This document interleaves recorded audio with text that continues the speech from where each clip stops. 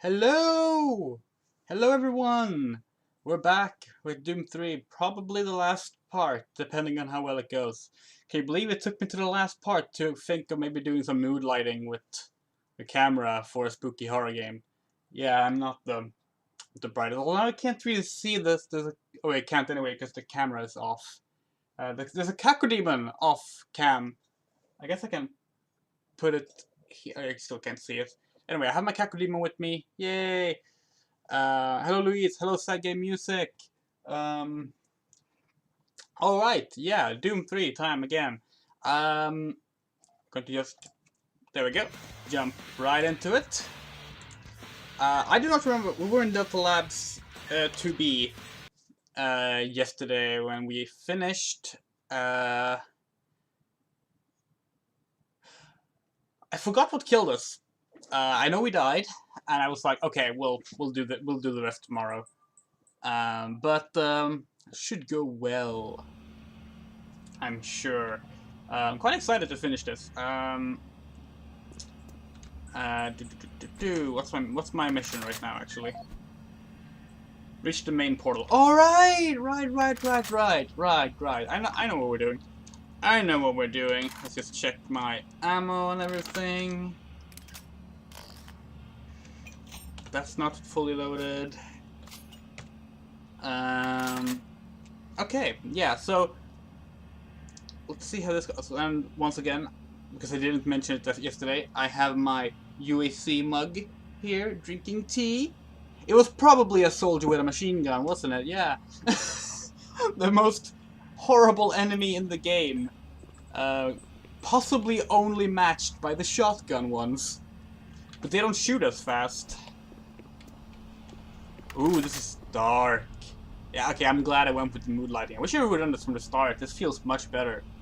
I'm going to jump a lot because jump scares get me well. Oh well. I mean, there's still the expansion pack and the lost mission if I want to do more of this game. Oh yeah, right. Boom. Oh, whoa! Holy shit!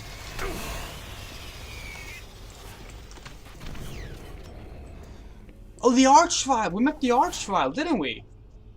Yeah, and it ran away. Which really, like, fucked with my head. I remember now. There's, like, a few normal zombies here. Like, two I think. Maybe it's one. But yeah, like imps start spawning, and that's because of the Archvile. Yeah.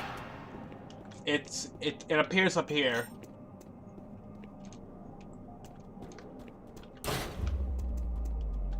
I thought. Yeah, here it comes. Did we get it? I think we got it.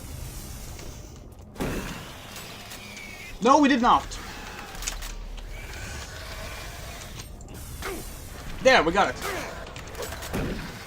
3 rockets. Holy shit. That's a lot of health. Cause I hit with all of them too.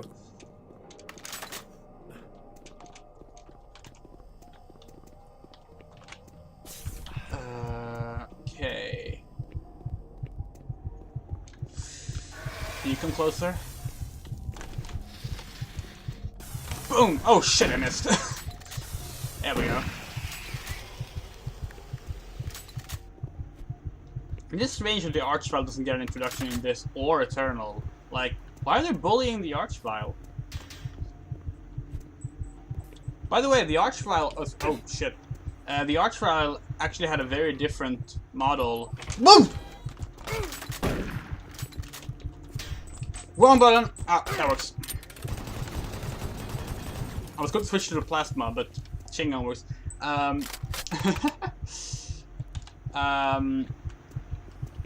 The Archvile was going to have a very different model initially. It was revealed in PC Gamer back in 2003, I think. And it looked like it had like this bony like extensions on its arms and stuff. And they were like, here's the first look at the Archvile, a returning classic enemy, yay! And then of course the game comes out and that model is not in the game. It's just not. The Archvile is there, but it looks completely different. But that original Archvile model did eventually make it into the game in Resurrection of Evil, where they made it a new enemy called the Vulgar. So that's pretty cool. Should I repeat the joke? Get on my trans level. Oh, you're trans? Well, I'm trans level 2. Oh, I just killed the laptop.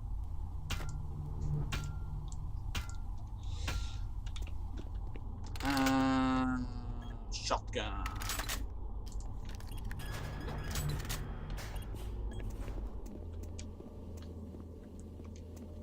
So we're probably... No, this is not a door. Okay, never mind. Imp corner. No? Okay. That felt like an imp corner. This is where the Archvile was. So this is probably where I would have met the Archvile if I didn't kill it with rockets. Because he'd run away after a short bit. That happened to us the first time. And I was very... like... Ah, shit. I was very, paranoid about that. No, shit! What is that? Oh no, there is an Archvile here! Lower lift! We're escaping. Rockets. Was there a medikit here? Did we take it? We probably took it, yeah. Fuck. Fuck, we took that one as well. There it is! Die, asshole!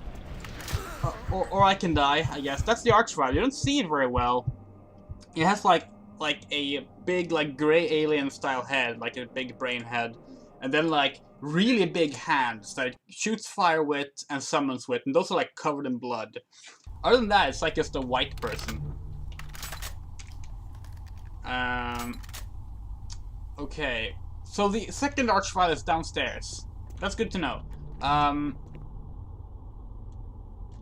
Yeah, what I'm gonna do now is, because now I know where the imps spawn, is I'm just gonna rush up to the first imp.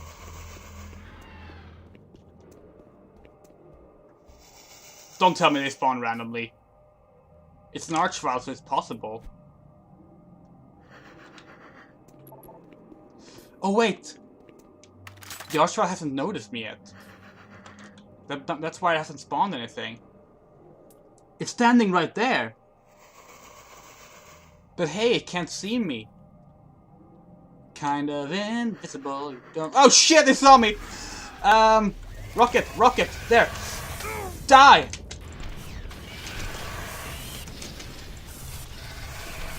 I killed it!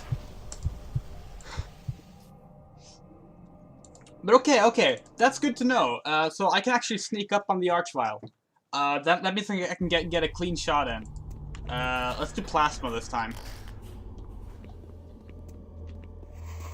Okay, so the Archvile is coming here. Dead! Dead? Dead. Dead. Haha! No damage! Very low health.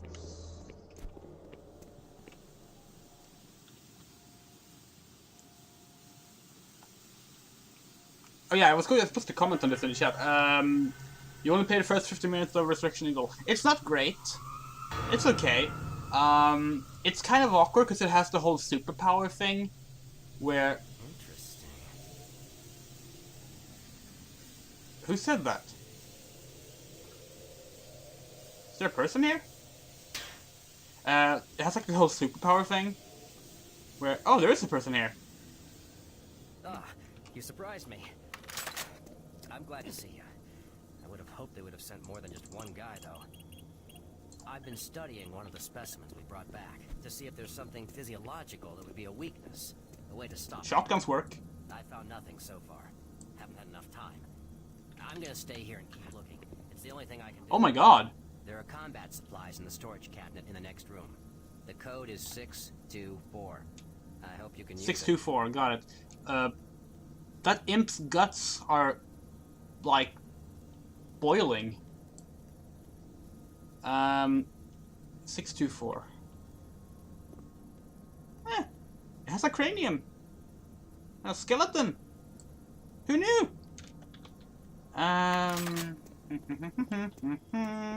More imp body parts.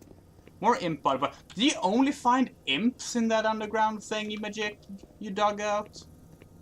There are other demons, you know. Wait, where was the storage cabinet? Here. 624. 624. I thank you. 624. Thank you very much.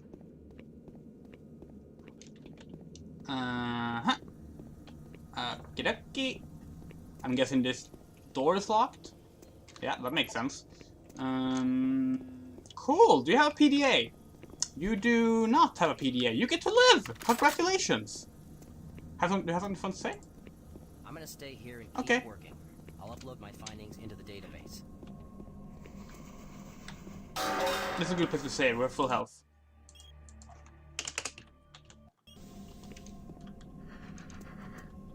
It's an imp. Oh shit! Whoa! That's another imp. Oh shit! The problem now is that I don't know if these imps are scripted or if there's an archvile. I guess that was one good thing about Eternal, was you could tell the difference because they added the whole like powered up demon thing if there was an archvile there. They don't hear.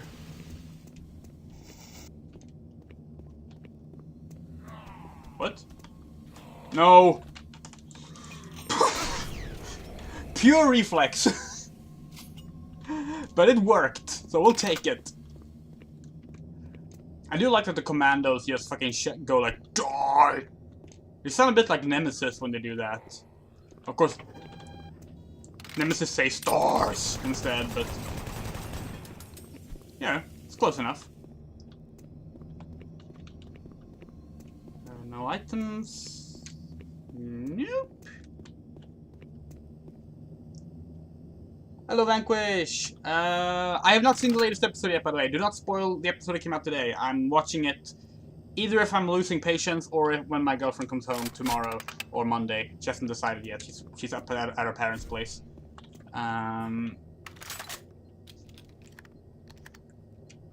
Yeah, Lumity is the best. Oh, good room. I know I just saved before this room, but there were like 5 imps and 2 commandos, so I'm saving again. Welcome to the Delta Complex Stasis Chambers. This facility was constructed to house and store the extra-dimensional beings, which were recovered during some of the first teleporter tests originating from Delta Level 3. While little is known about their native environment, the specimens appear to be carbon-based life forms with extremely high heat tolerances. The epidermal tissue is extremely resilient to abrasion or incision, which has complicated internal studies. I never noticed this before. Have shown They have hoofs. and agility, as well as the ability for some specimens Sorta. to manifest and control cohesive plasma masses. The method by which these plasma masses are created is yet unknown. It is believed that the specimens possess a rudimentary intelligence and social structure, as was demonstrated during the first tragic expeditions through the portal. While the cost in human life has been great in acquiring these specimens, we hope to one day complete genomic mapping and begin to answer the many questions we have about these entities. I mean, honestly, the imp is kind of cute. If you just cleaned up all the bloody parts and like, I actually kind of like the design a lot. I think it's pretty adorable. I was going to say, I wonder how they got it to stop. To the Delta Complex Stasis Shut up. Chambers. I wonder how they got it to stop shooting fireballs. I would have cut off the hands or something.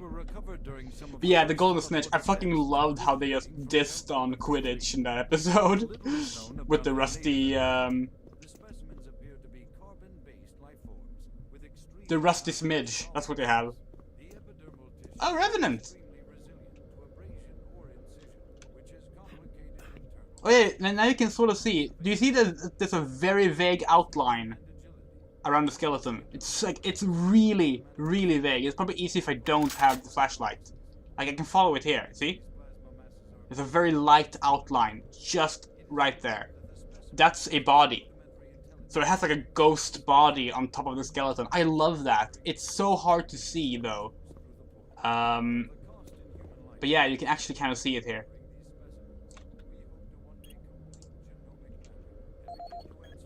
He doesn't want to jump scare me, though. Maybe if I break the glass. No. Okay. Oh, that's an upside down imp. Also rare.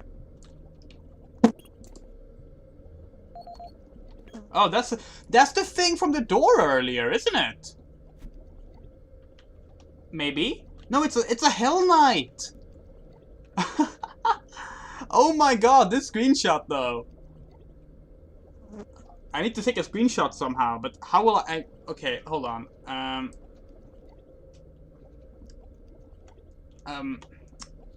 need to somehow hold that button, hold that button, and no,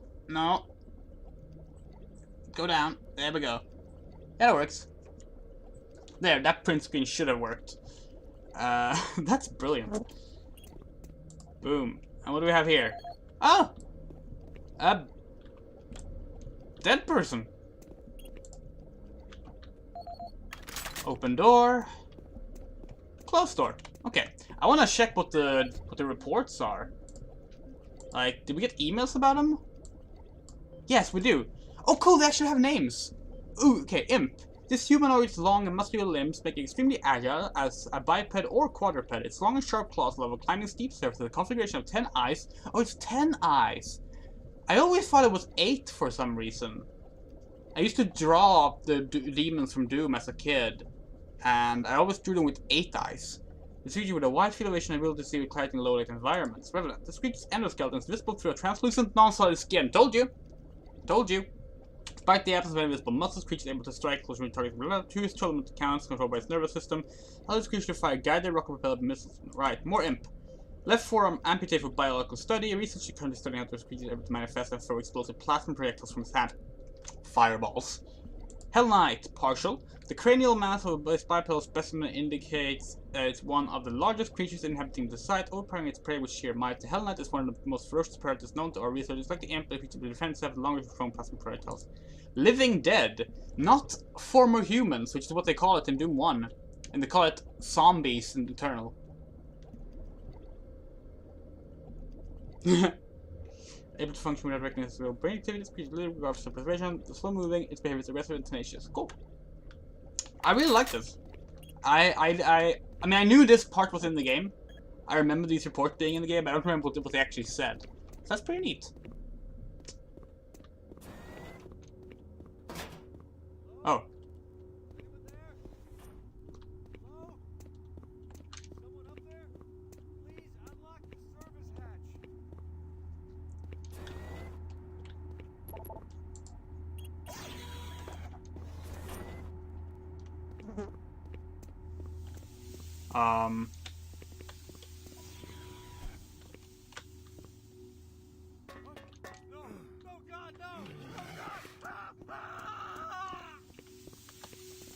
That's not good. Oh, hello.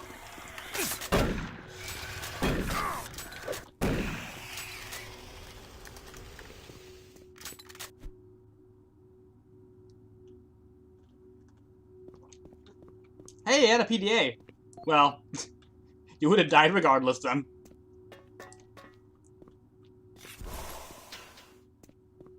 Ah, shit, I forgot about falling damage again. I never learn.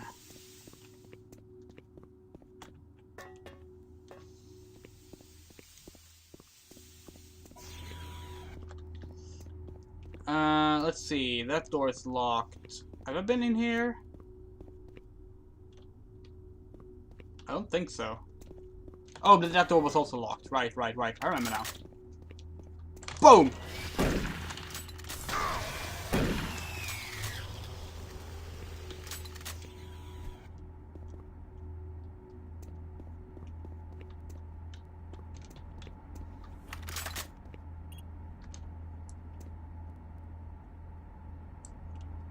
Do I really want to activate the stasis? Oh, fuck it, let's do it. Oh, it's a conveyor I activated, actually. Hey, look! It's an imp!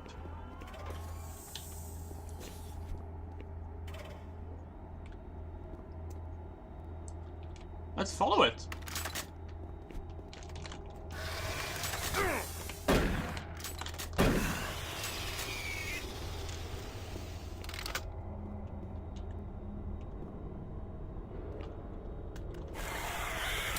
Shit. Where is it? Where is it?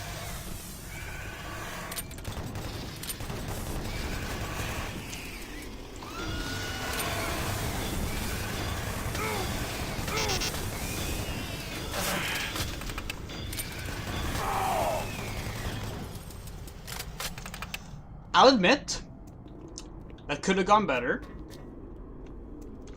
Shit.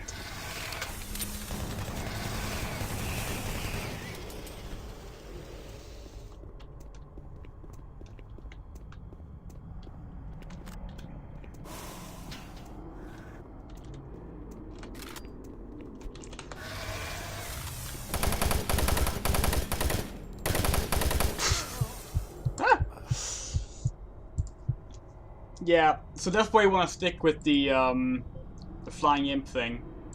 Because if you do, you get light. Ah shit, I need to download the reports again. Welcome to the Delta Complex Stasis Chambers. This facility was constructed to house and study the extra-dimensional beings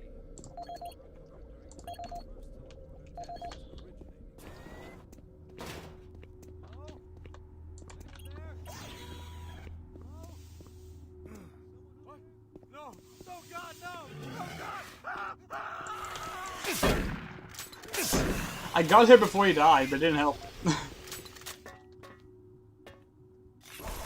Okay, let's actually like try and use the ladder this time, which is easier said than done. There we go. No, no. There we go.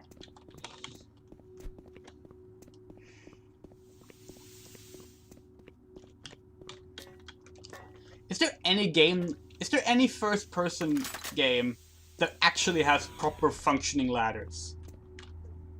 Because I'm willing to state that they're a myth at this point. They just do not work. So let's go with the machine. Actually, no, plasma rifle. Because plasma rifle will light up as well.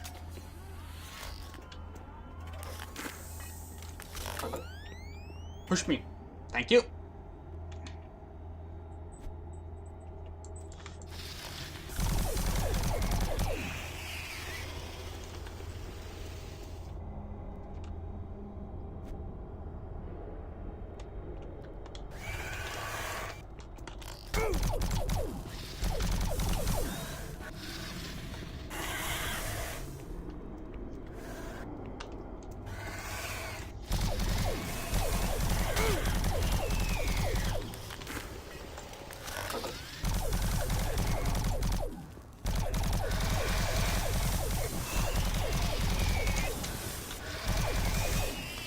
Was that everyone?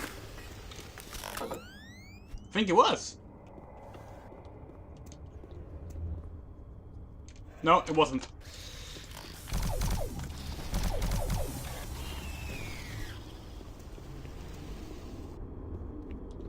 And the question is... Yeah, do I want to... If I pick that up, I'm going to get thrown down into a hole. Maybe that was over here, but I need health, though. There's no health there.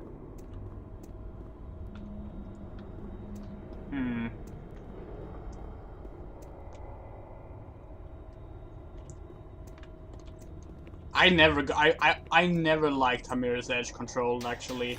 I always struggled doing anything in that game.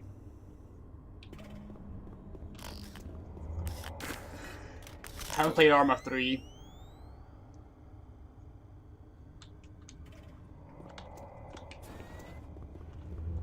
But yeah, I don't know, it just feels like...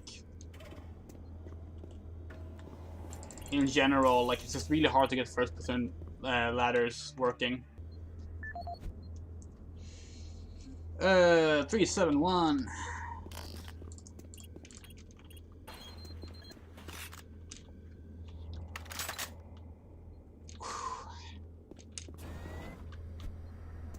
Whoa!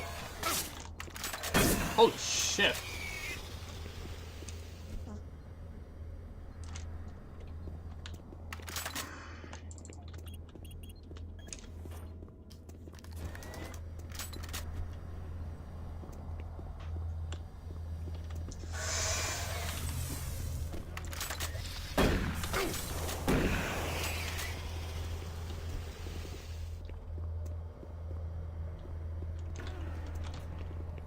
Okay.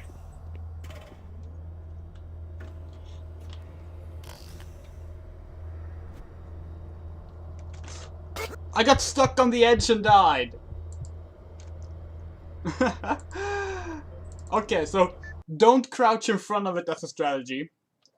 I thought that was clever, but game did not. Okay, you know what? I'm just going to do this now.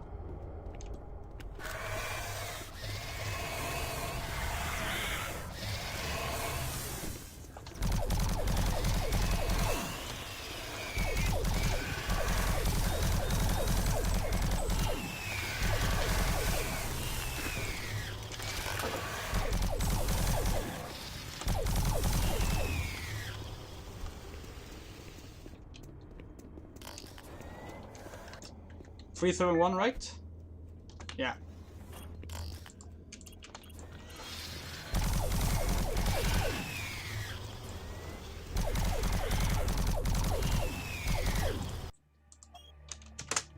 Done. Clean, no damage.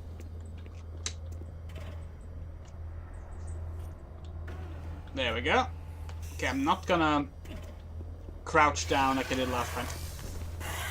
It's gonna run ahead instead. Oh, fuck. Oh, shit. Oh, hell.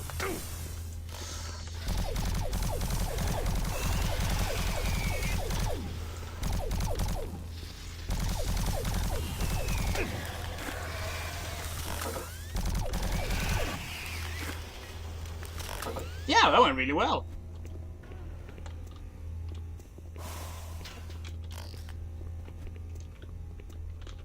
Don't!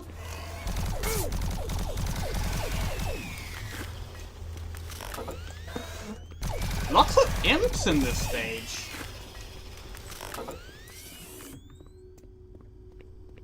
Like, way more than usual, I would say. Huh? Cool. Shortcut back. Actually... Welcome to the Delta Complex Stasis Chambers.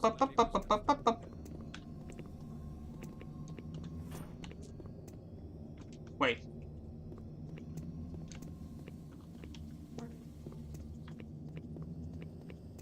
Is this back? Have we been here?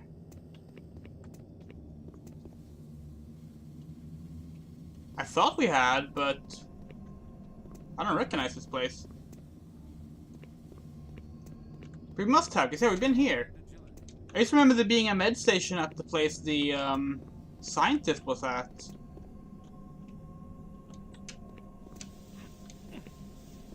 But I guess I can't go back there now?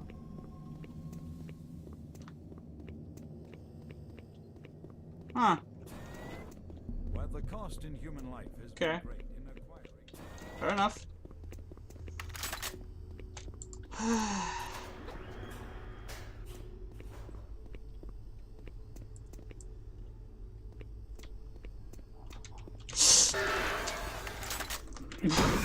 That jump somehow saved me.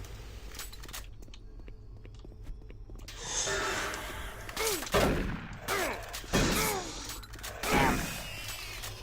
Yeah, I could really use health now. Oh wait, it's a health station over there. See before you is a relic codenamed U1, or simply Soul Cube. It was discovered in 2104, located in a geographic region where UAC researchers have unearthed evidence of a long-lost civilization. We know nothing of this civilization other than they existed, and that they were all wiped out in some type of cataclysmic event, according to what we've been able to decode from stone tablets found throughout the ruins. What clues we have been able to piece together reveal a culturally advanced society whose technology can only be described as mystic, as evidenced by U1's strange characteristics. Efforts to further examine U1 have been futile. Mass spectrometer and radiation scanning methods have failed to provide reliable identification of the molecular makeup of this artifact. The object cannot be weighed, and in all tests, we've been unable to determine its mass. All attempts to physically manipulate or open the artifact have been met with no success. We also have had no success in deciphering the symbols adorning U1.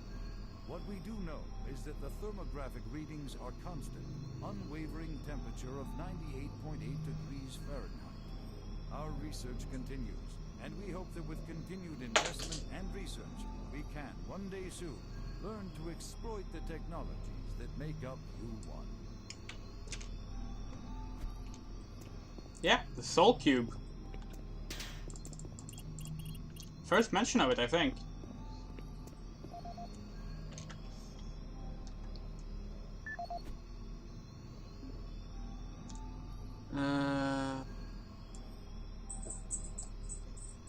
Yeah, apparently Malcolm Betruger has sent an email. No, okay, so Larry Bowman sent an email to fucking Betruger, like, the Soul Cube could be used as a weapon, and Betruger's like, no. Yeah, Larry, you were correct, the Soul Cube is a weapon. I translated the glyphs, and now I understand how it works. We can't trust Betruger. He's gone mad and preparing a report to send to the highest authorities on Earth.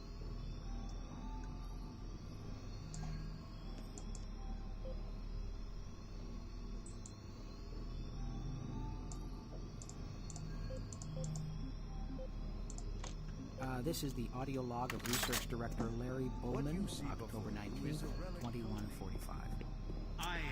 I've been examining the glyphs in the cube-shaped artifact, which some are calling the Soul Cube, and combined with previous research data, it is my conclusion the device is some sort of weapon. If the power fluctuations would stop long enough for me to get the linguistic CPU online, then I am sure my theory would be verified. You know, I'll take this opportunity to lodge yet another complaint about the continual power problems. Living in this godforsaken base is bad enough without having to watch the lights flicker constantly. It's just... Well, never mind. Back to the task at hand. What I've deciphered so far is a bit, I must say, disturbing. It seems that when one has possession of the artifact, if one inflicts damage or possibly kills another being, it extracts power from that event somehow. Now, once a certain threshold has been reached, the artifact has the ability to kill anything you attack with it. How you attack with it, I'm frankly not certain, indicating that the artifact is autonomous in some way. To date, I've only deciphered about 2/3, give or take, of the markings, but my initial glance at the rest of them indicates it harbors some far greater power. As you know, at this time we have not seen any reaction from the cube, and it has withstood any scanning, abrasion, or other test beyond picking it up and examining it. I suspect that just like the civilization that constructed it, its capabilities are diminished to the point of being useful only as a paperweight. Can't be used as a paperweight. It cannot be weighed. They said so. So that means you cannot use it to put on something. Anyway, first off, should we open the locker?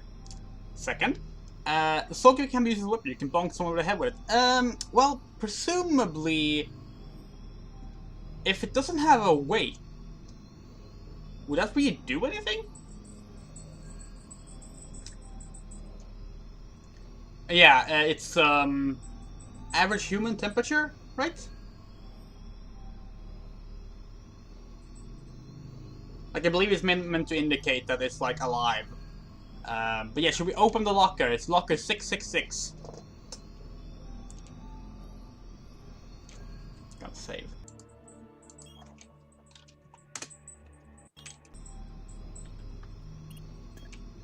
What you see before you is a relic codenamed U1, or simply Soul Cube.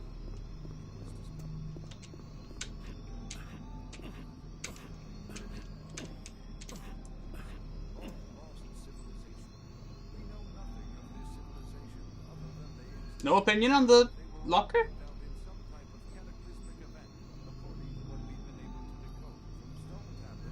Okay then. Um, guess I'll decide.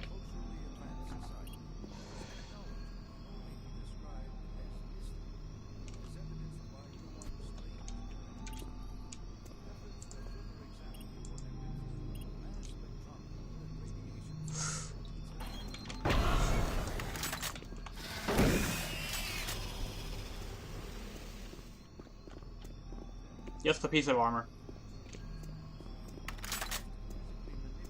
Or open the artifact have been met with no success. We also have had no success in deciphering the symbols adorning the wall. What we do know is that the thermographic readings are constant, unwavering temperature. I do like that when we got here, Betruger's voice just went like, I have the soul cube in hell! And it's like, yeah, I figured. You really didn't have to tell me that.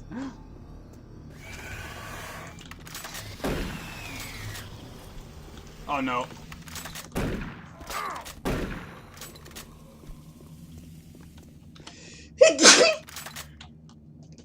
69 health, nice.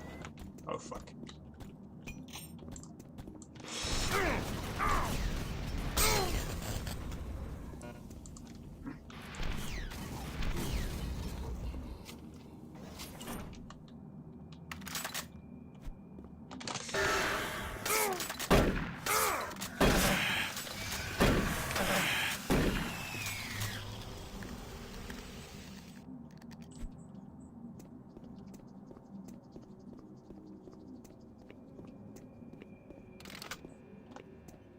Wait. I know this room. I think. Didn't that room have a health station?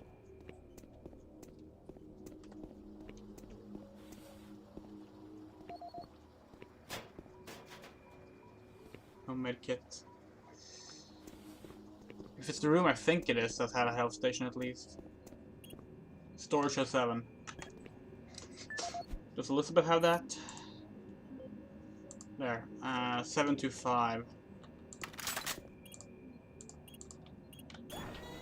Oh, thank fuck.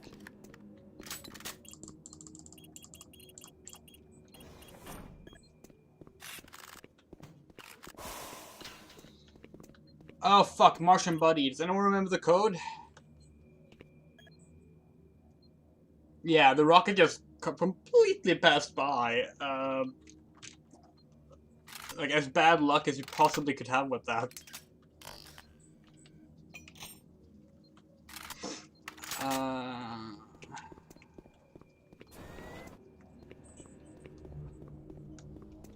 Oh yeah, what's the code for level 3 access? 463. Oh, Elliot's one. Oh, so she was, Elizabeth McNeil was the one who actually, reported to, Swan. Interesting.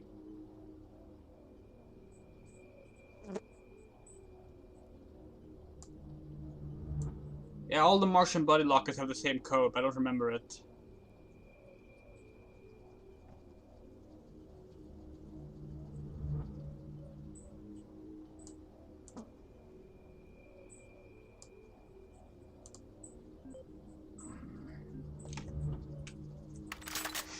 Could just look it up, I guess.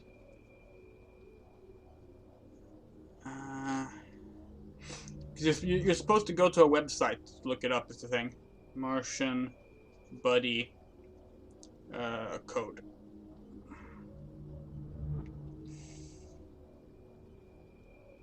Oh no, they do have different codes. Okay.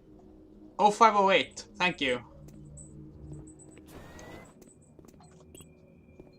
Yeah, I got it right here.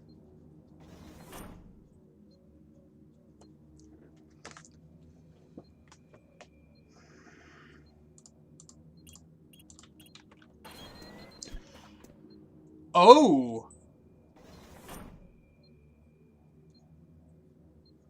She won the expansion pack. Now that you mention it, I'm not sure. But we have a BFG.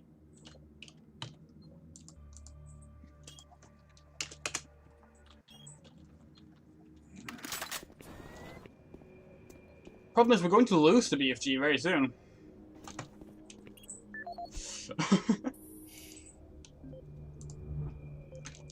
Oh wait, that was the wrong one. 463. Yeah, we won't get to keep this long, I'm afraid. I know, it's a shame. Here's the arch file. Arch file is gone. Whoa!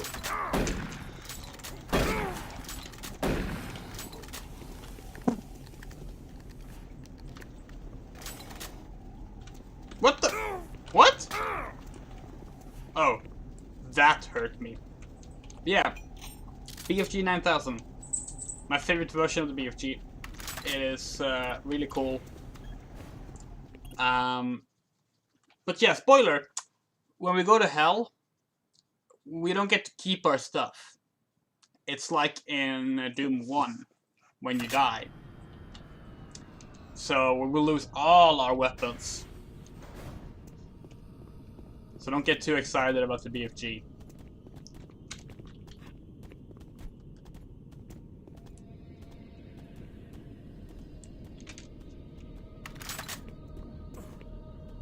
Yeah, exactly. So this is the earliest you can get it without cheating the without chasing after Elliot Swan and taking it early. You can also get it in Hell, and then you lose it on the way back. And then, of course, there's a scripted event I mentioned yesterday where you get it.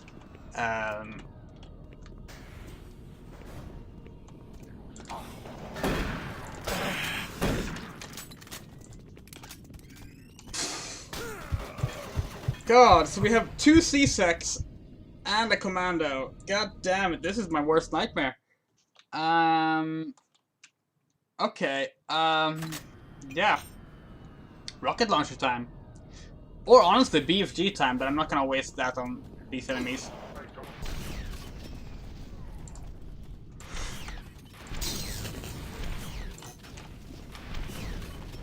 Oh shit, another C-Sec.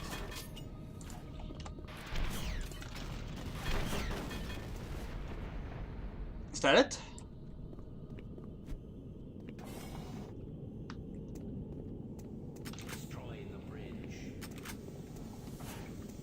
They really should start the more maps off with health. Oh, there's health. Good. Access granted. Boom!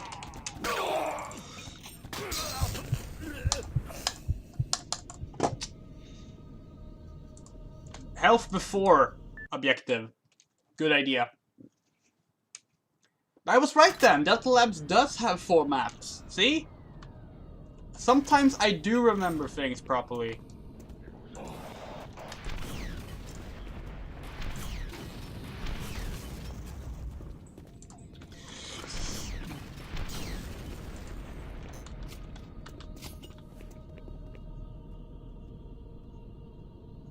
It's one more, isn't it?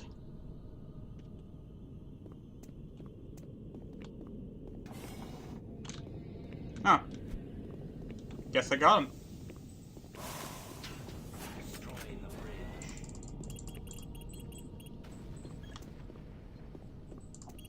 Access granted.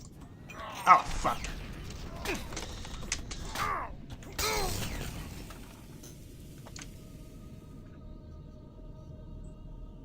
I headshotted him with my,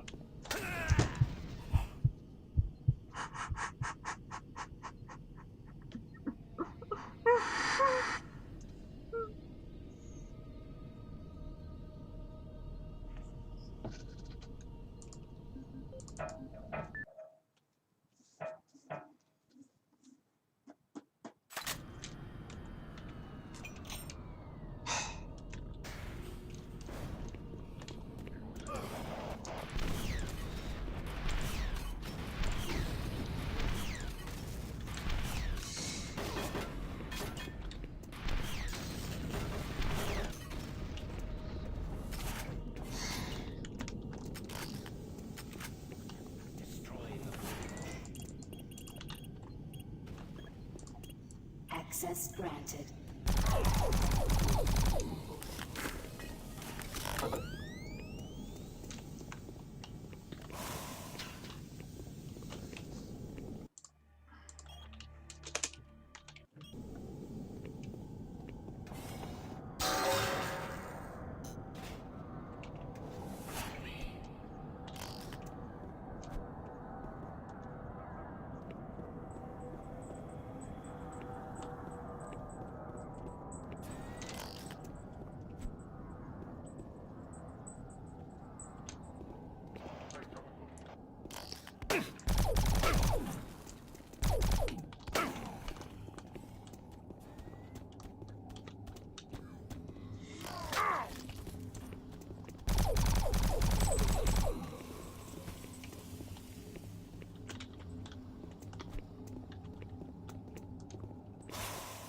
Damn, it's never worth going into the bathrooms, huh?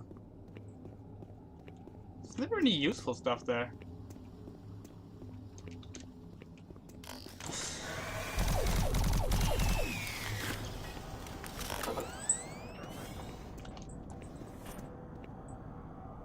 I heard Z-Sex. Oh, fuck. Oh, there's an imp. Whoa!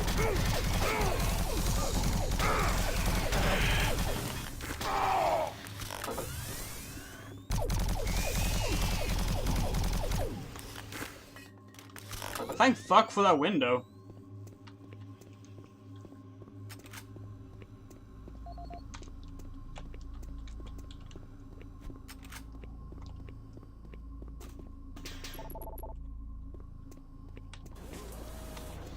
Great.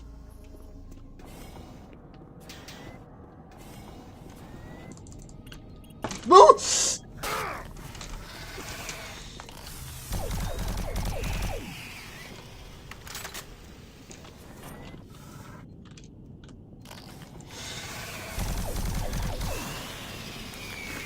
Holy shit! These imps really sneak up on me today.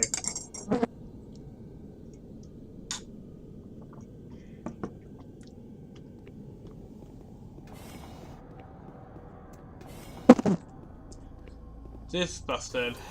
That's annoying.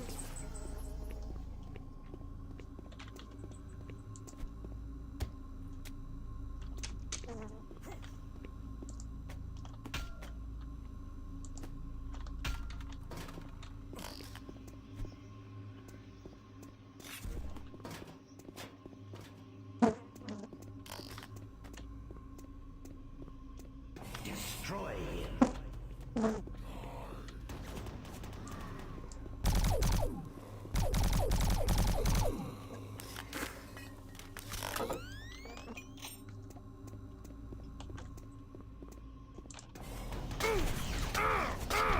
Damn.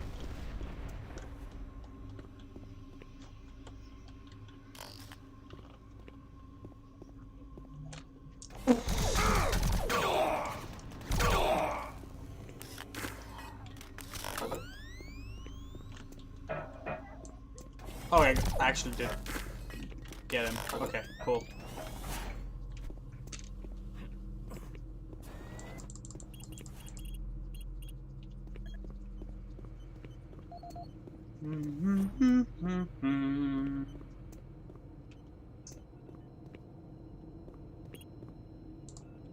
Decontamination chamber sequence initiated.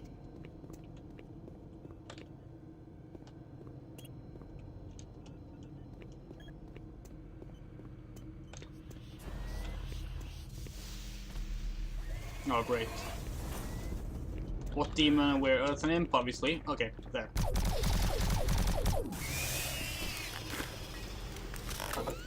This game is a good example of why sound design is so important. Like, you can tell which enemy is lurking in the shadows because every enemy has a very unique sound. And that's actually true of Doom 1 as well, or at least most enemies do.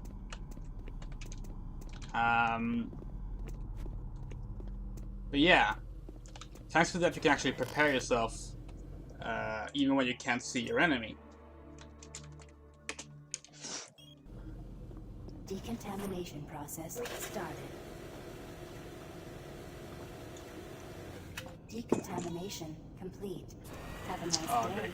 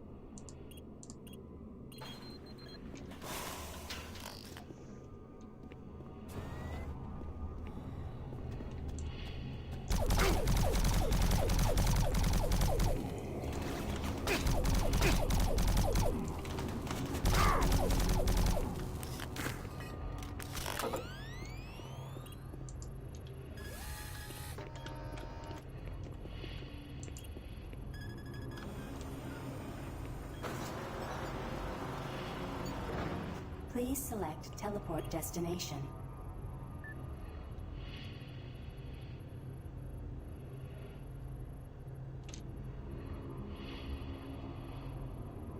Wait, where am I going?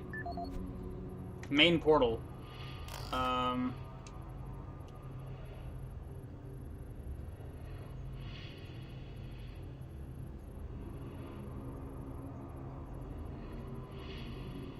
Go to the balcony first. Pad 2 selected.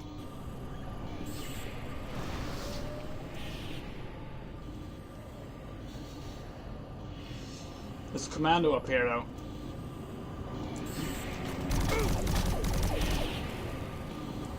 Dead? Good.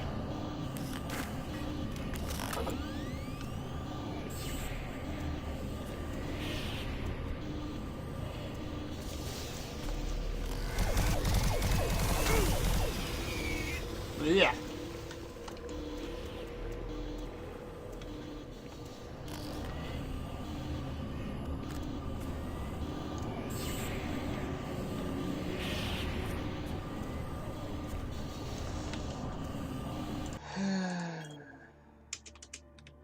Yippee-ki-yay!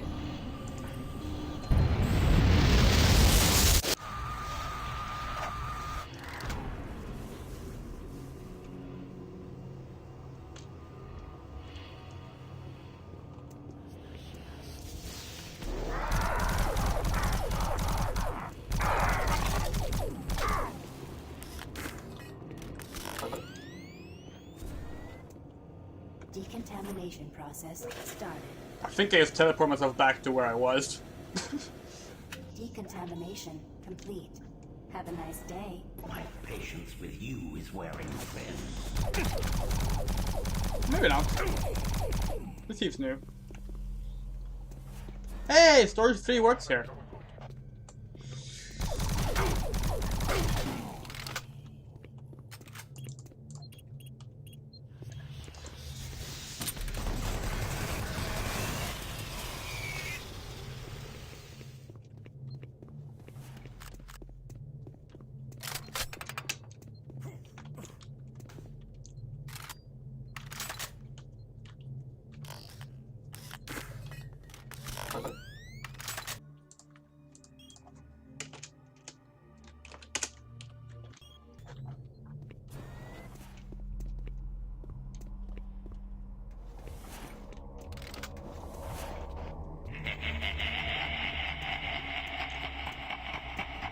Look around you, Marine. Everyone is dead, and soon you will join them.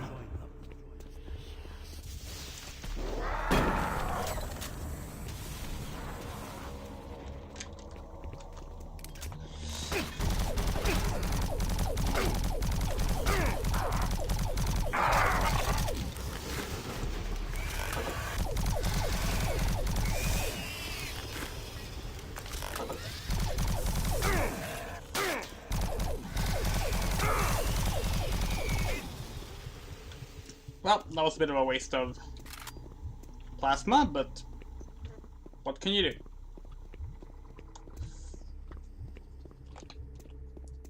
Ooh. We're in there.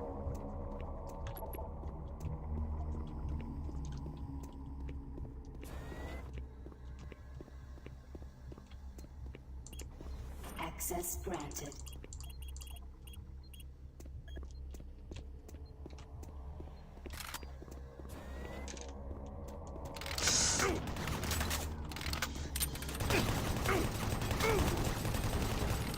Whoa! God, those two love coming in pairs, don't they? The commandos.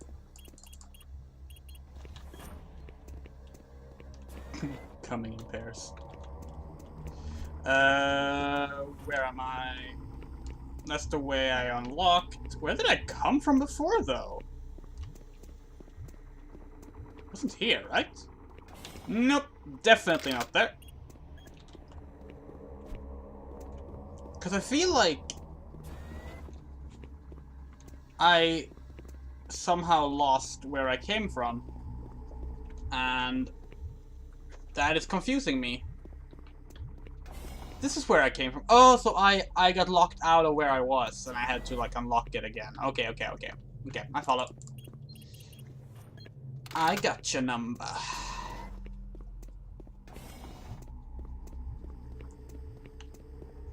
Oh yeah, I would like to correct something I said yesterday. I said that the Cacodemon in Doom 1 was based off an off-model Beholder from Advanced Dungeons & Dragons. No. It's based off a completely on-model Astral Dreadnought from Advanced Dungeons & Dragons. And, like, D&D still uses that Astral Dreadnought design, even though Doom literally has traced it and made it more popular. It's pretty amazing.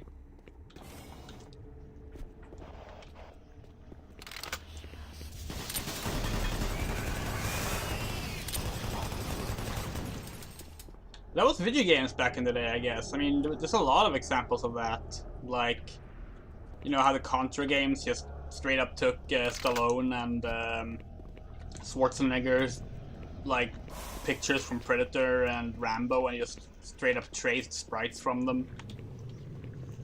It's interesting. Yeah, it's completely stolen, but, like, no one cares, apparently.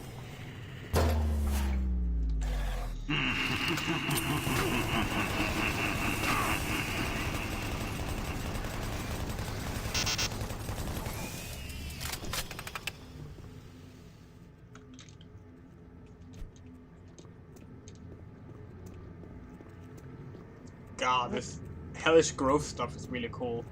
We haven't even gotten to the really fucked up hell stuff in the game yet.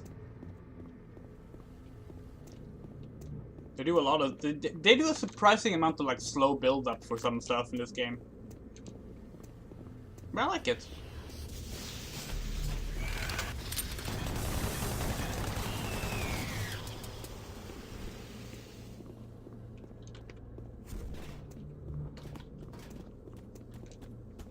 Oh, fuck.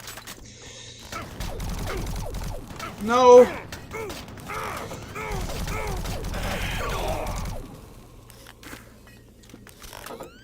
That could not have gone worse. Unless I died, I guess.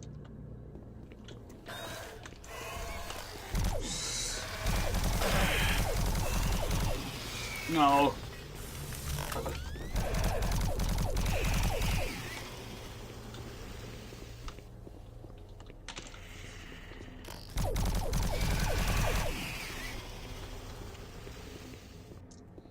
The door behind me is locked now. I can't go back and take the last health from the health station either. God damn it!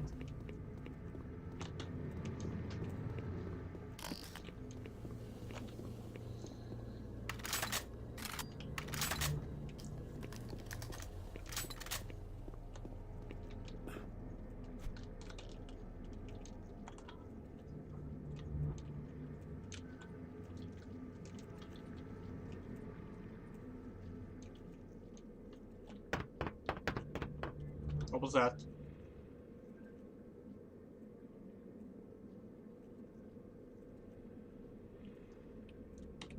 Oh,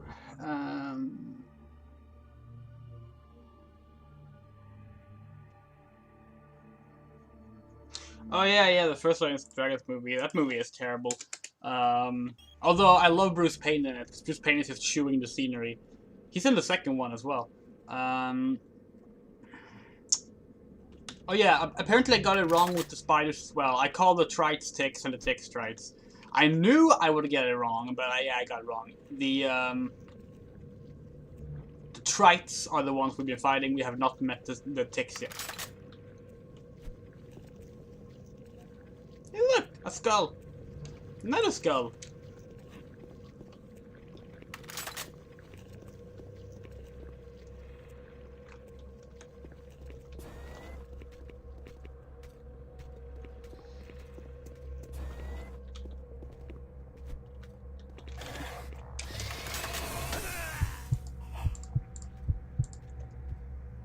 Bruce Payne is one of those actors that just, as long as he gets to not take things seriously, it's beautiful to watch. He's also in Highlander Endgame, the worst Highlander movie. and he completely shoots the scenery in that one as well, and it's beautiful.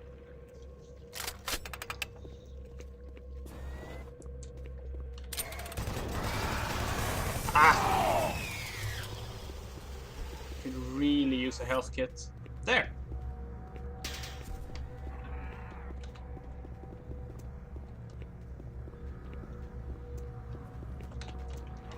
What is that sound? Oh, it's a revenant. Woo!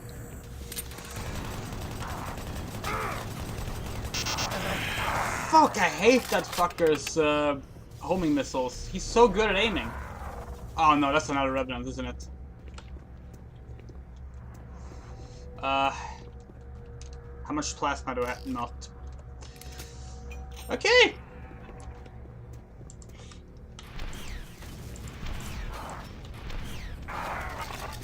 That worked.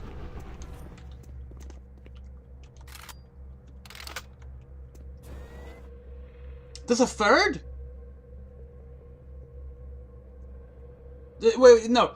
There's a third Dungeons and Dragons movie. Is that what you mean? Because there's 5 Highlanders, but I only knew there were 2 Dungeons and Dragons. Oh, I have to watch the third one. Especially if it's bad. Okay. Please select teleport destination.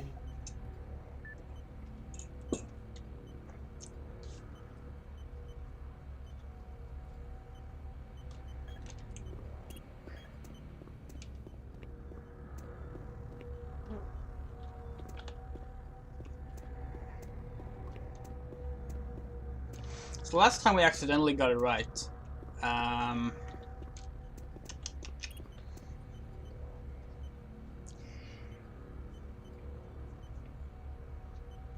so confused by this map.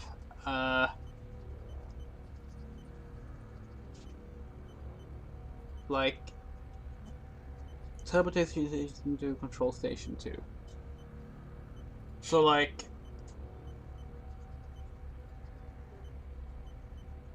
that must be the pad just downstairs, right?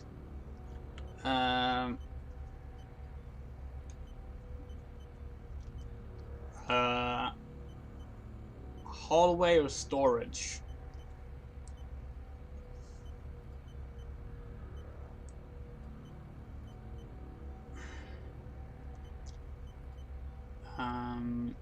Storage might have health in it. Pad 3 selected.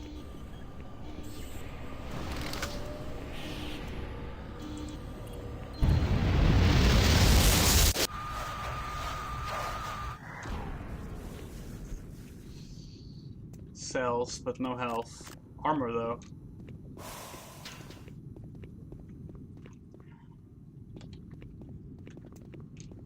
Well, so much for that.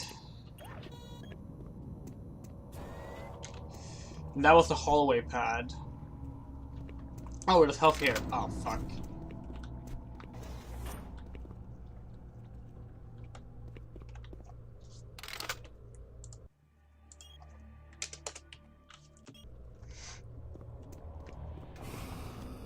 Oh, that's a commando.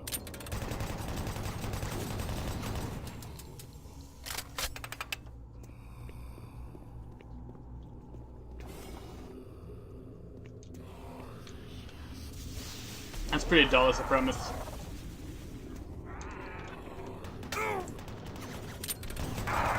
Whoa!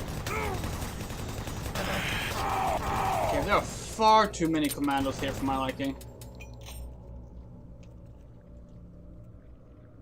Oh no, none of them are the kind of enemies that want to open doors.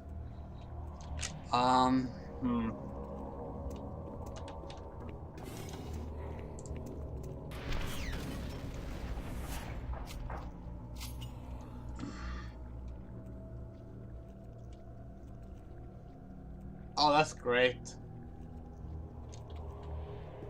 I mean, it's accurate, technically, right?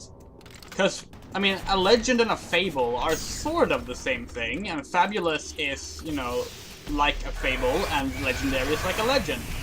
So, That actually holds up pretty well as a translation. It's just that we have, like, applied other meanings to the words. Haha! You can't shoot me! I have a window. Wasn't there a revenant here?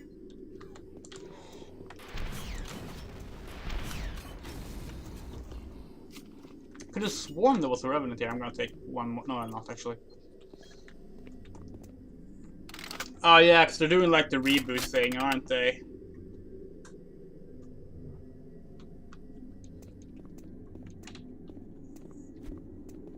Like doing one of those like, oh, this time it will be good, which you know, it's not going to be.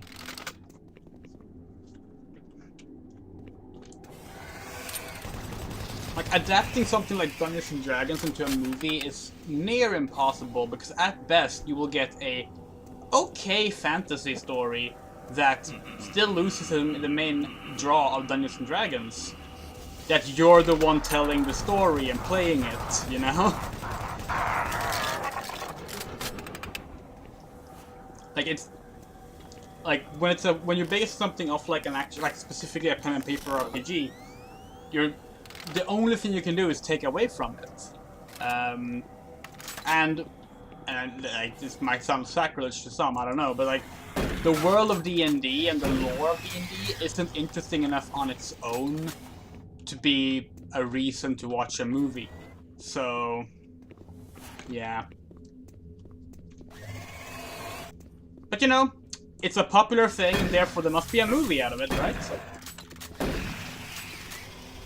It's like how they're making a movie out of fucking Life is Strange. I mean, that's never gonna happen, but they want to make one, and it's like, that's a game all about player choices.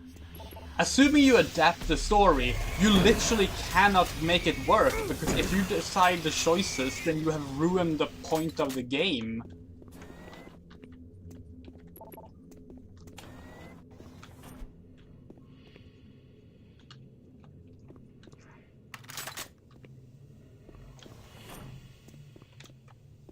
There is a ladder here, right? Yeah, there is.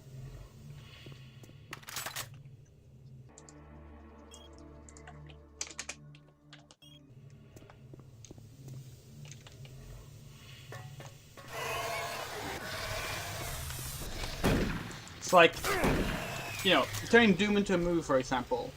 That makes sense because, yes, I'm playing Doom, but the story's the same each time.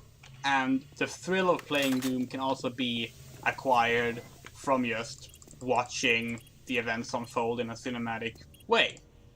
Decontamination chamber sequence. That they haven't succeeded that well is, you know,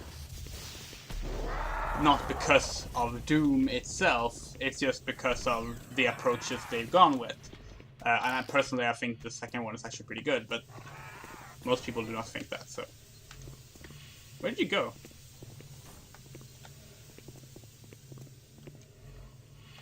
The Revenant just fucked off. So that imp did not. Where's the Revenant? Oh, hello.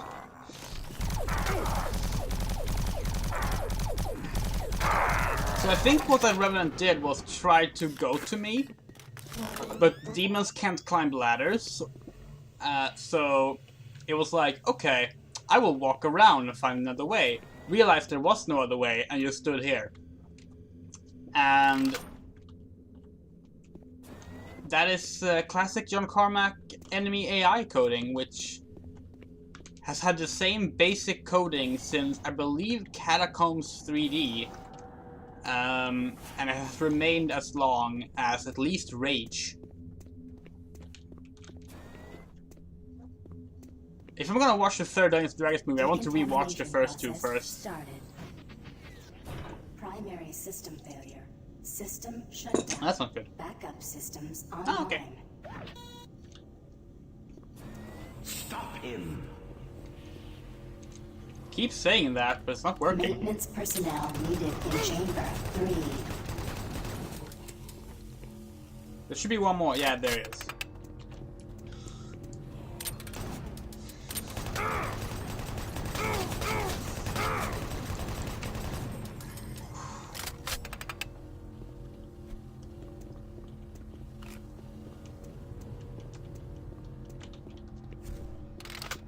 that it? Is that the main teleportation room? Might be. So, who here remembers the end of Knee Deep in the Dead, the first episode of Doom?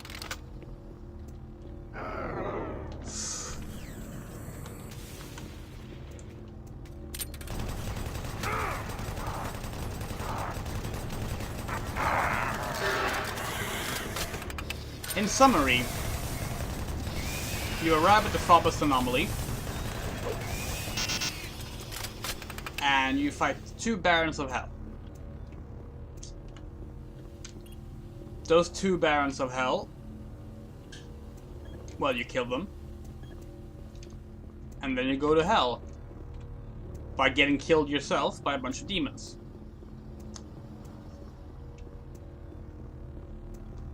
Okay, this is not the final teleportation, actually. Anyway, Doom 3 actually recreates this moment, sort of. We're about to fight 2 Hell Knights, which are the... in Doom 2 are the lesser powered Baron of Hells, I think.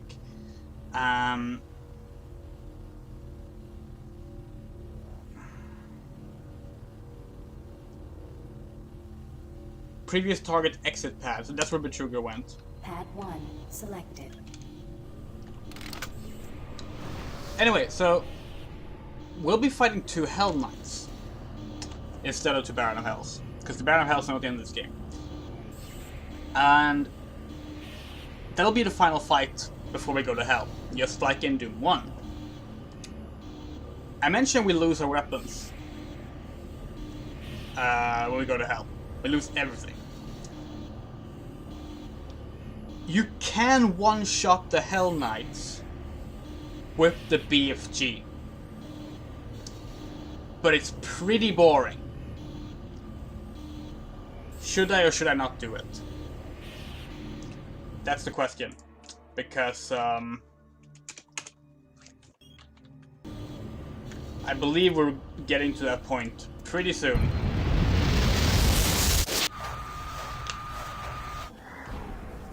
Yeah. Making progress, Marine? Your journey is futile. You will die, and your soul will be mine. That's a repeated line, Betruger. Ah, shit.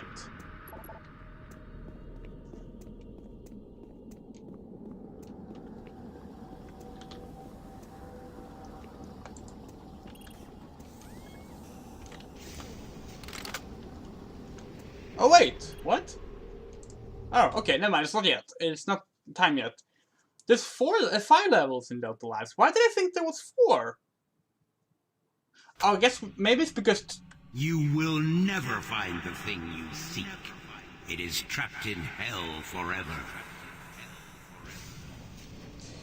Maybe it's because of Sector 2 being divided into 2 maps. I was thinking that. Die, die, die, suffer, die, die, burn. Suffer, die, die, die, burn, die. ER. Oh, suffer. Die, skeleton.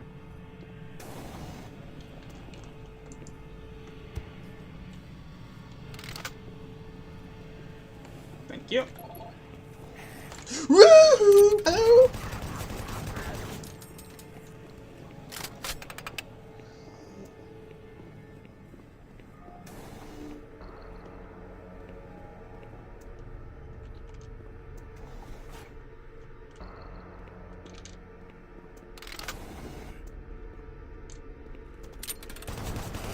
So yeah, if you don't have the chainsaw, you get it here, basically.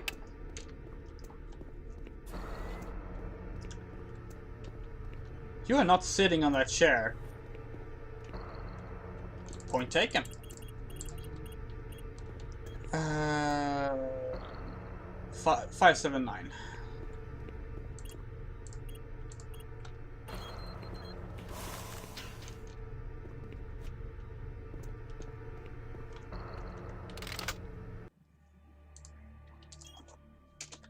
So I mentioned this on Twitter last night, actually. the chainsaw zombie is interesting because there's a screenshot that went around. I want to say like it must have been around 04. So like building up to release of the game, and it showed the chainsaw zombie, but it looked completely different. It was just a regular zombie with a chainsaw, instead of this big hulking topless zombie. And I'm not sure how late they changed that. It must have been very late. Oh god. You cannot escape.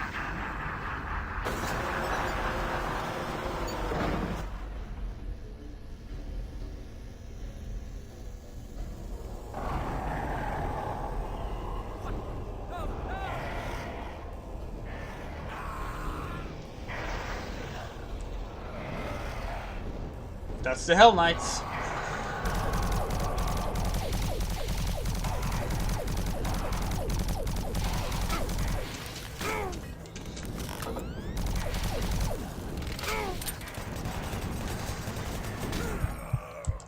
Okay, I'll make a deal, okay? We kill one Hell Knight, and then we allow ourselves the BFG. Does that sound fair?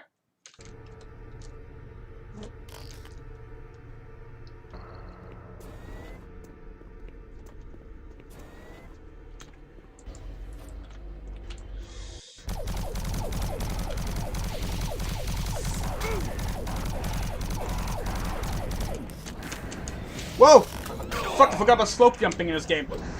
Ah.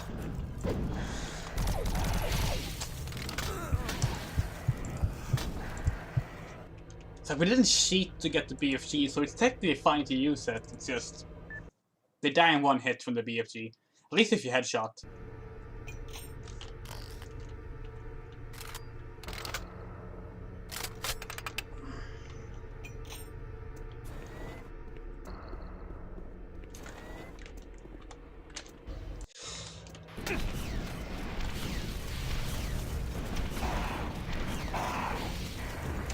Okay, get the slope.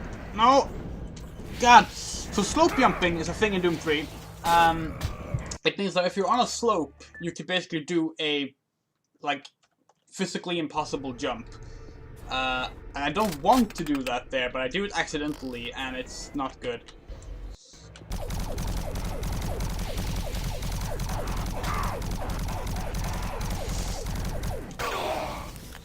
Oh wait, I can run further behind. Okay, good. Yeah, this is the Phobos Anomaly scene. So this map is just a boss fight.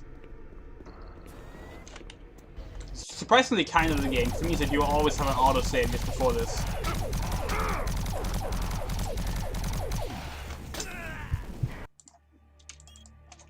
God, they take so much damage.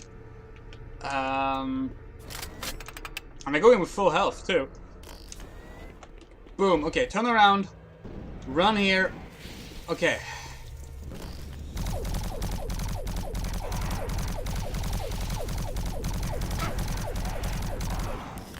Run forward. Run back again.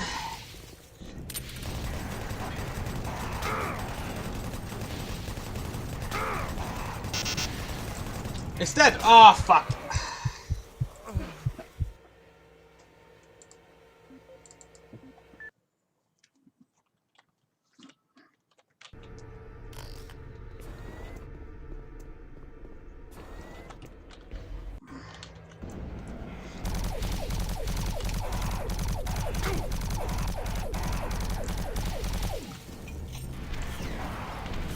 Shit.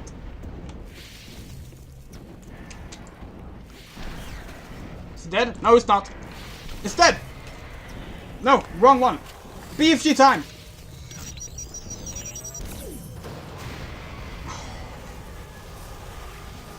Your hell awaits you.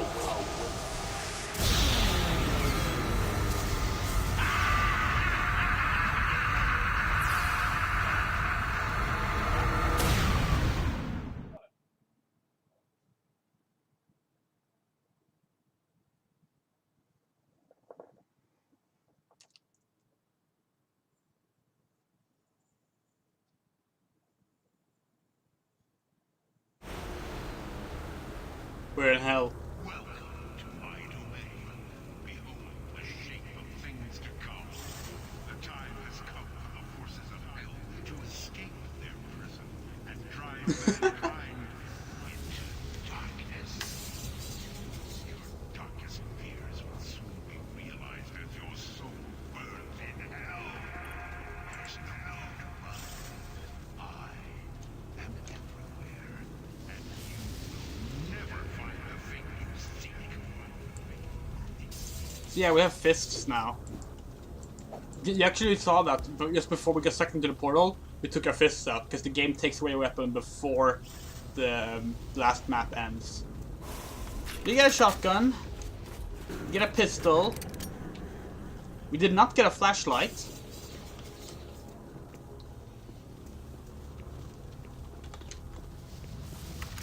This is hell.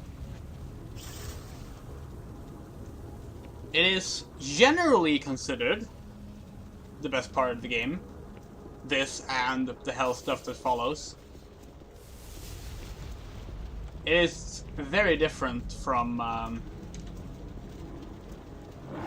whoa.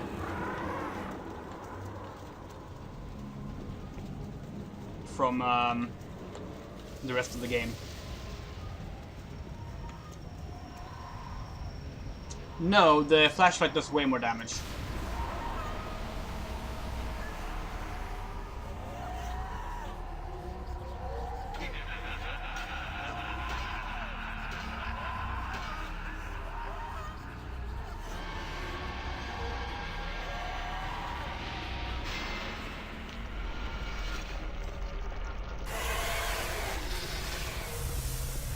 Okay, so, yeah.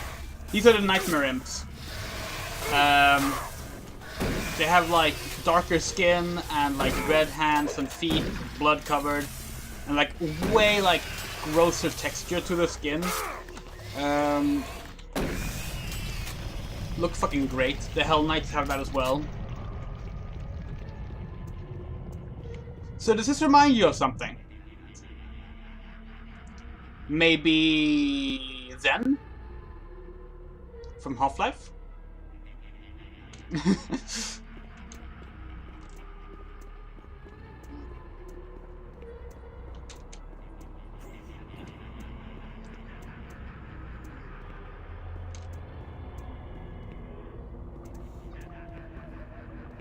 I don't know if you keep the shoulder flashlight or not, actually.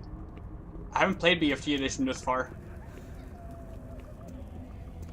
As I said yesterday, I have not played this end section of Doom 3 since the game was new back in 04-05. So, yeah. Hell Knight, we have a shotgun. We have a chainsaw. Didn't help.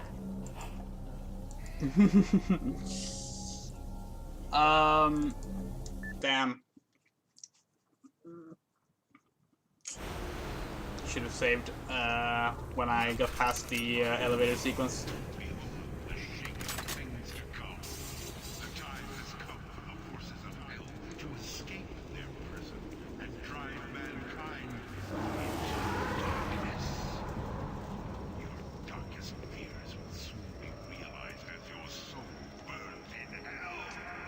Yeah, it's pretty unreal, yeah.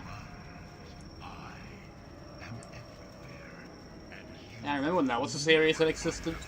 Like, as a single-player game, even.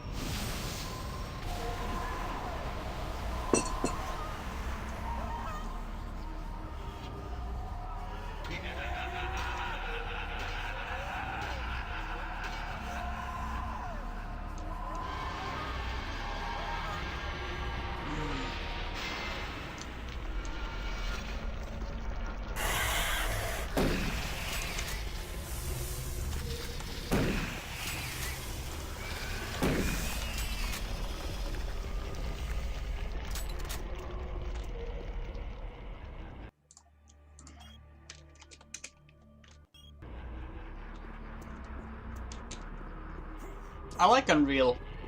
I do not like Unreal 2. Okay, so We have endless sprint in hell. I'm not sure why. Cherubs!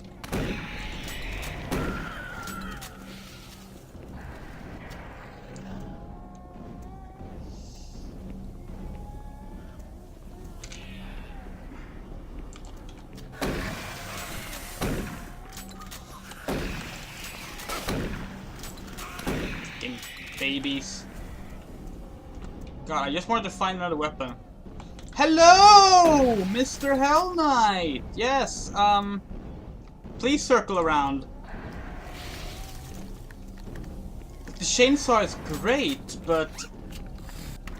no.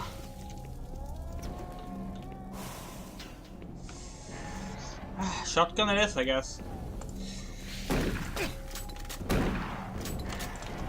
Woo! Ah! Hope there's some medkits left. There's not! Which way there it is?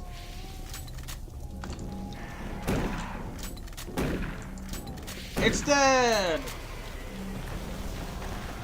There's a medkit.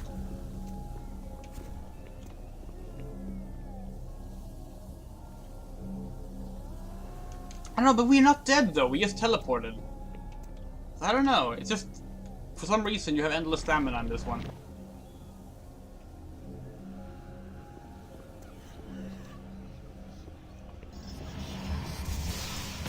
What?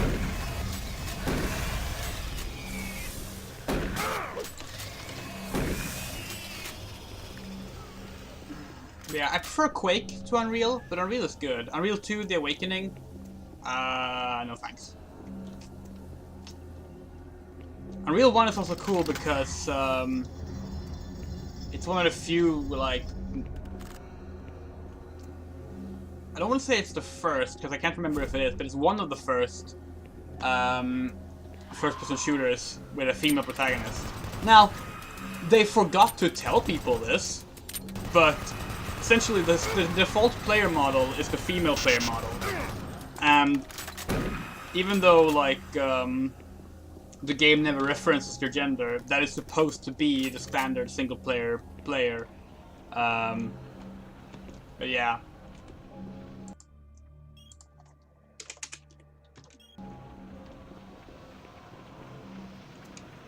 Oh no!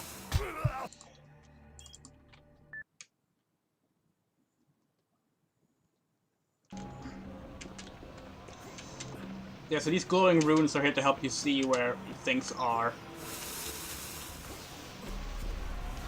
Oh, whoa, whoa!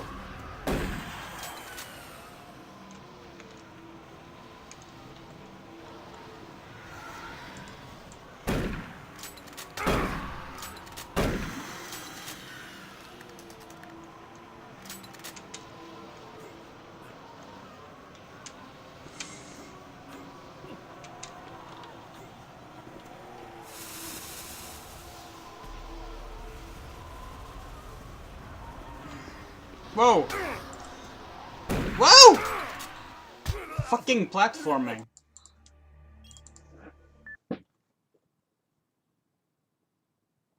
Yeah, but the thing is, the reflection is just what your player setting is set to. So you can technically play as not the actual protagonist. And because the game never, like, actually references, like, the protagonist, beyond, like, their prisoner number,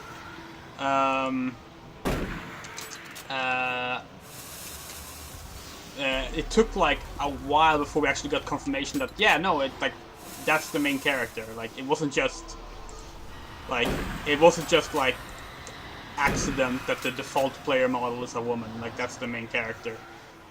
She has a name too, but I don't remember what it is. But yeah, you can see the Medusa head stuff now, right?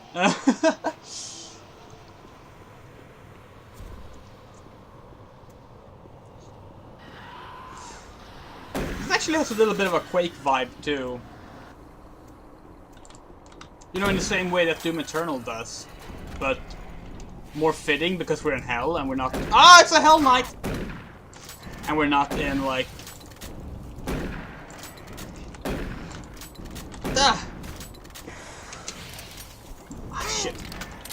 No.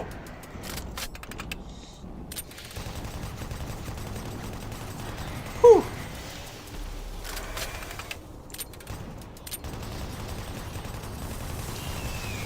And not in like, I'm not on Earth.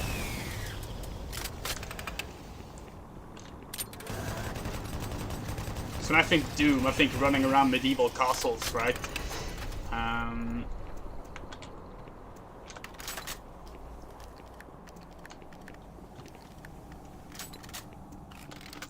They're pretty generous with health here. Also, you know what's really good about Hell? No zombie security with machine guns. Ah, many sheriffs though. Which I guess answers the question whether or not they're in Purgatory or in Hell.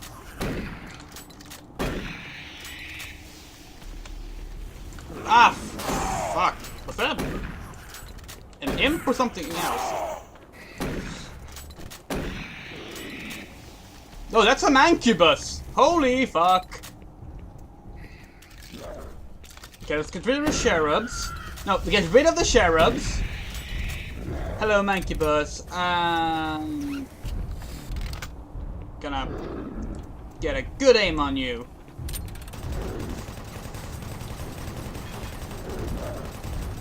Ah!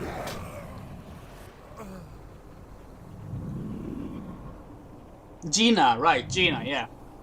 And in the game, you just prisoner 37?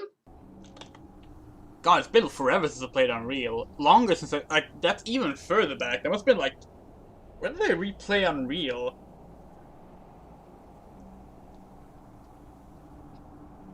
Like 2002, maybe? Like, I've never played it in like, on a modern computer. With like widescreen and shit. Woo! Ah! God, the sheriffs are annoying.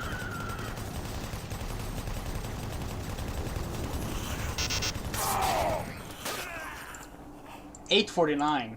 I was completely off. What I was thinking of.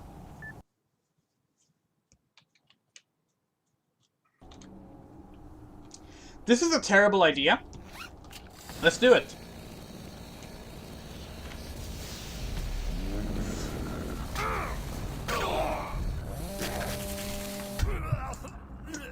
If we can dodge the first attacks, I think that might actually work. Because the mancubus actually takes some time before it starts shooting again. And the chainsaw has some of the highest DPS in the game.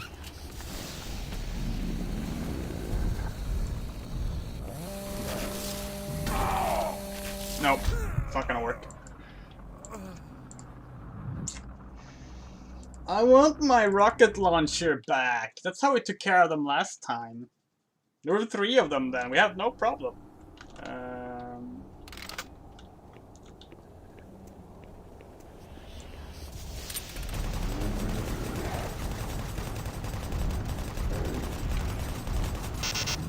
Woo! Baby killing time. Is that it for the babies? Was there one more? No, I'll take it. Plasma rifle. Death will not be your end. Your soul will burn in hell forever.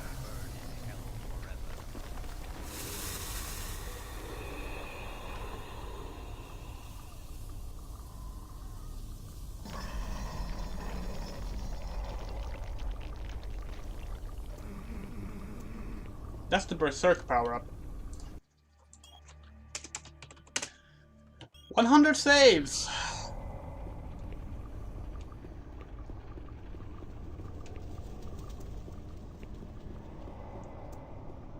Armor...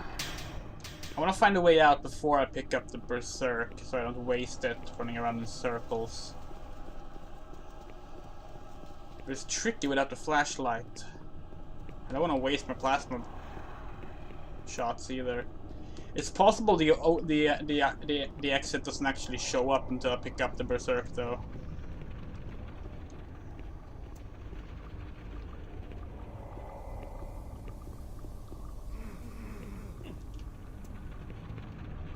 Hmm.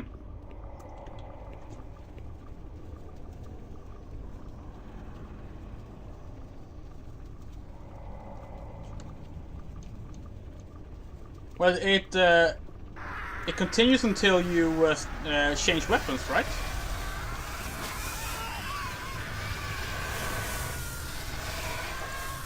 Am I wrong?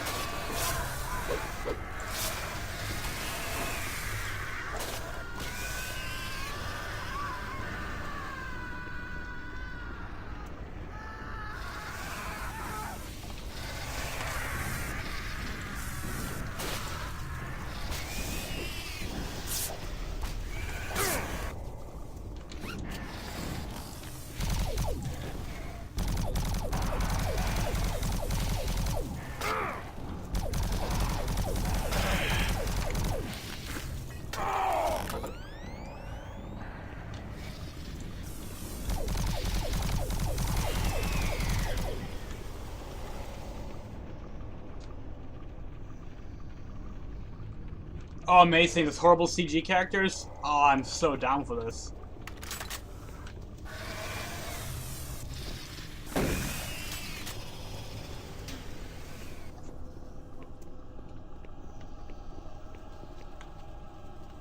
Sad gay.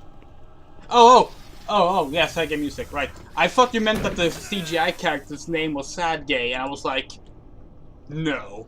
But okay. I'm gonna use... So what I'm gonna do this time is I'm gonna actually switch to my plasma rifle. And look and find the Hell Knight. There we go. Because the Berserk also powers up my plasma rifle. Might as well make use of that.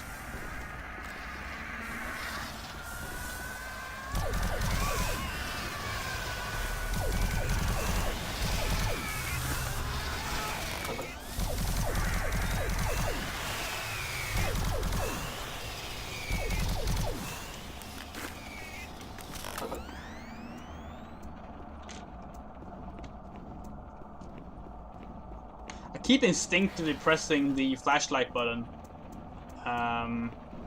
There's another one. Shit.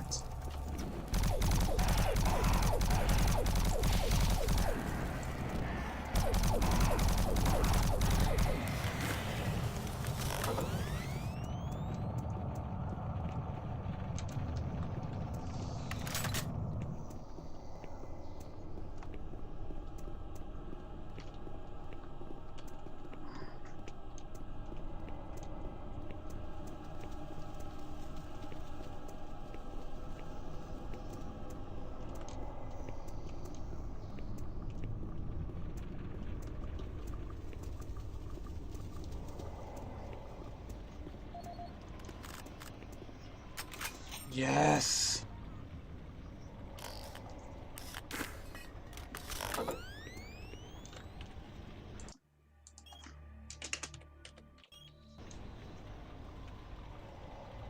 Dusk. That's the one by New Blood, right? Published by New Blood. One of those modern retro FPS games. I still haven't found one that actually, like,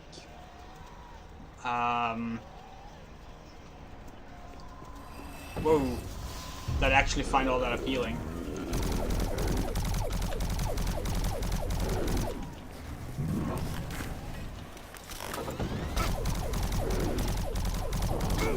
Is Dusk the one that's like Thief, or is that another one?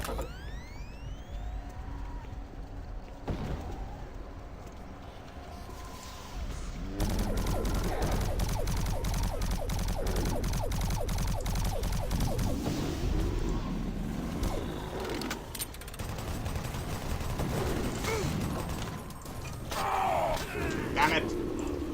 She just going rock launch from the start now, I realize.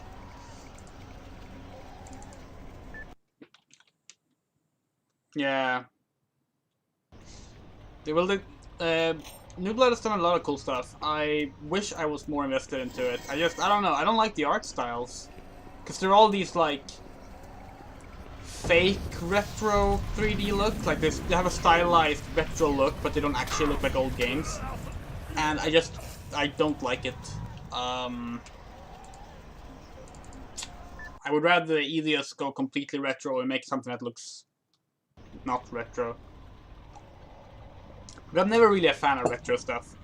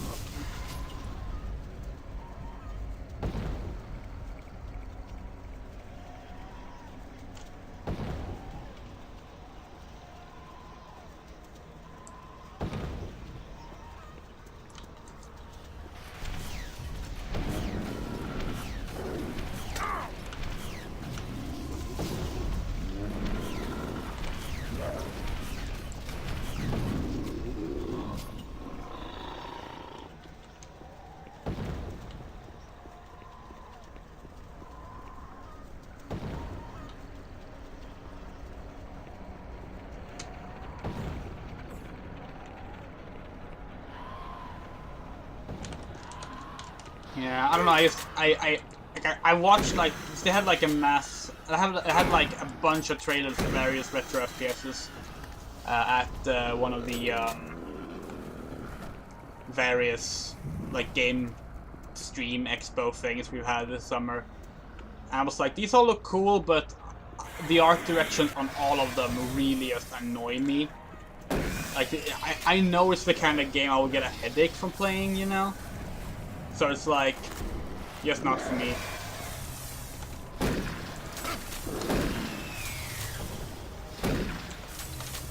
I have been like, I do love their approach though, and I'm, you know, if I ever get the thumb out of my ass and start developing games again, if I do make an FPS, that's probably like who I would turn to, because I would want to do something like Doom 3, which I'm pretty sure Doom 3 classifies as a retro FPS these days.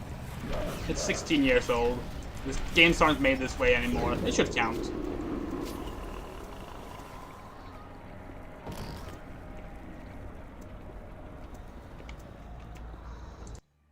Frequent saver. Happy gamer.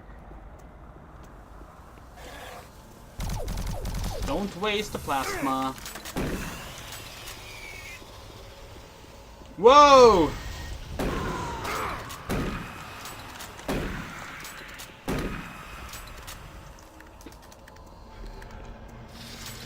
Ah!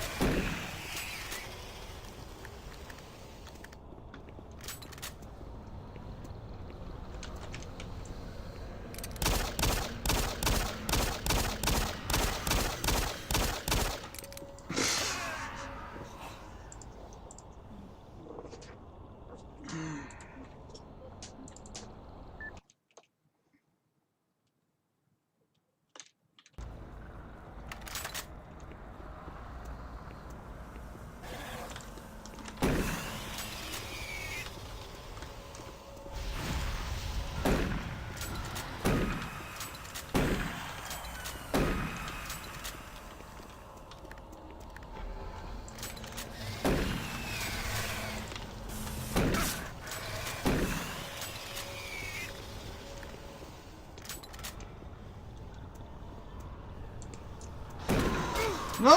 Oh, hello. Did you see that? They knocked me up the stairs.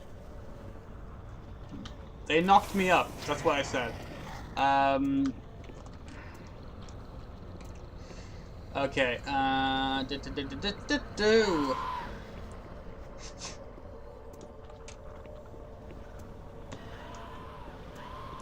Oh.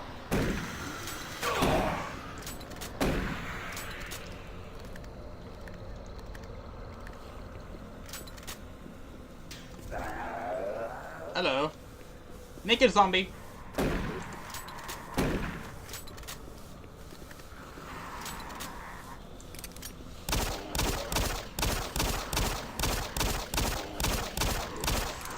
Damn, you have health.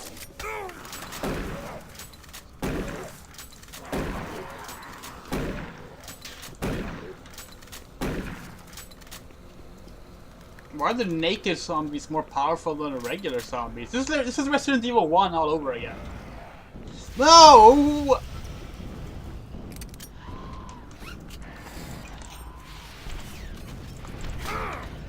Damn it!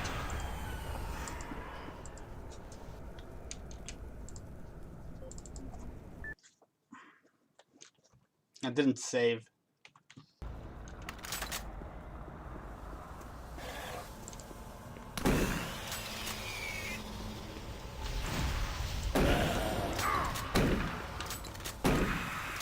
Ah! God, they deal so much damage when they push you around. Shit.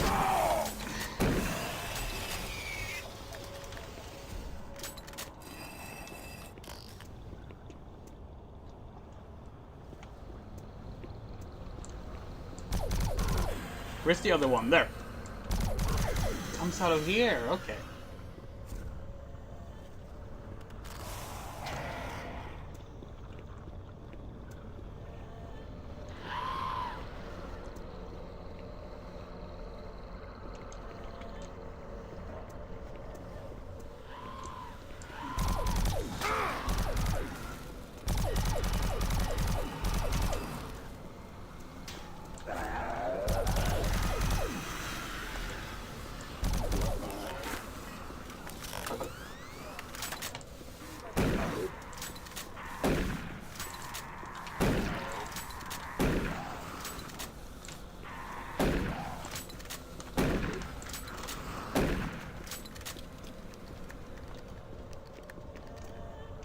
Okay. That seems like a good point to save.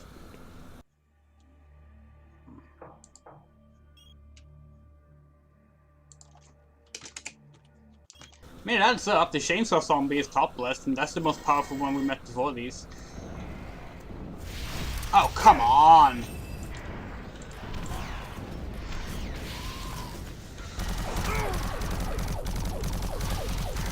Those lost souls, I swear to Christ.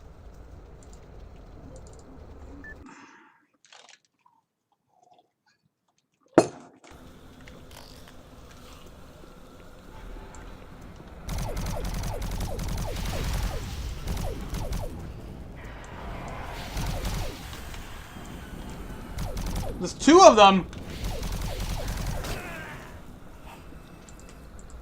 I don't have the BFG this time. There is a BFG in this level, but I haven't found it.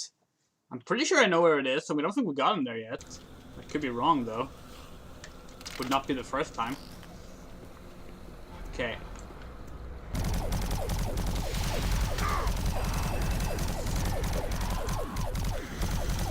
Good, it's dead. Reload. Take that one out. Take that one out. The second helmet has not arrived yet. Good.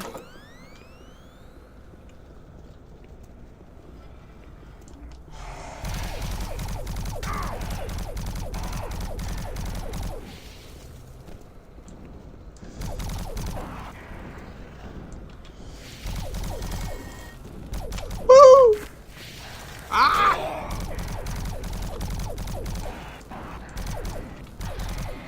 Did we get it? I think we got it. That's a summon sound.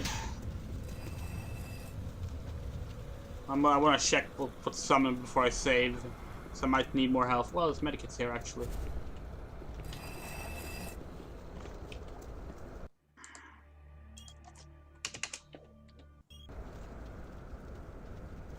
Yep.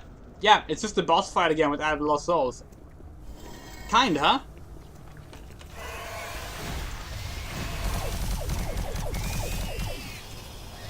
That's the thing, Hell Knights are not bosses, so even though they frame it as a boss fight the first time, get used to the fuckers. Doom 1 does the same thing.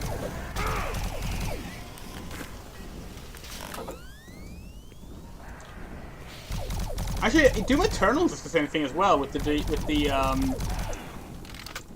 annoying one with the axe.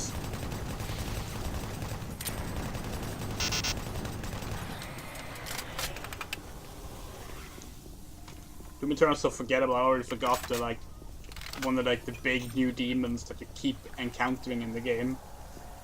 I genuinely can't. There's the BFG, I think. No, it's not. It's just shots for the BFG. That should mean the BFG is close by, and it's like on the edge of something here in hell. It's like if you go like on the edge here. Yeah, yeah. Actually, I think it is here. It's like here. Yeah. See?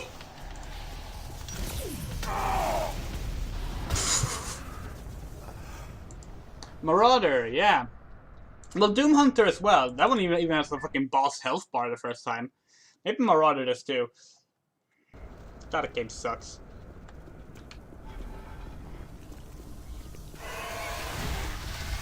Ah.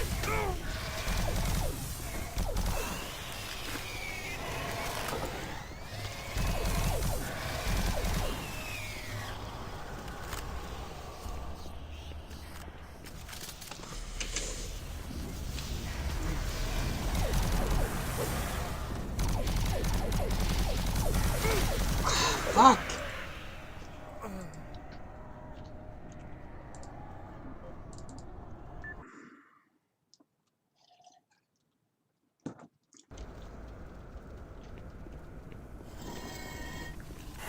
Where's the first Hell Knight?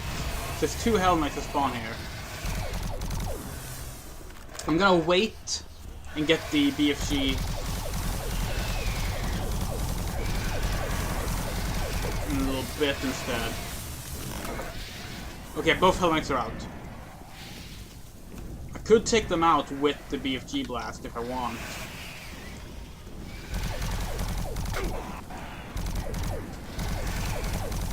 Ah, shit! They actually cornered me!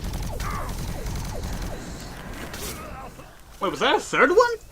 Or did I just mistake something there for something else?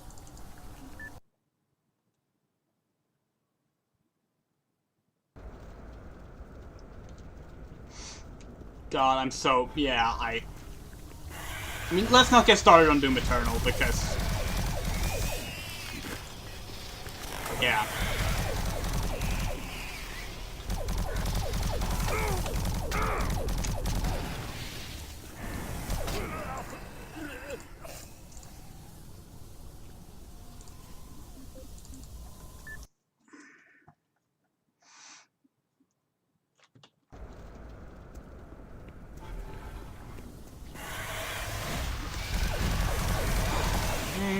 Ah, shit, I got stuck on the wall.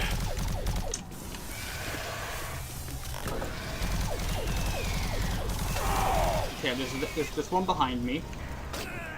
I think that was the plasma ball hitting me.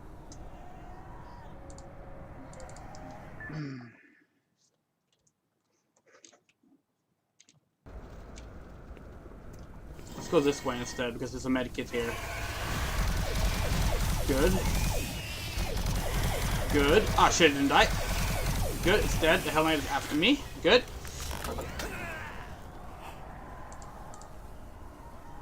Wow.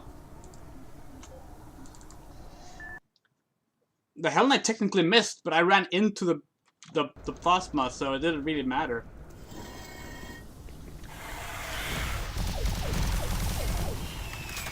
Fuck that imp this time. The thing is, I want to use the BFG blast to kill both of the Hell Knights, but I keep getting stuck on... Fine, fuck it!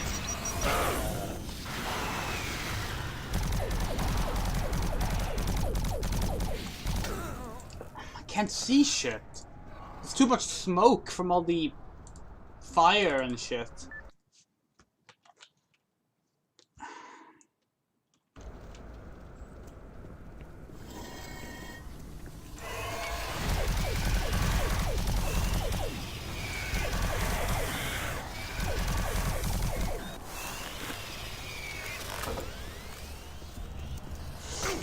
BFG.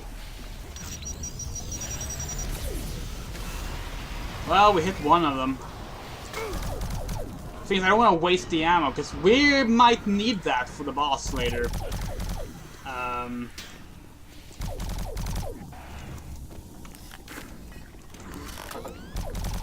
We'll be fighting the Guardian later. And the Guardian... You have to, like, activate its weak spot and then attack it. And it has a lot of health, so you want BFG blasts for that weak spot.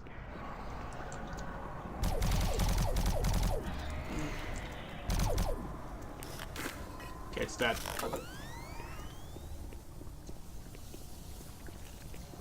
Time to reload our weapons. We only have one more BFG charge. Well, if we do single blasts at the boss, that should be fine. Actually, I don't think it will take more than 4. Maybe we can do one big, and that will be enough to kill it. We'll see. No.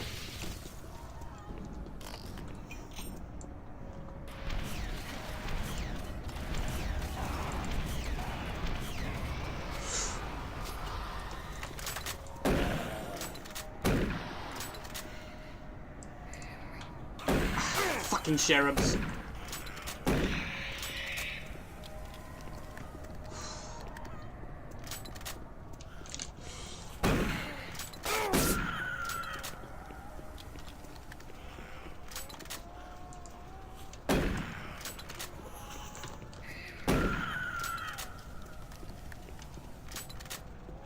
Hell is for children indeed.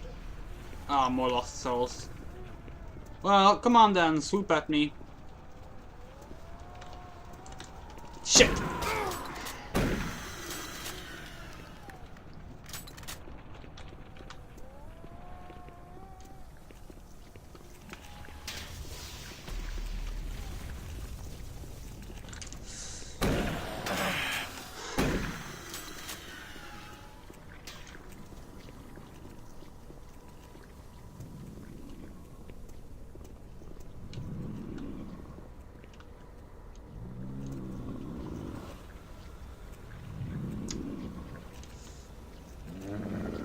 Thank you, boss!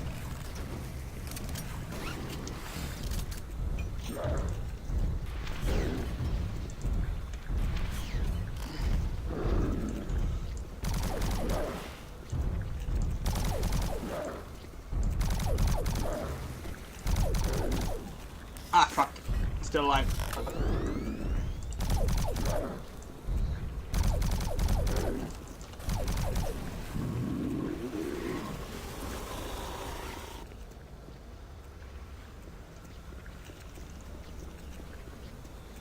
We are running low on ammo.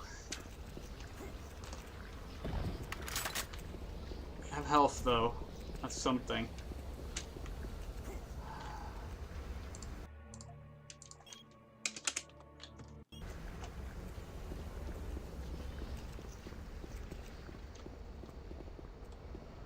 No!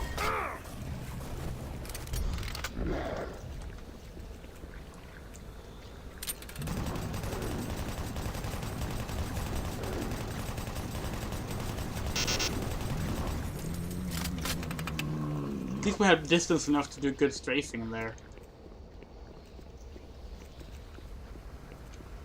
Might be. I don't actually know.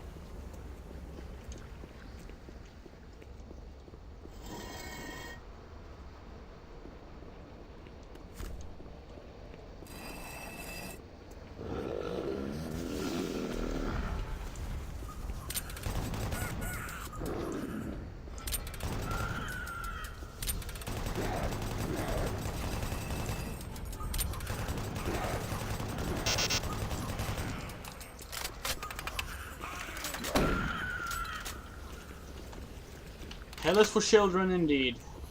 Did I already make that joke? I think I did. Whoa!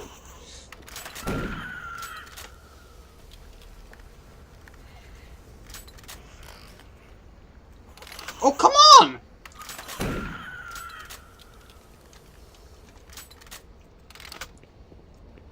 Yeah, I knew it!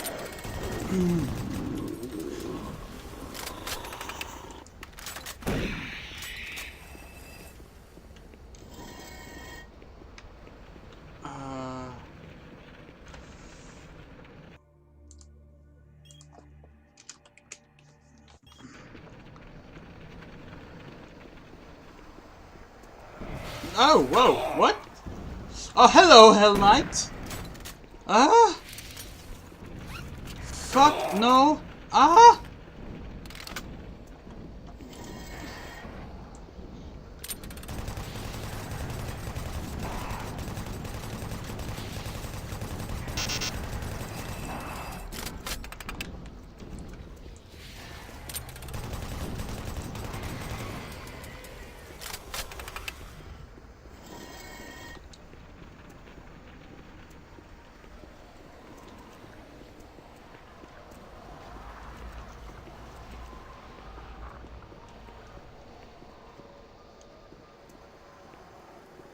For every step you take, your soul moves closer to me.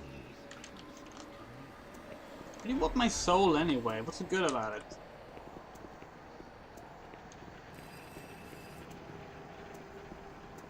Suffering and pain. Wait. That hurt me? Yeah, probably.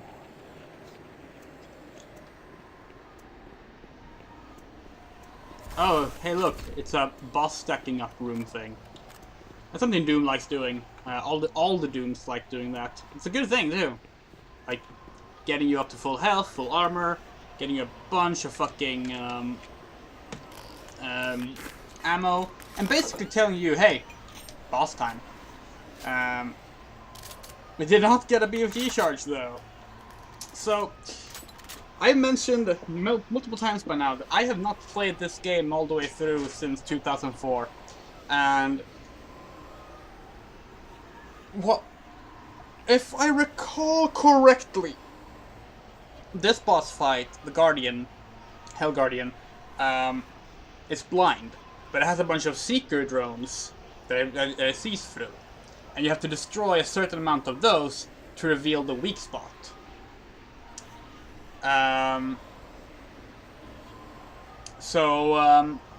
That's the idea here. Did we save? I don't think we did, so let's save now. Yeah, definitely not. It's been 3 minutes since the last save.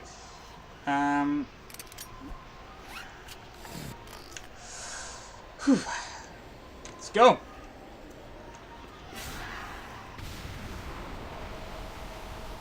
Save us.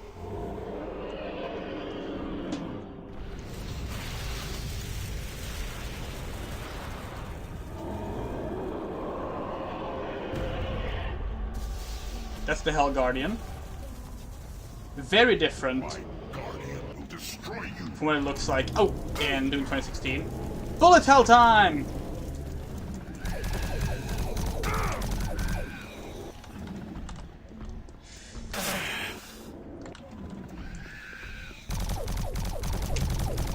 Damn it.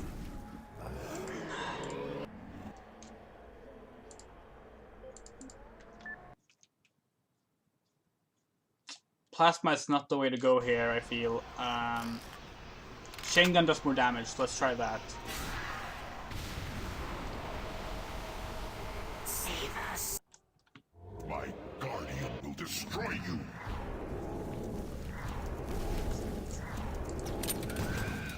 Yeah, so these Seekers are looking for me. And when they find me, the Guardian will, like, rush towards me. I think I have to destroy 4 of them to reveal the weak spot. I'm not certain. That's one.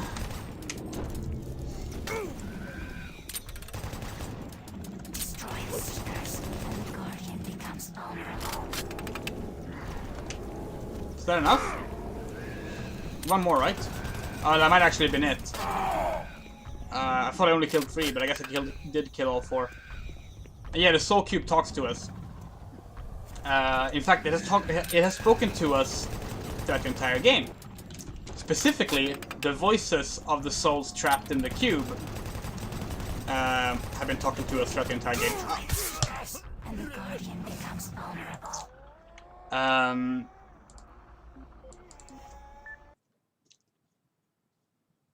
Oh god, I would love. I mean, if I ever make my own shooter, it's basically going to be like Doom 3, but with, you know, anime girls, because of course. My guardian will destroy you.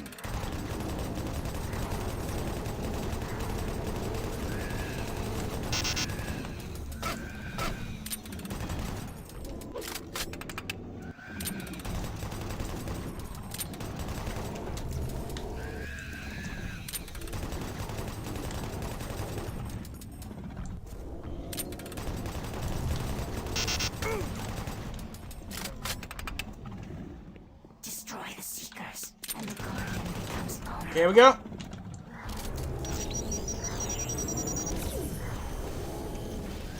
It wasn't enough. I was worried about that.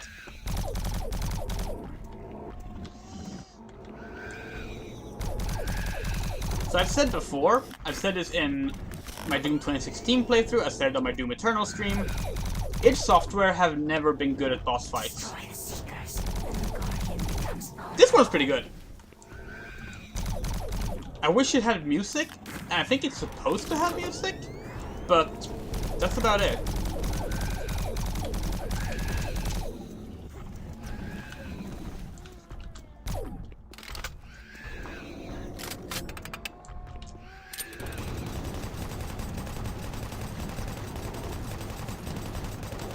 I think I accidentally cancelled out the music when I skipped the cutscene, maybe. Because it went very quiet when I did that. Yay! Yeah, that's basically what I would do. Like, because I wouldn't just do, like, Doom 3, because, like, that would just be fucking, like... We are many.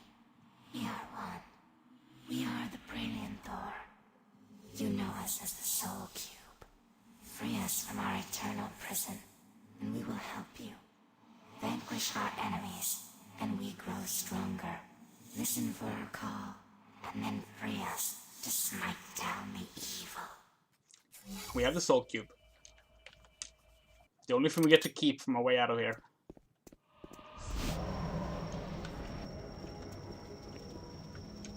Destroying evil gives us life and makes us stronger. Unleash us when you hear our call. We will pass the life force of those we stake to you. We foresee a great battle. The outcome is not clear. We are the only way to destroy Hell's mightiest warrior.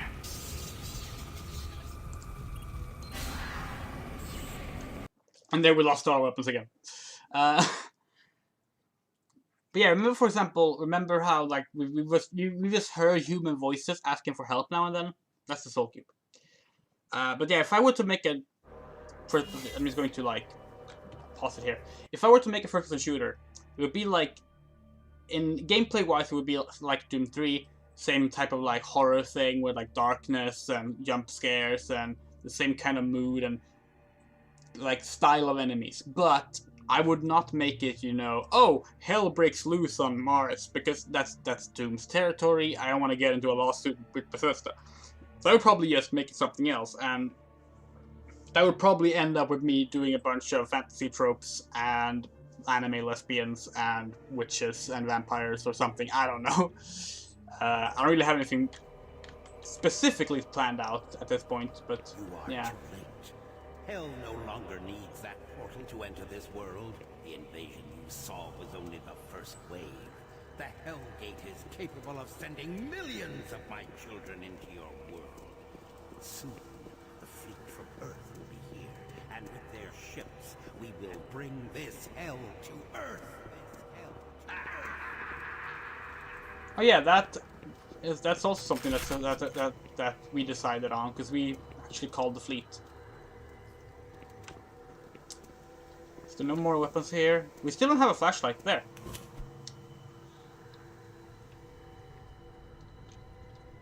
Okay, this is the way we're supposed to go, I think, so I'm gonna look around here a bit more. Yeah, the Soul Cube is cool. I think it's a shame that the Soul Cube is relegated to just like, hey, let's put this thing on a desk in the new ones, because here Doom 3 isn't canon, so it's on Olivia Pierce's desk in 2016 and on the Doomslayer's desk in Doom Eternal. Which doesn't even make sense, because you did not pick it up in 2016, so why is it there?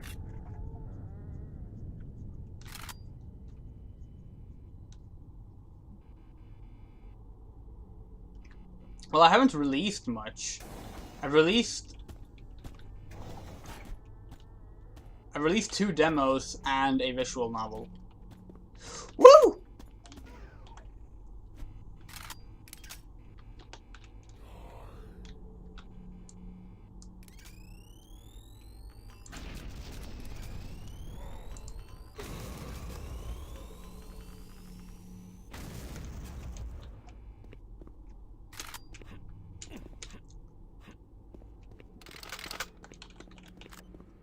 but maybe one day I will actually have creativity enough to finish things.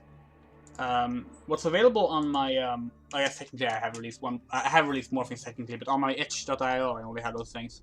I have, Last Night in Tokyo, which is the, visual novel I made with my girlfriend. Before we were dating though.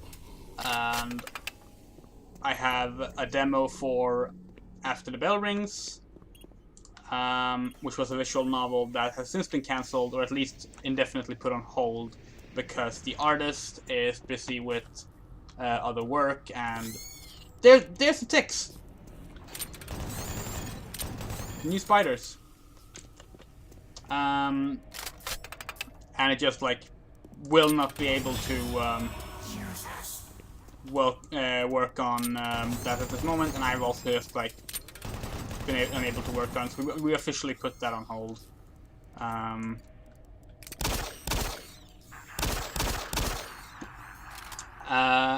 And then there's a demo for my horror game, which is Unkindness. It's a Virtual Boy styled horror game, and I'm very proud of the demo.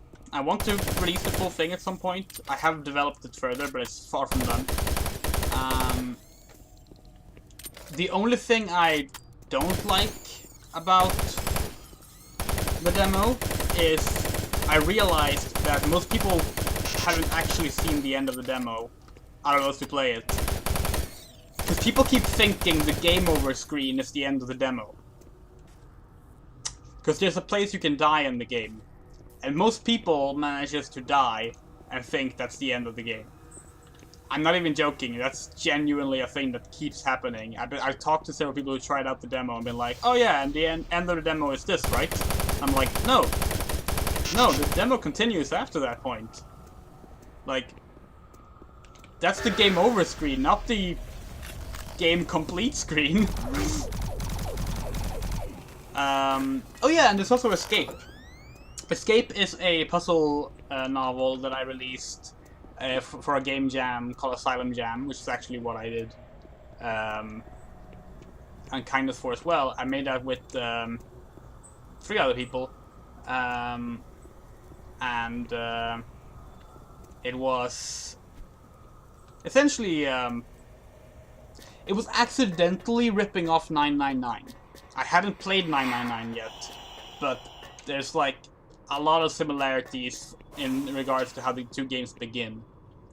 And that was like, that game is technically complete. It was made as a pitch for a larger project, which is not gonna happen. So it does end on a cliffhanger, but like it's not a demo like the other ones are. And all those are available on my itch.io for free. Or rather for pay what you want.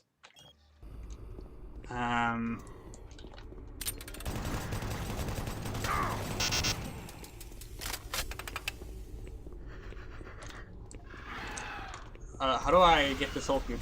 There we go.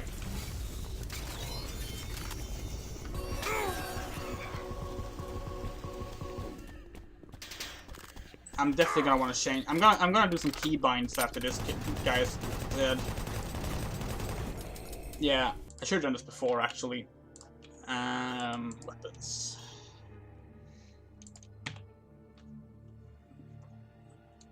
And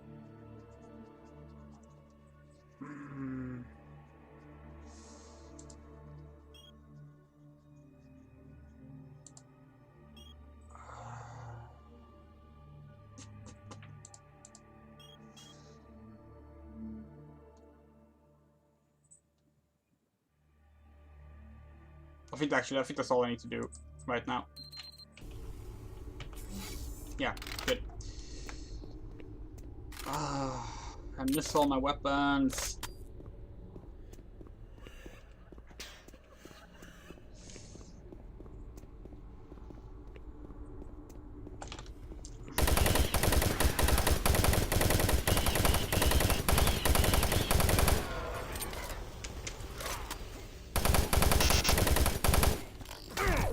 Oh, I forgot I had a plasma rifle.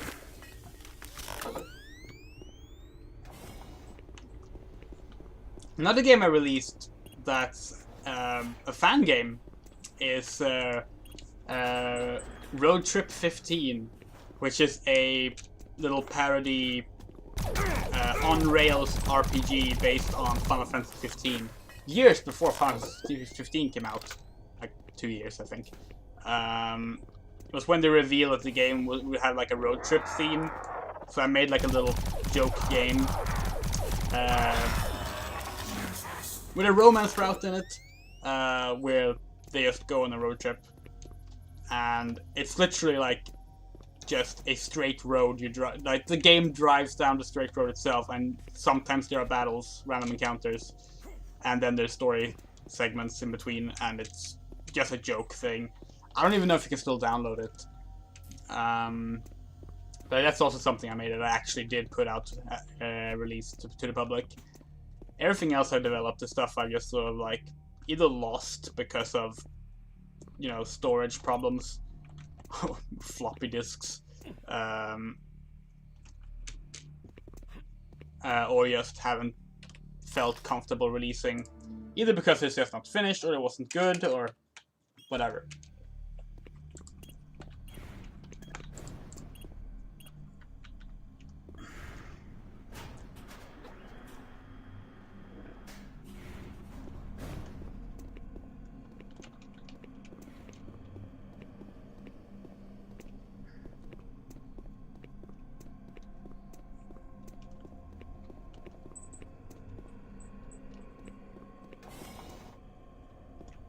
Still alive? Looks like you might be on your own. Sarge is gone. They've got to him. I don't know how long he's been working against us. He's no longer human. Campbell went after him. He's got to be stopped. Hell is breaking through in the caverns. If that portal isn't closed before those ships arrive, Earth will be destroyed. Earth. That's what they've always wanted. They were there once. Lost it in the dawn of time. Now it's so close. They can taste it. It's up to you now. Take my PDA. It's got what you need. Good luck. I'm too beat up. I'll slow you down. I don't remember if he actually, like, survives. I don't think the game ever tells you. Like, you can obviously kill him yourself, but, like... Yeah. Campbell is the name of the bodyguard he has. I kept wondering what his name was, but I couldn't remember it. But yeah, remember how I said that Sergeant Kelly is sounding robotic? Yeah. He hasn't been human for a while.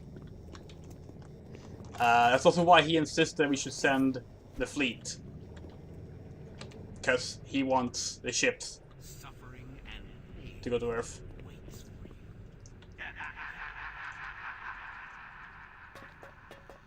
I guess that's technically like a Shodan style twist. Except, you know, no one cares about Sergeant Kelly. Everyone cares about Shodan.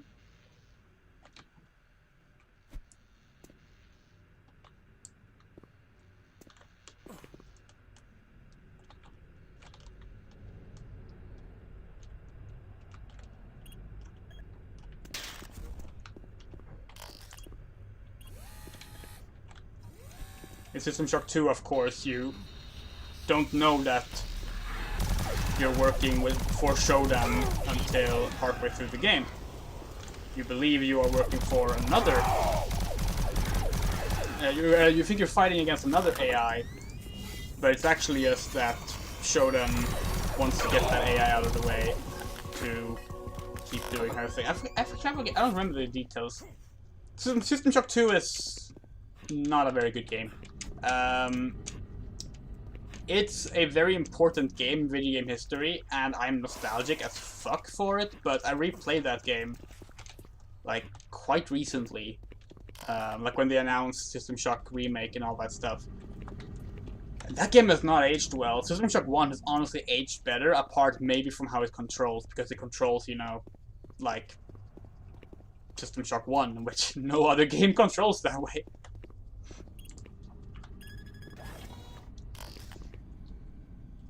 Oh yeah, I mean the first game is just better too. Like I love Showdown in 2. Don't get me wrong, but like System Shock 1 really nails Showdown and Showdown, and I really don't like that it seems that they're taking the Showdown from System Shock 2 as like the basis for both the remake of System Shock 1 and the System Shock 3 that's never coming out. That game is so fucked. Like, if you don't know, System Shock 3 was announced a few years ago. Pointers to remember when opening sacrificial portals. Hell, what's it say? Hell will reach you, I think it says.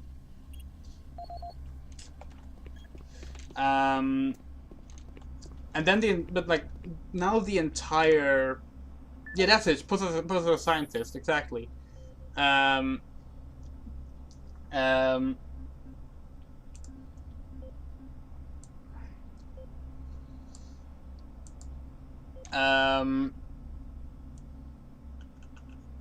Precisely. But in, anyway, the team for System Shock 3, literally everyone was fired, the studio was shut down. And then Tencent picked up the project. Yeah, that game's never happening, and if it happens, I don't think I want any part of it. Our time is here. Soon the humans will suffer eternal torment as spoken of in the prophecy. We will feast upon their souls. When opening sacrificial portals, it is important to remember virgin blood is best. Goat blood must be no older than 3 days. Entrails must be removed and apportioned either before death or no later than 30 minutes. Candles must be sorted by tallest in back to shortest in front, never the other way around. Most important, pentagrams must be drawn from the center to the outside and left to right. See, that's funny, because up to this point, there hasn't been a bunch of UAC people going, embrace hell and demons. Because that's not funny if they're doing that all the time.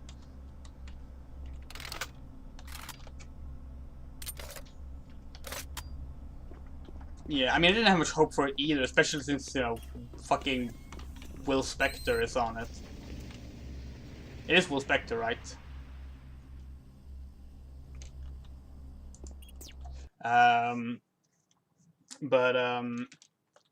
Yeah. Hope the remake is good though, because I love System Shock 1, but it's hard to recommend.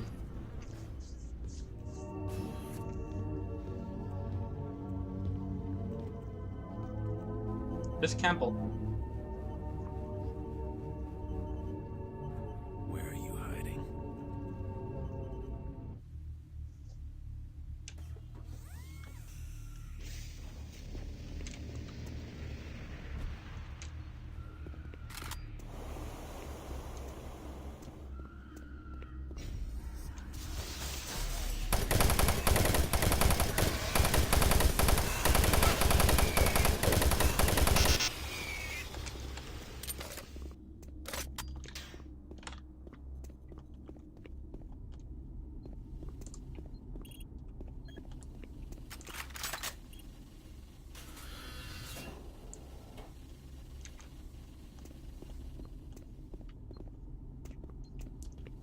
Heavy weapons, huh?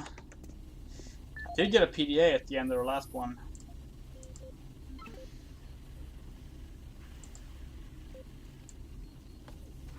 $571.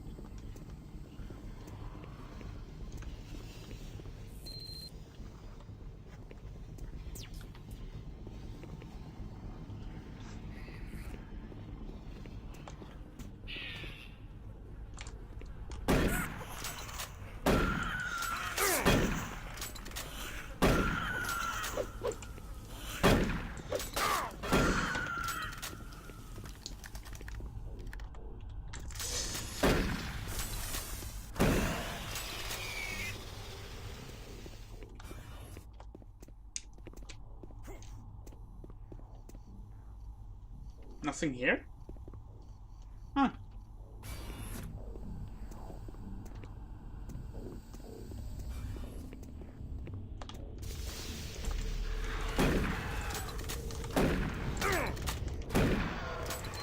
Ah, fuck.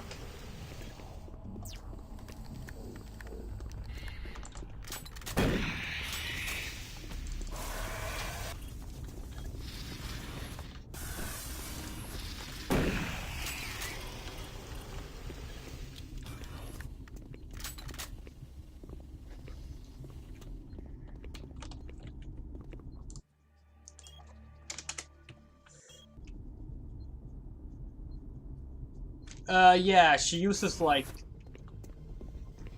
God, what's the... She like takes...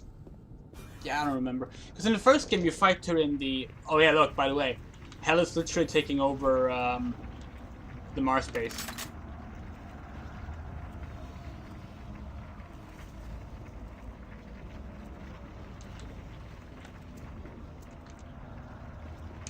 Well, I mean, Shodan is an AI.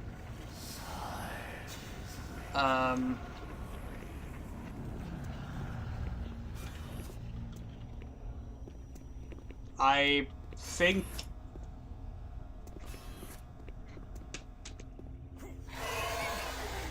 Wait, hold on. Like, Shodan wasn't meant to become autonomous, and like actually get a personality like she did. So it's very possible that like the AI was set to a male default setting or something, I guess. And then when she created her persona and found herself, she decided to go with a female setting. That's possible, I suppose.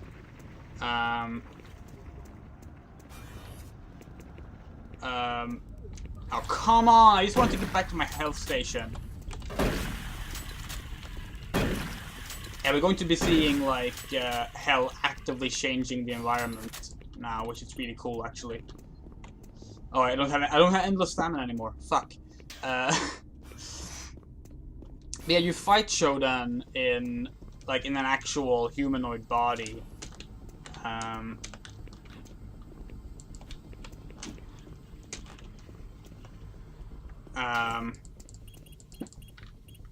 In System Shock 2.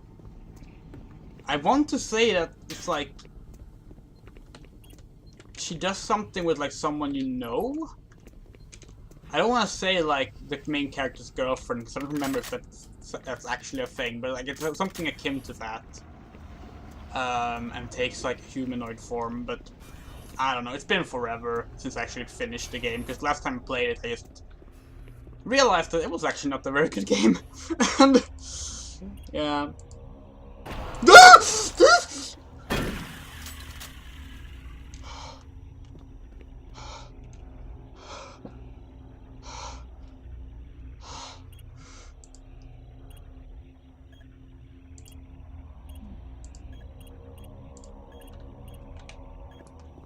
Uh, 627. It's probably the code I need. Oh, fuck. Hold on.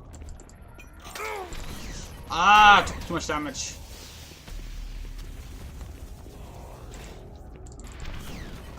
Damn it.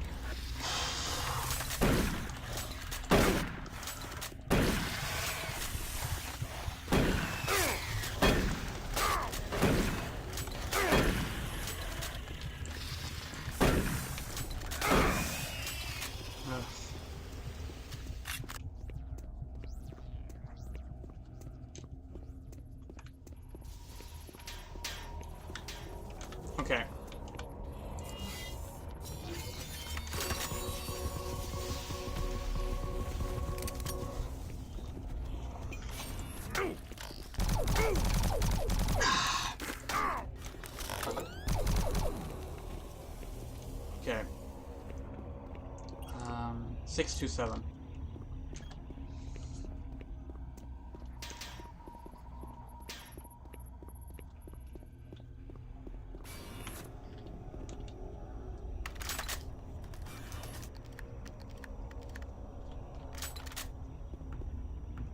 Oh, RL.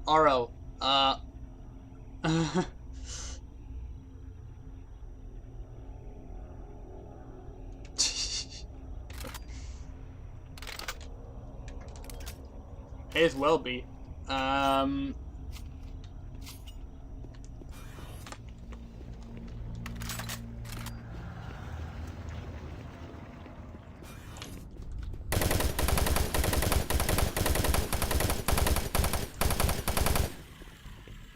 Ah, shit, there's one left.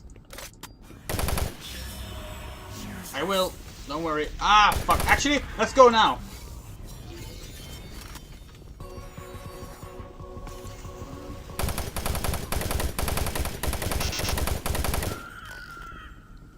So yeah, every 5 enemies you get the soul cube back. Rather, you're able to use the soul cube's special attack. Which is actually surprisingly kind. Like, because killing 5 enemies tend to not take too long, and it's any enemies, so like, it doesn't have to be like particularly strong enemies either. I've already forgotten the code. 527? No, 537? 327.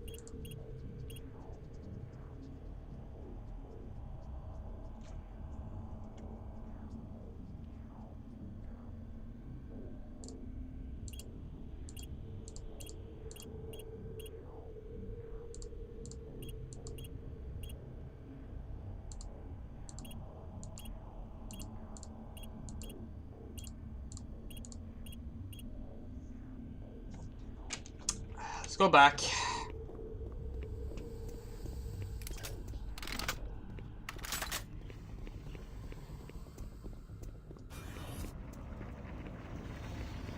No!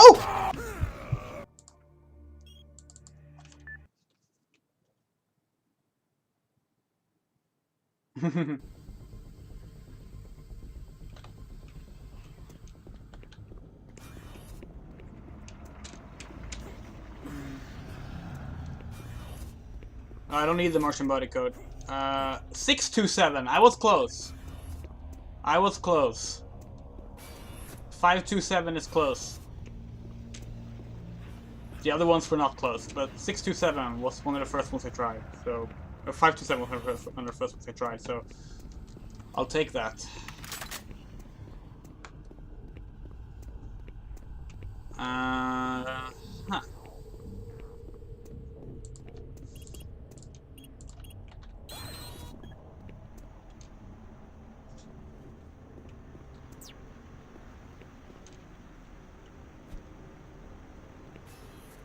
Yeah, that's a hell spine going down there.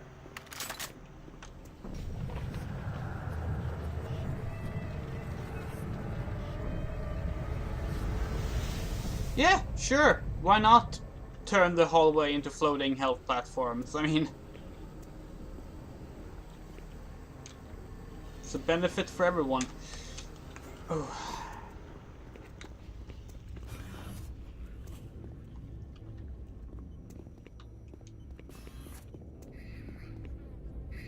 That's sheriffs, right?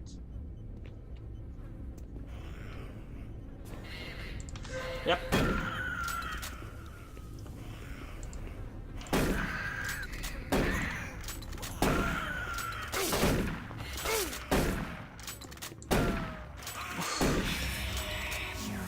Kill babies, get superpowers.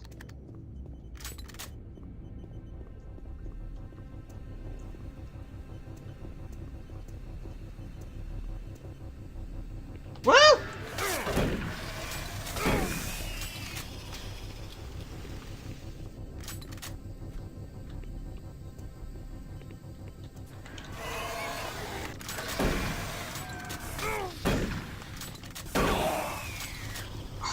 shit, that took way more damage there than I wanted to. But there is a health station over there, so as long as I'm able to get to that... Oh, only 30 health. Damn it.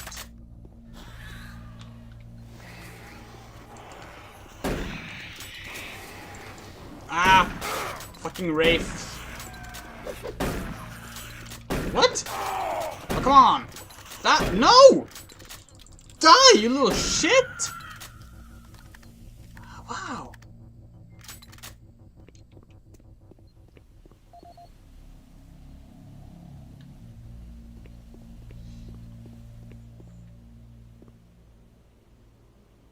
UAC should really have a better font for reading. And it's good that they have a dark skin for their OS, but like this very awkward wide font is not good. It's too rectangular as well.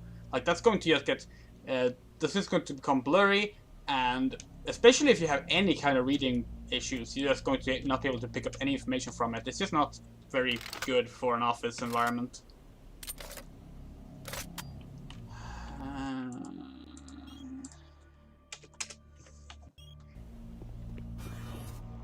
Oh, hello. Sure.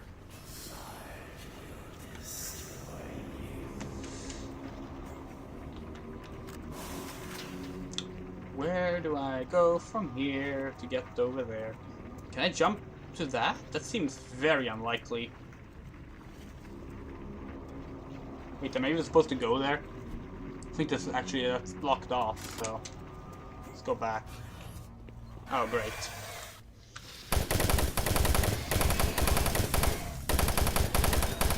Hello.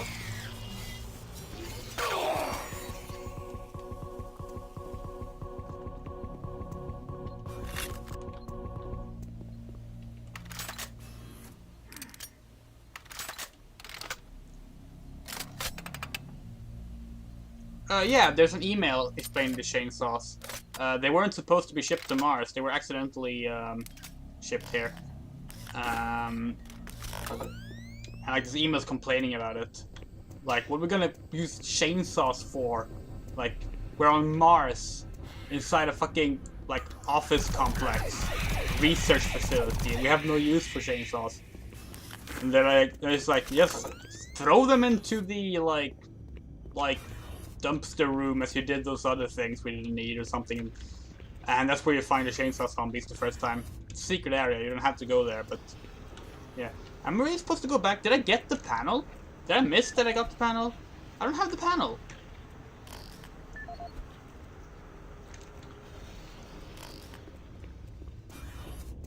It seems highly unlikely I'm supposed to go back already.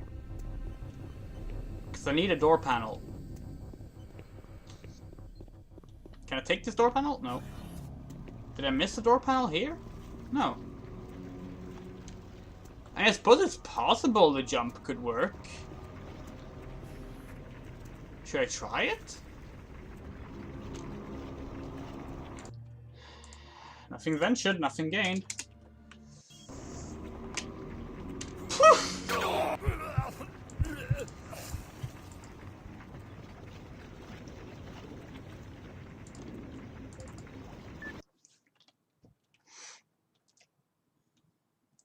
I'm pretty sure I can't jump over there, but I'm all for being wrong. No, I can't. I can't. You cannot get up there. Hello, Miss Nixie. Sorry, I missed your yo earlier. So yeah, definitely not going over there. This is not. This is like it's a secret area. So where's the fucking door panel we need? We need a panel like this to replace the broken one. I do not remember where it is. It's been forever.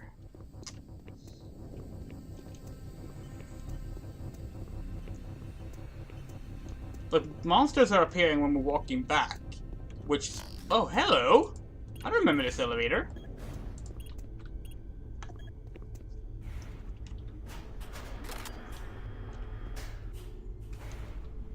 I think it's more that I bumped my head on something when I jumped.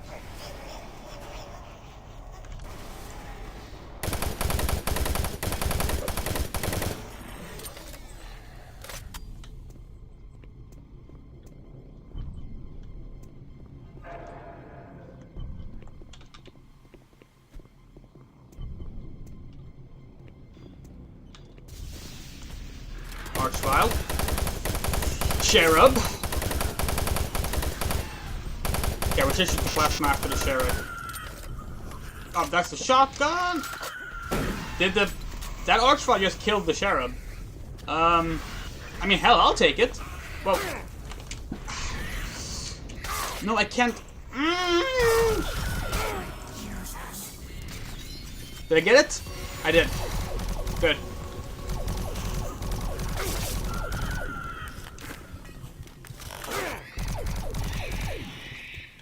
That went terrible. I had a plan. It didn't go as I planned. And yeah.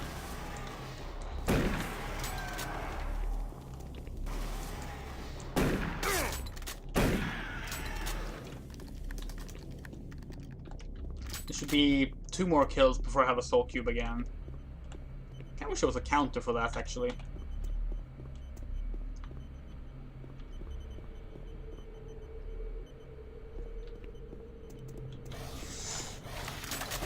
No, 1 more.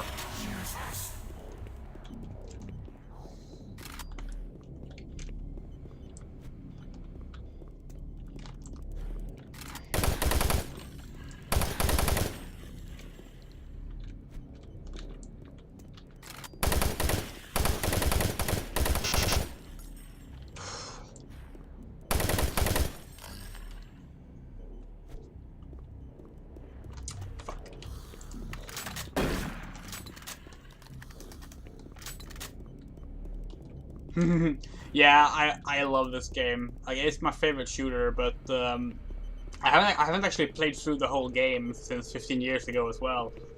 And now that I'm in the late area stuff, I'm completely lost because I just don't remember what to do. I watched the speed run of the game yesterday, but like that doesn't really tell you much because they're just skipping everything.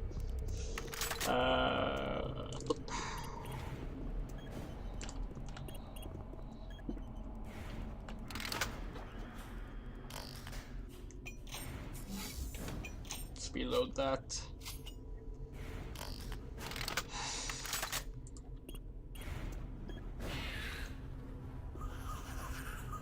Cherubs. And an imp. Okay, that's fine. I can handle that.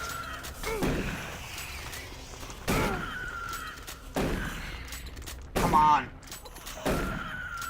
Okay, that's the end of our shotgun right there. So let's switch to the chain gun.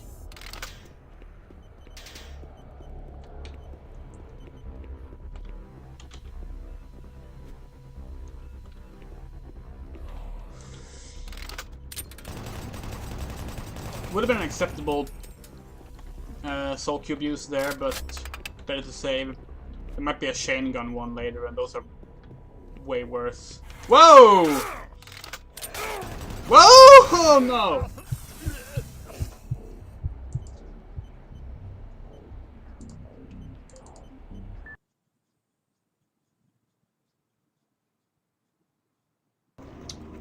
Oh no, this is where I saved? God damn it.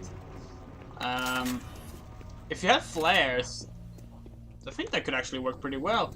It would be a bit like Alone in the Dark 2008, which no one likes but me, but it's a very rough game. But that also plays with darkness and such. Alan Wake also does it, I guess. That's not a first-person shooter.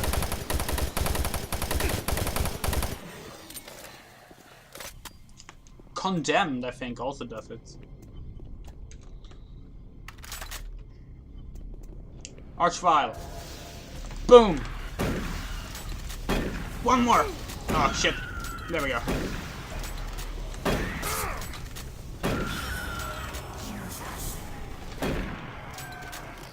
That's acceptable.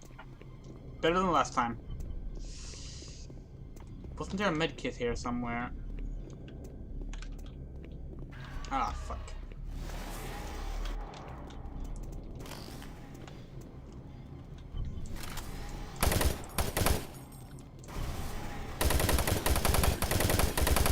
Ah!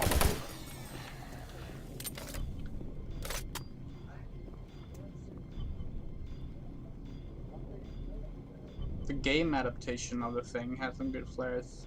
Oh, The Thing! The Thing! The game The Thing. Or the movie The Thing.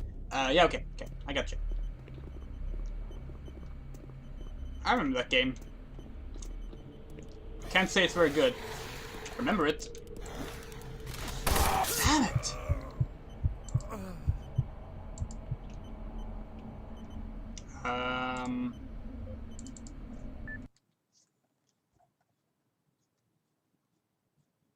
They really don't make horror shooters anymore, do they? Horror games these days are like run away and hide kind of games instead. Like the Fear series completely died out after Fear 3. I mean, it was Fear Online, but you literally can't even play it anymore.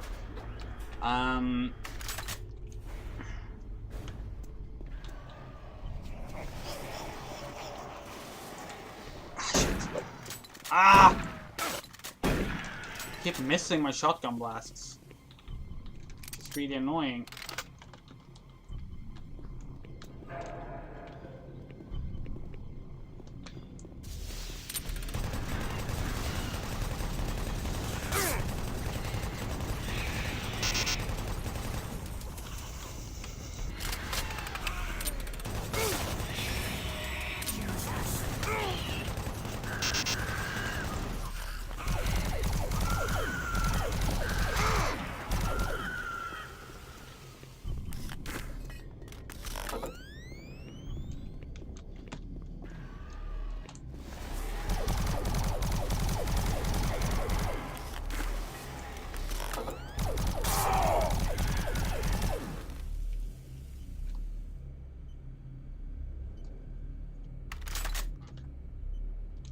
The Thing is like, it's a sequel, right? Yeah, it's a sequel to the movie, and it's just very awkward. It has some cool ideas, like you actually you're supposed to be able to like check if you're like your squad members are infected or not. That doesn't even work properly. So half the time you get a negative result, even though they're about to transform, which just makes it completely pointless to even check them. But yeah, it was a cool concept. I would definitely like to see it approached again. Maybe not make it like, oh, this is a sequel to the movie. Just like make it like an alternative version instead.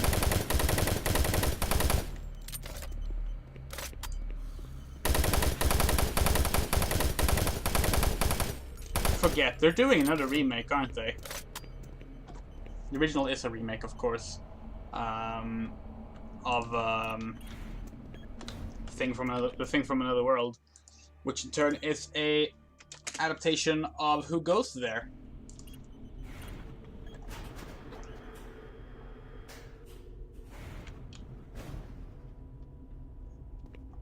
I'm surprised so many of you have played the Thing game. I thought that was like a pretty niche title.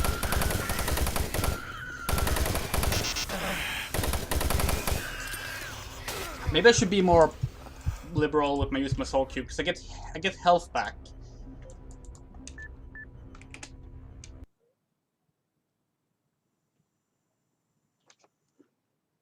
Yeah. I mean, it's funny if nothing else. Plasma rifle, no. Damn it, I am fucked.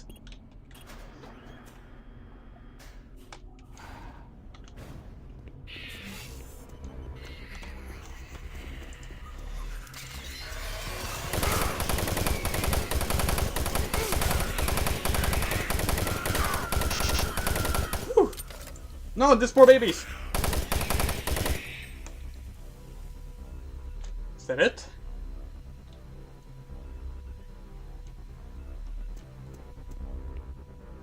Distrust, okay. Anyway, horror shooters. Like, you had the Fear games, you had Condemned, which actually had more melee combat than shooting, but it was still like first person and stuff. Alan Wake was a horror shooter. Dead Space was a horror shooter. But like, all of those are dead franchises. I guess Alan Wake is sort of coming back as part of the shared Remedy universe that they're doing. Which I think is a terrible idea, by the way! God damn it! lose all my health in this room.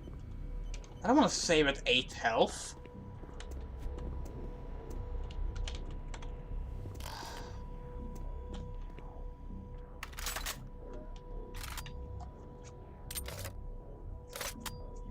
What else did you have? Prey. The original Prey, that is.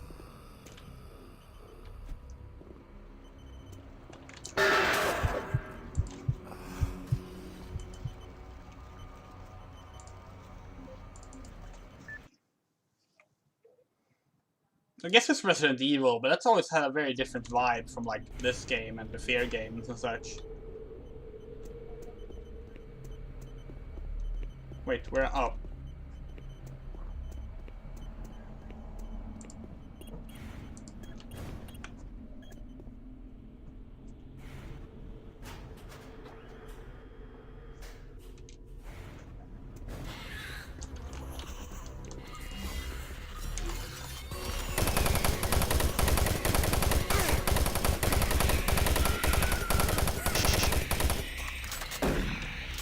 That one's much better. Oh wait, there's a commando coming.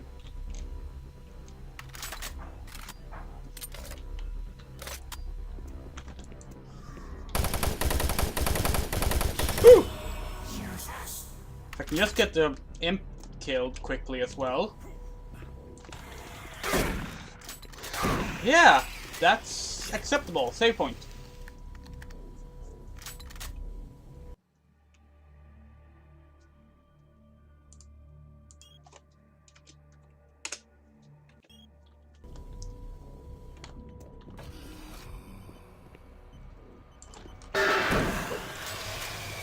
Got hit anyway. Well, cube time.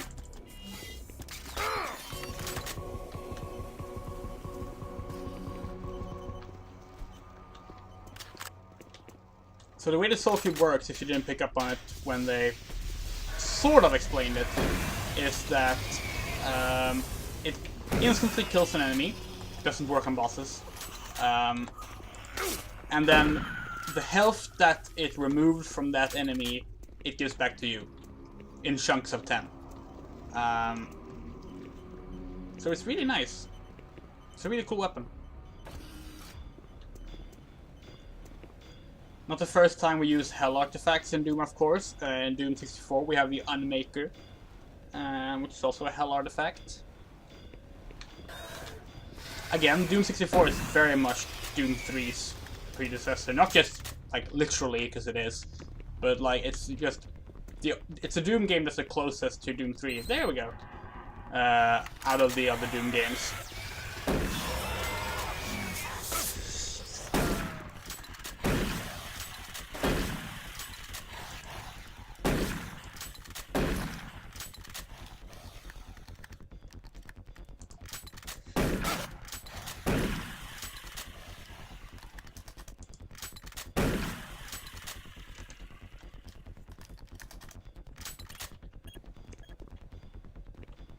Okay.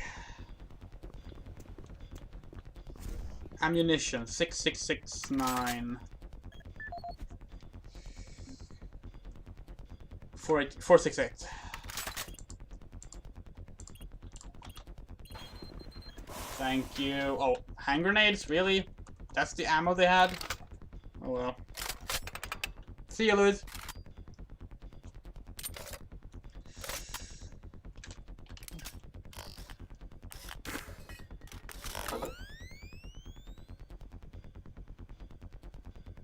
Oh yeah, the Metro games.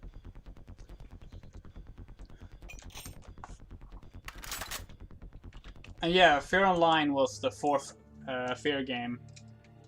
It was very briefly available and was then shut down.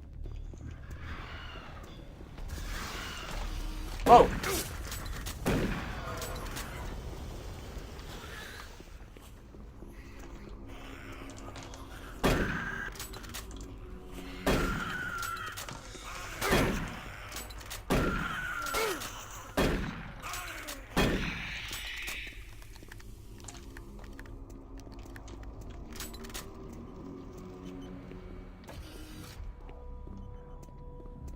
I mean, that's the thing with always online games is, you know, they will disappear sooner or later, even if they're popular. I never got that far in Metro 2033, but it was more because, I don't know, it just didn't click with me. I actually got it because, like, people were like, oh, you like first-person shooter horror games, you should get Metro. I was like, okay, and I got Metro for Xbox 360, and like, it was okay as a shooter, I guess. I think it was just a bit too close to, like,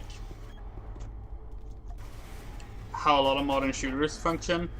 That just, I wasn't too compatible with it, because, like, it had that whole thing where, like, the main type of enemy is a soldier type of enemy that feels like a soldier type of enemy, and I just do not enjoy fighting those. Like, this game is actually a big exception where I find that the soldier type enemies don't feel like typical, like, war game soldiers and makes them bearable to fight against.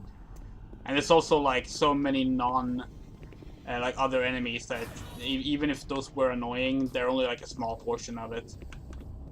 But the main enemies in Metro were more typically military shooter style enemies, and that got me sad. Which I guess means I probably wouldn't have been too on board with the original Doom 4, because that was apparently more like a military shooter. But what I've seen of the Council project, I thought looked really cool, so I would still like to play it. If nothing else, it would have been John Carmack's last id game, which would have been cool. Now instead, John Carmack's last id game is Orcs and Elves for Nintendo DS, I think. Actually, maybe Rage was after that, I don't remember. Could have been worse, could have been Doom Resurrection. That's a bad game. Doom Resurrection, if you don't know, is a Doom. It's an on-rails Doom shooter. It's terrible. It's for iOS and Android phones. It's using low-res Doom 3 assets, and it's just absolutely terrible.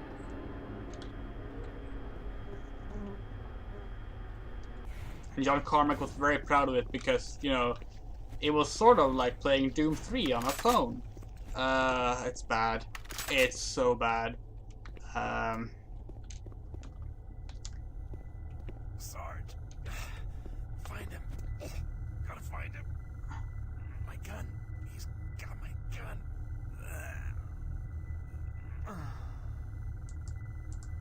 Oh, I didn't mean to do that. I killed that pathetic bodyguard. Actually, I did. And now I will kill you. But yeah, so, Campbell's gun, which was the BFG, has been taken by Sergeant Kelly, who is a demon. Not good.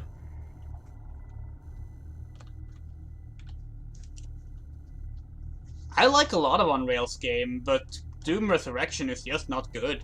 It's a bad on-rails game, and it's on phone, which phone is not an ideal, like, smartphones are not an ideal platform for an on-rails shooter, let me tell you that.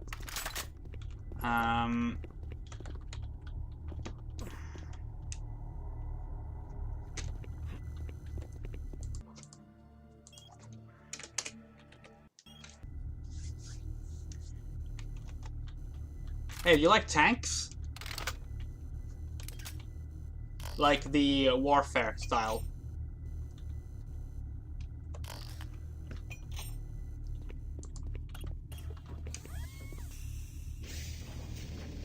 If you like tanks, you're in for a treat.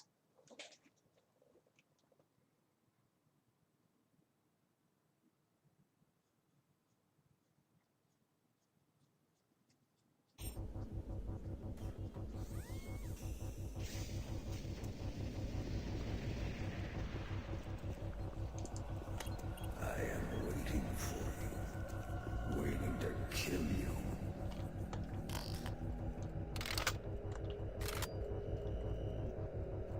I actually really like the Resident Evil ones, but they're not perfect.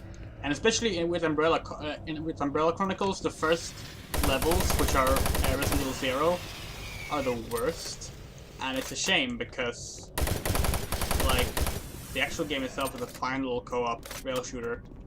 Like, it's no House of the Dead, but I like it.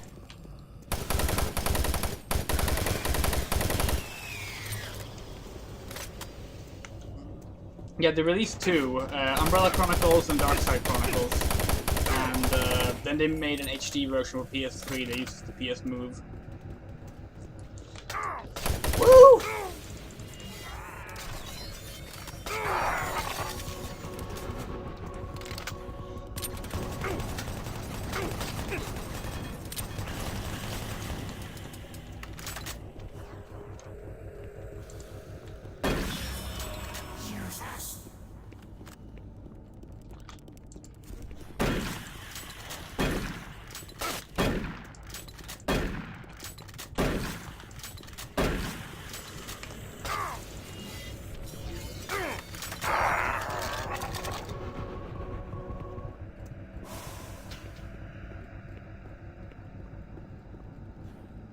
Umbrella Chronicles is Resident Evil 0, 1, and 3, and a new story about Umbrella's fall, set between Code Veronica and Resident Evil 4, which is canon, by the way. I look into your soul, and I see fear. And Darkside Chronicles is Resident Evil 2, Resident Evil Code Veronica, and a new story following Leon and Krauser before Resident Evil 4, when they were partners. I think they're referring to in Resident Evil 4.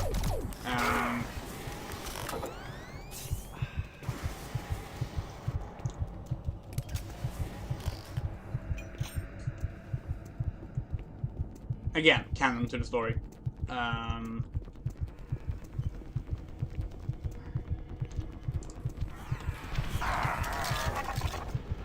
Resident Evil canon is interesting because there's so many games as part of the canon that aren't like the numbered games, and it makes it what's a canon game, etc., etc. Like there's 8 numbered games, 9 if you count 0. But then there's also Resident Evil Survivor, that's canon. Code Veronica, that's canon. And there's Umbrella Chronicles, that's canon. Darkside Chronicles, that's canon. Revelation, that's canon. Revelations 2, that's canon.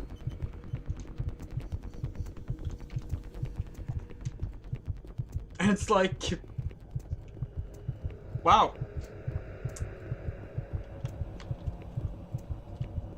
It's ridiculous, because that means there's like 1, 2, 3, 4, 5, 6 games that are just part of the main canon, but just don't have the numbers. That's assuming I didn't forget any, which I might as well have.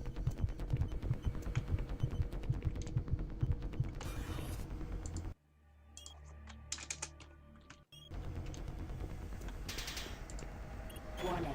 Security bridge in motion.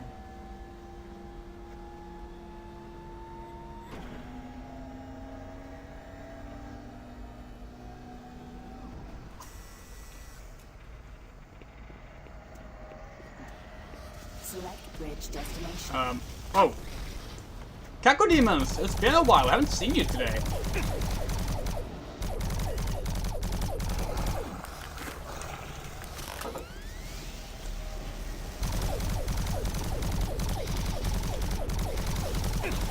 Whoa!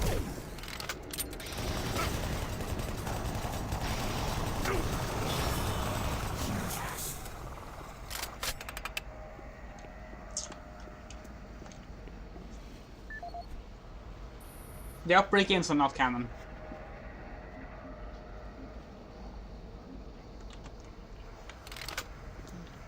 I don't know if we can get to central processing yet, so like, I guess we'll go to storage first.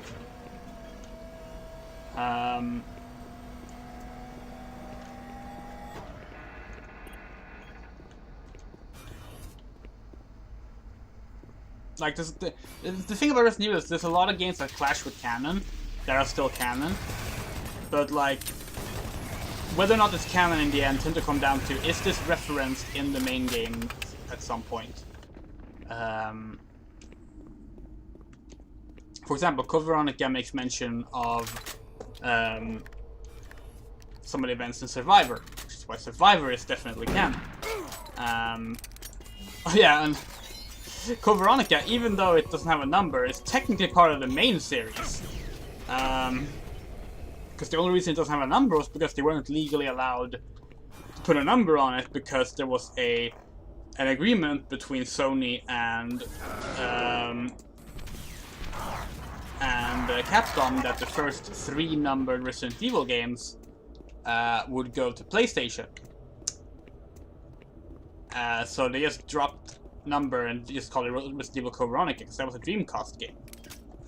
And they couldn't even call it Resident Evil 4 because right after that they made a deal with Nintendo that all numbered mainline Resident Evil games must be on Nintendo systems. So, yeah.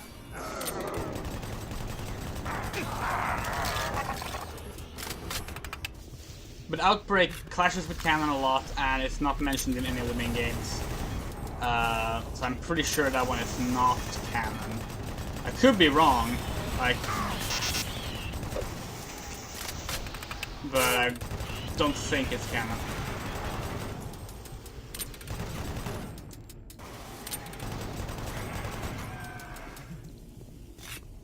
Although it is one of the few games where you get to see the middle stage between a Licker and a Crimson Head.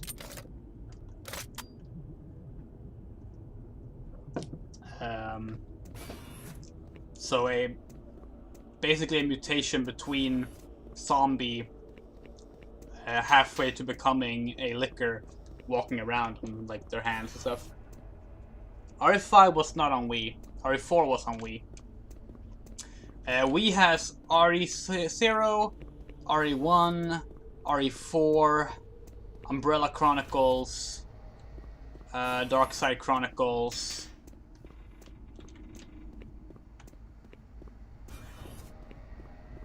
And through GameCube compatibility, it can play 2, 3, and Code Veronica as well. Those are it.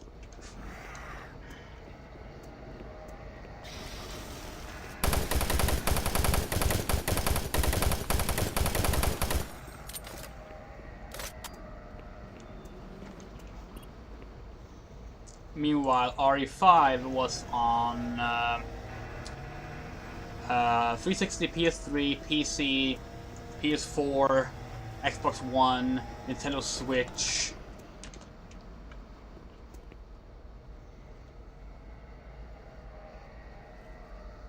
I think that's it.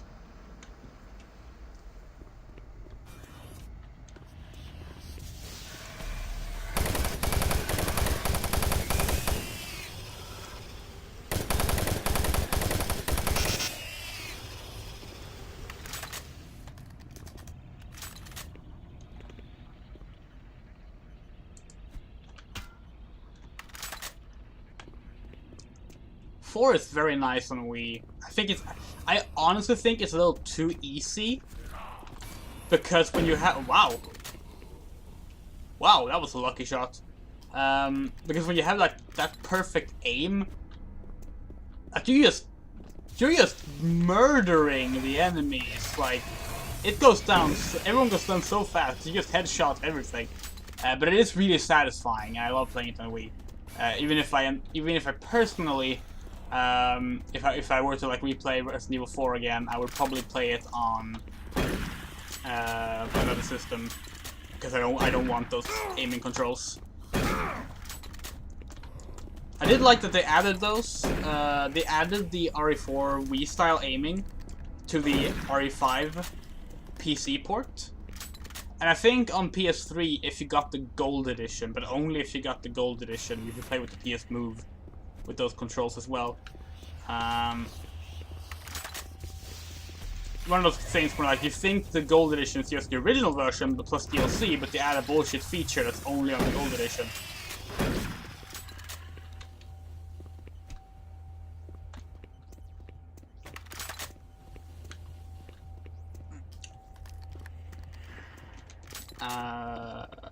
Because RE5 with the mouse controls playing like RE4 is actually really satisfying.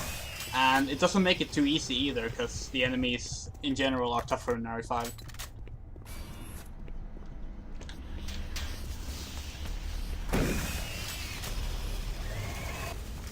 I heard that the Switch version of RE4 does not have maybe it was RE5. One of the two does not have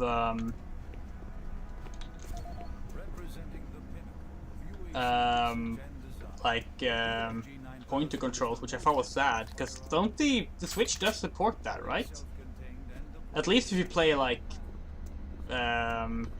with like the screen as its own monitor.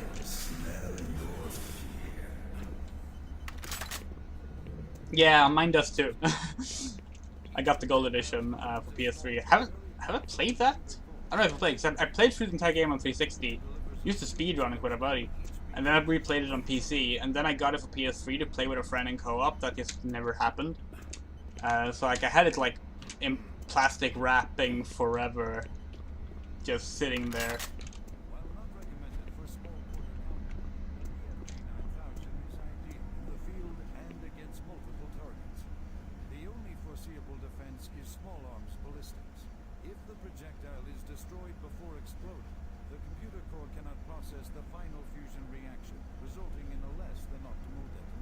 Yes, there's actually a tip there. The BFG's only weakness, which is not even a proper weakness, is if you use like small arms, like pistols and machine gun, you can shoot the blast and cancel out its final explosion. How do I get up there? Or there, for that matter.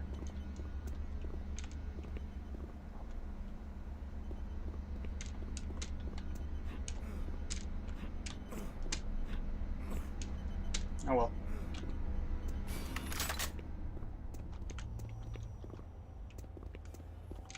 Oh, probably through here.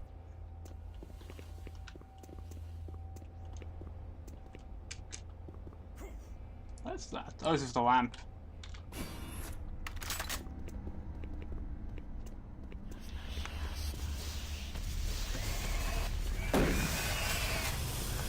Ah.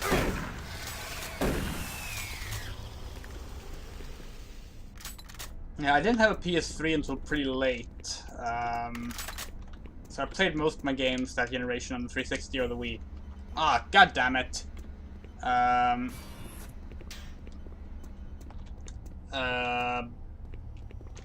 Then I ended up rebuying a bunch of games I had on the 360 for the PS3 when I eventually did get the PS3.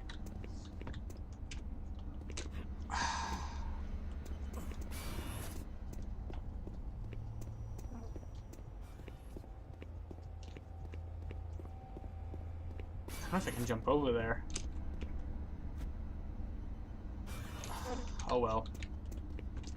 Let's just call that a loss and move on.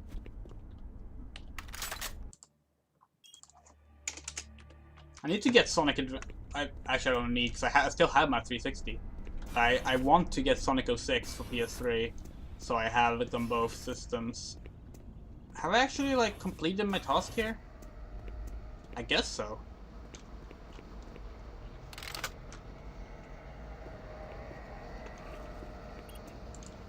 Security clearance accepted. No. Oh yeah, probably that's probably what I was going to do, right? Get security clearance. Ah!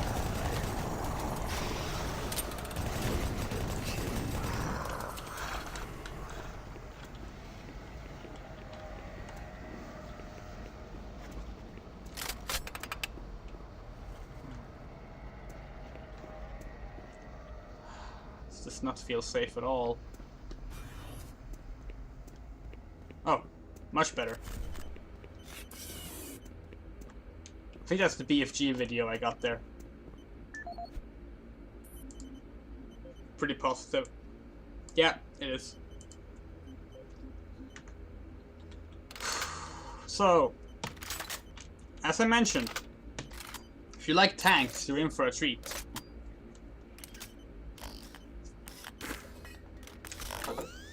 We're about to fight Sarge. Which also happens to be the name that Dwayne "The Rock" Johnson's character in the Doom movie go by. Title, I guess, but I don't think he has a name. I think he's just Sarge.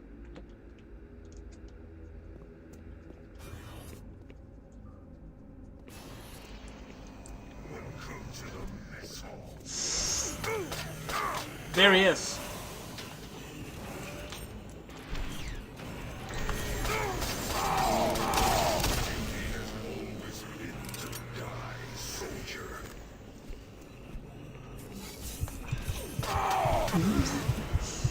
He's a tank person. We've only seen him waist up on the camera since the Hell Invasion.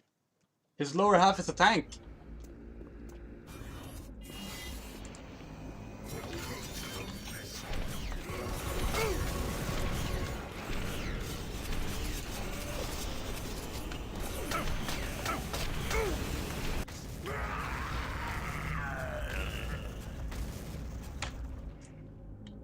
We got him. And there's the BFG. Look at that strong-looking motherfucker.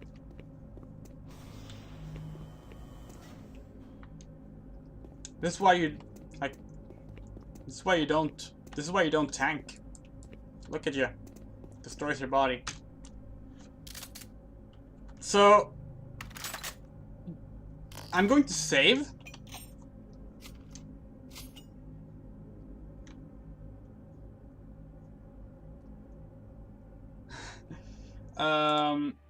I'm going to save here. And I'm going to reload. I'm going to show a strat, okay? This is a strat I learned from the speedrunner, and I don't know if I can do it. That's why I wanted to save first. So we're going to do the quick kill strat now, okay?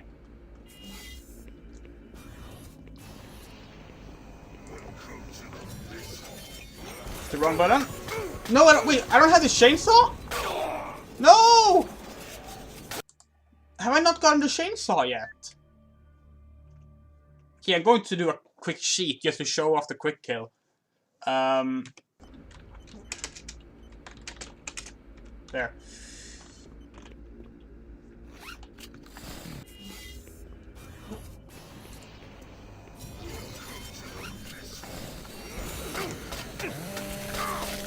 There.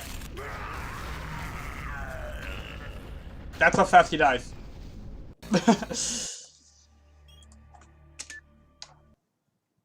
I genuinely didn't realize I didn't have this chainsaw. But yeah, that's how strong the chainsaw is. It is the highest DPS out of all the weapons. Except for the BFG, maybe. Yeah, this does look... It looks like a Strog, right? From Quake 2, Quake 4. And no, this is not the Doom Hunter from Doom Eternal. That's a different enemy. This one is called what is it called actually? It has its own name. Let me check that real quick. Actually, it's like Sabaoth bosses. Bosses in Doom 3.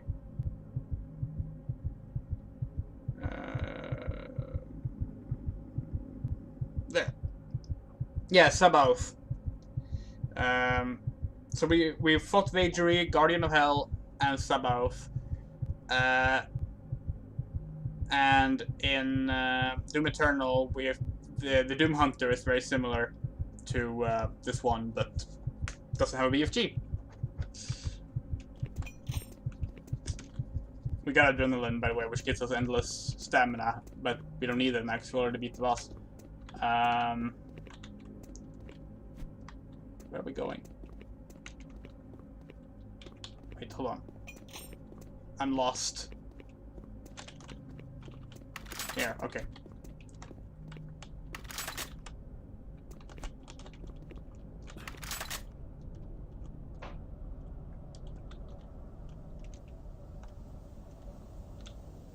But yeah, I think I actually talked about Suboff when we played Doom Eternal. Because there's so much fucking strong-looking enemies and demons in that game. I mean, the game just feels more like a Quake game. It's Metroid Prime crossed with Quake rather than a Doom game in terms of like design stuff in that game, which itself isn't bad. Like both those games are good games, but yeah.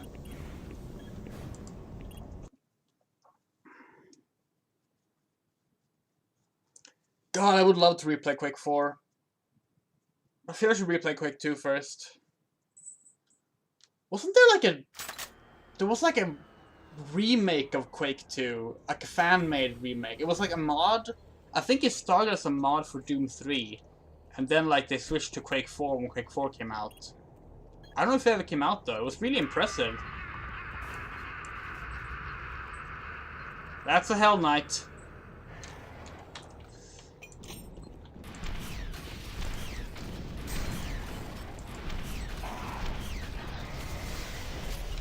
That's a Wraith.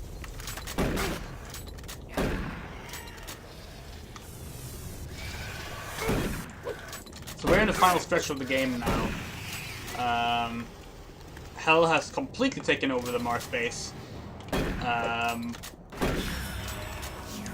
we're heading into the caverns where they discovered the Hell portal and the Hell artifacts and everything in the first place.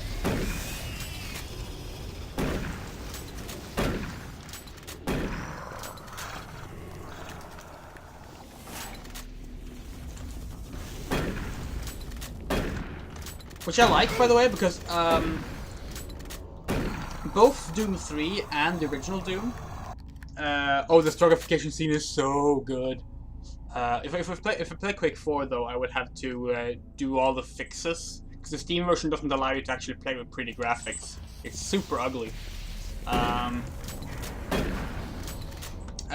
Anyway, both Doom 3 and Doom 1 has in the story that the Hell portal and stuff was found from like an ancient civilization on Mars. And it's kept vague whether the ancient civilization was just Hell, or if it was actually a Martian civilization that Hell wiped out. It's not vague anymore because Doom Eternal retcons everything. But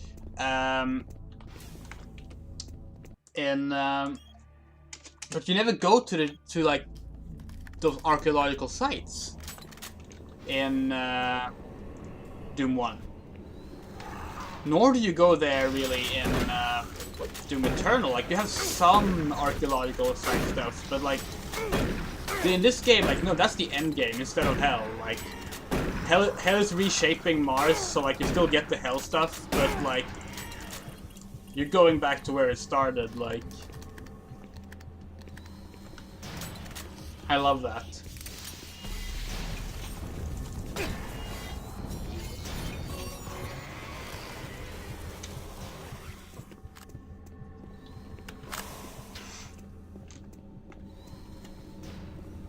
Because, you know, as someone who, like, was always really into the lore of Doom, in the original Doom,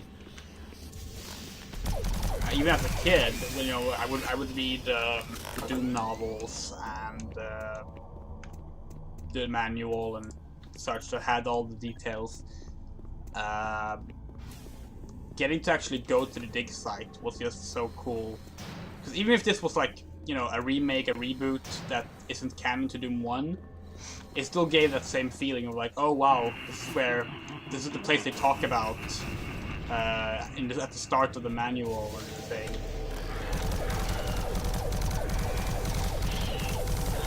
Or the Doom novels, for that matter.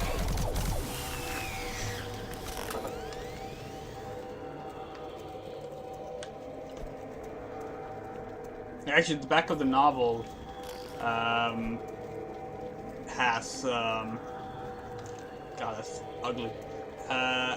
Even starts with like this like flavor text to like get you hyped. It goes like, the gates were already on Mars before before the invasion began, or something like this, and or before we arrived there, or something like that. And it's like, just, oh, I want to see that, but you never do, because it's Doom 1.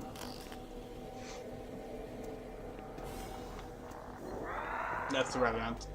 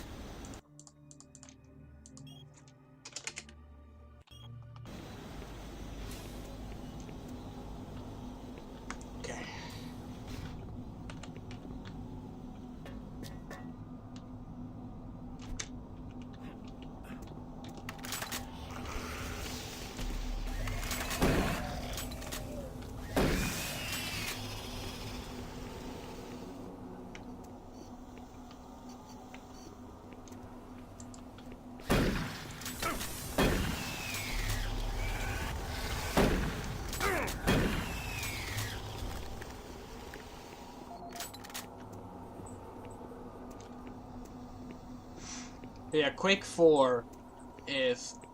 I mean, it's a good game. It's flawed.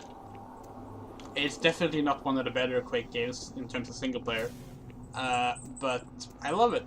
And I think it's a shame that both it and this game, I think this actually goes for all It Take 4 games on Steam.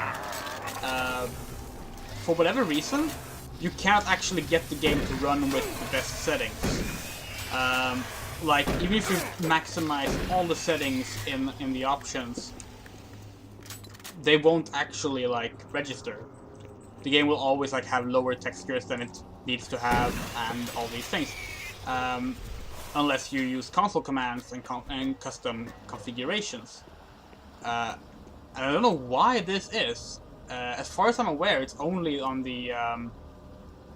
it's only a thing when it comes to the Steam versions.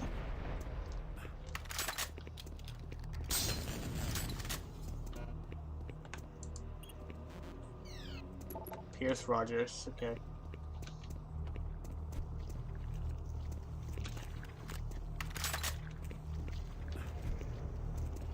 Researchers are still analyzing a recently found... Whoa!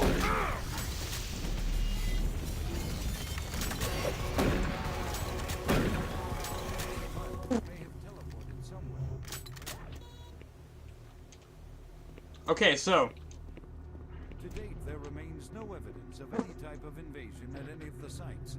Our assumption is that time has removed all but what we now see, setting new standards in both archaeological discovery tablets and analysis. showing hell and demons, literally as the 3D models embossed into stone. I believe this is teleportation, and this is that they, they found hell. That's a soul cube absorbing all the souls. And this is using the soul cubes to fight the demon. Recognize that art?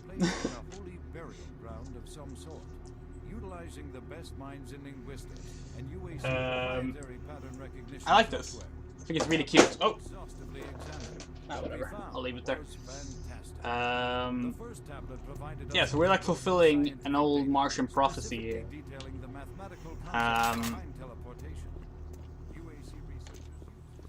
Which isn't too far off from what we do in the new series, I guess. Are you sure you killed them? But you have the soul cube, just like in the carvings I've been researching. If I'm correct, that cube is our only chance to stop this. No time to explain now. You need to get to the caverns quickly. Take my PDA. It's right there on the desk. It's got security codes for the area, and my research logs on it. It'll help. I can't go with you. I need to finish my work here. Good luck. You're lucky you had your PDA on the desk, so I didn't have to kill you.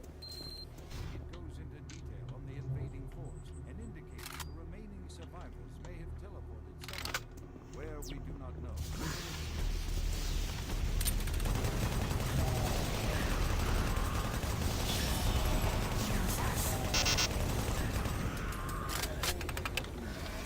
Setting new standards.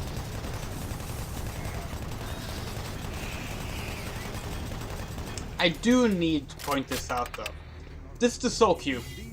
It is absolutely not cube shaped like the carvings show. So why is it called the Soul Cube? I think, this is my theory. I think they initially wanted it to look more like the cubes that spawn enemies in Doom 2. When you fight the Icon of Sin. And then came to the conclusion that didn't look cool enough. So they made it this like Martian artifact with knives. Which, you know, fair enough.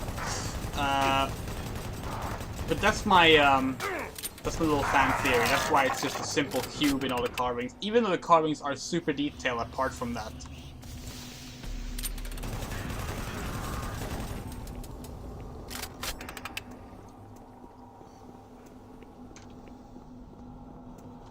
Oh wait, where's the, there.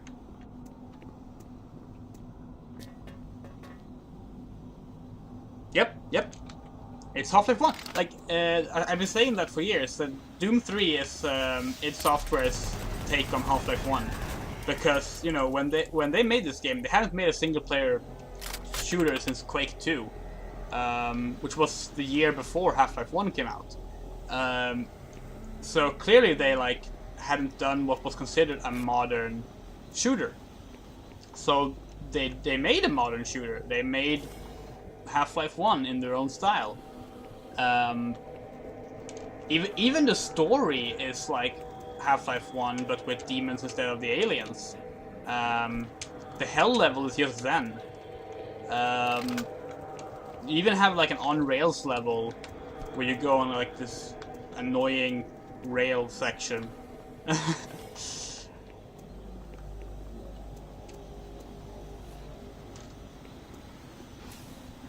Wait. Where's the door I need to go to? The healing pads on the healing stations on the walls. That's Half-Life 1.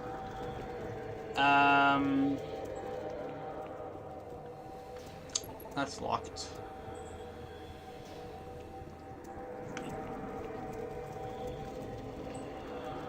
You know, talking to NPCs around you, and them like helping you out and such.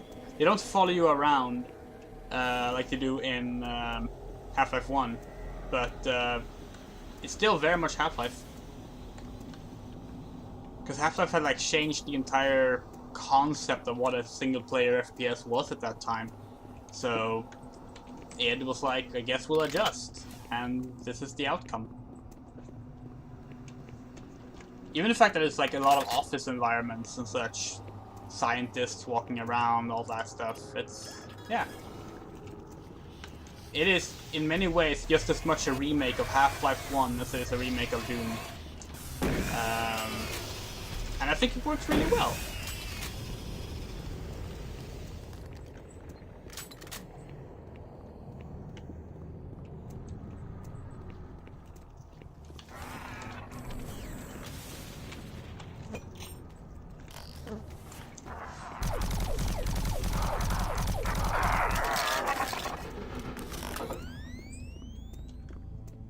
Okay, we're back here now.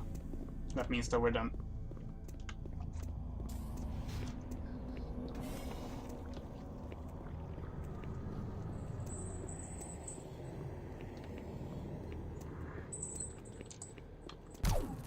This is where we came from. This is the start of the level.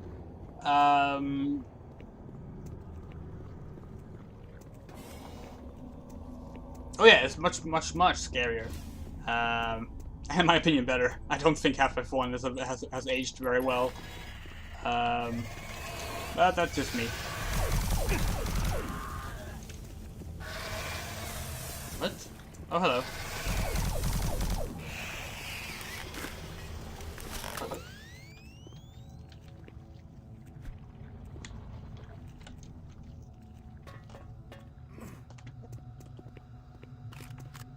Oh, the ventilation shafts is also a Half-Life thing, like that.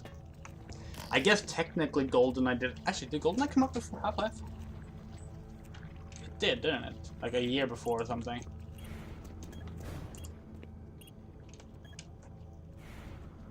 GoldenEye was 96, I think. No, that can't be right. That's too early. 97, maybe.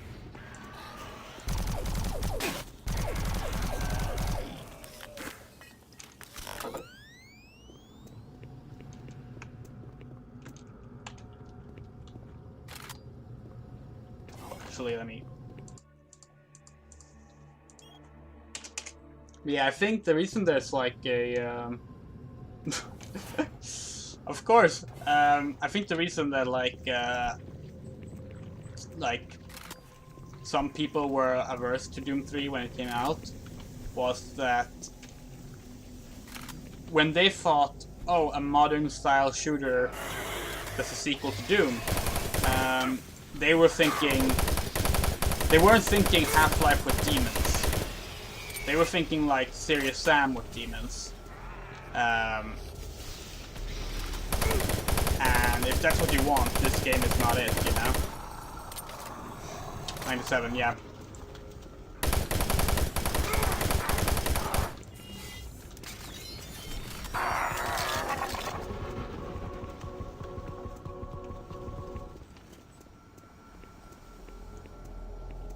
Yeah.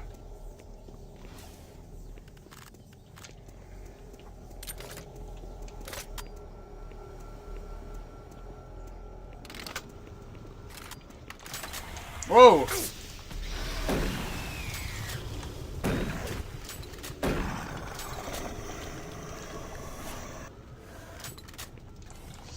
I like Serious Sam well enough, but I would not.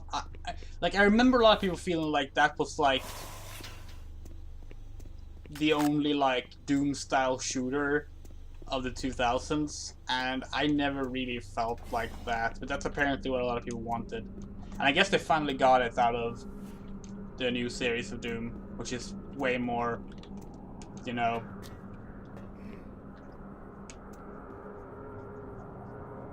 power fantasy than this is. Freight loader returning to station.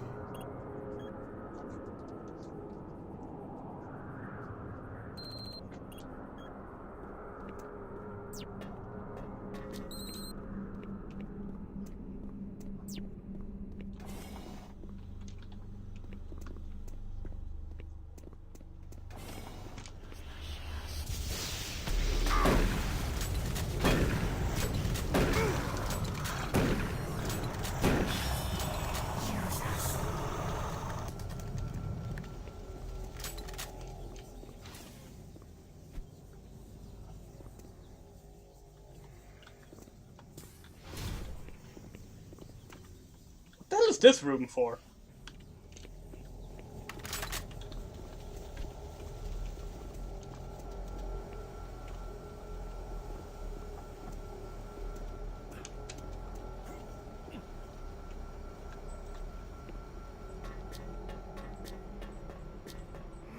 Oh yeah, we talked about... Oh, no, you mean that one. We talked about the GoldenEye remake yesterday. But yeah, you mean GoldenEye Rogue Agent. The EA made for PS2, GameCube, and Xbox. That game is very strange. It has a complete identity crisis. I do kind of love it, though.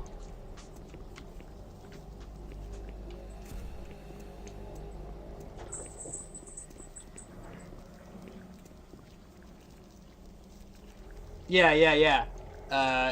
The reason it's called GoldenEye is because you lose your eye and you get a golden super eye with like gadgets and stuff. But then yeah, you work for Goldfinger, you're fighting against Dr. No. Like continuity-wise, it makes no sense because somehow those two are alive at the same time, which they should not be. But it's a pretty fun game. The main problem is that it's like really wonky. because it's an EA first-person shooter from the mid-2000s, and those were all not very good in terms of how they like felt to play. It is so fucking difficult, yeah. Cat is chasing something. I really wish they would have seal hatch before proceeding. What? Oh.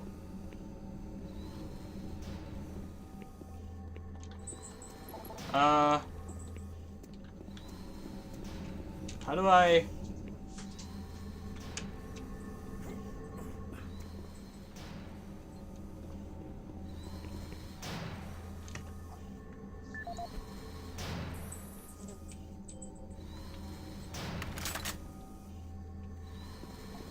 Did I miss something?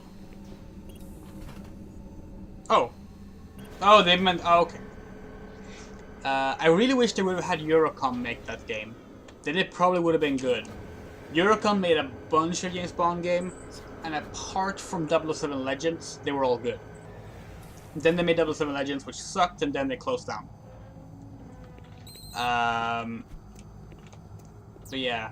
I like that because of Rogue Agent and the GoldenEye remake from 2011... 12? No? 2010? 2010. 2010 sounds more about right. Fucking flies. Because of that, there's 2 GoldenEye games on the Nintendo DS. Because Rogue Agent got one. It was a launch game, I believe, for Nintendo DS. And GoldenEye, the remake, also got a game for the Nintendo DS. None of them are good, by the way. Rogue Agent is the better one. But I just love that. There's 2 GoldenEye games on the Nintendo DS.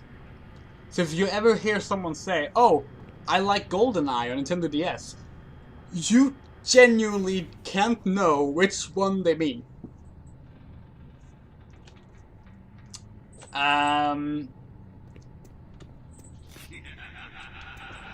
Those games have more of a fun history too, because GoldenEye Rogue Agent on DS was the basis for the cancelled Halo DS. I forget who was developing it. I don't think it was Bungie directly, but you might recall that Microsoft released some games for the Nintendo DS. They were like cool with handheld releases on Nintendo systems, and they were working on Halo DS. So they licensed the engine from GoldenEye Rogue Agent on the Nintendo DS, because that already allowed for like dual wielding and stuff like that. Because EA had made Rogue Agent to be like GoldenEye, which meant dual wielding, because you can do that in GoldenEye 64. So, yeah. Oh yeah, they were making. There is a leaked build of Halo on the DS, and it's literally GoldenEye Reloaded, literally GoldenEye Rogue Agent DS, but with a Halo skin. Which, you know, if nothing else, speaks for how good that engine was. It's just a shame the game wasn't very good. Yeah, it's cool.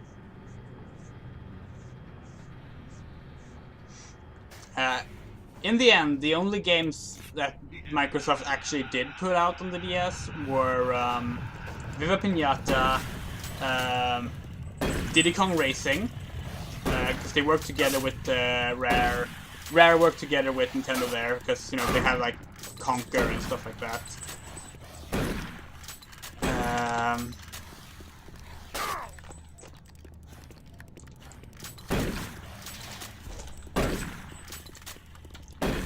Is that it? Maybe? I feel like there was one more. I can't remember now.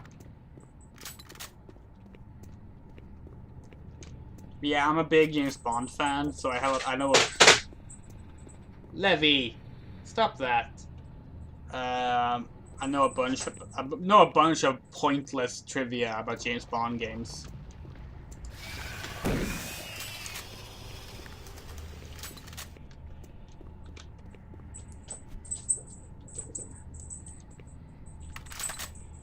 Diddy Kong Racing! I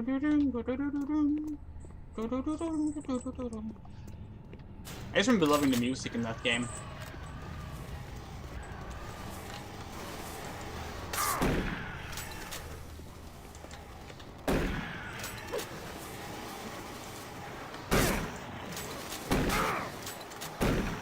Damn it.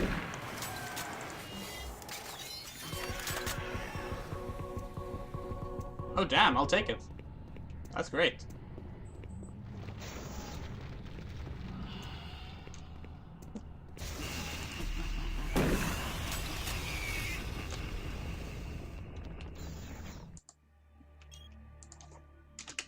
But yeah, Diddy Kong Racing was a bit like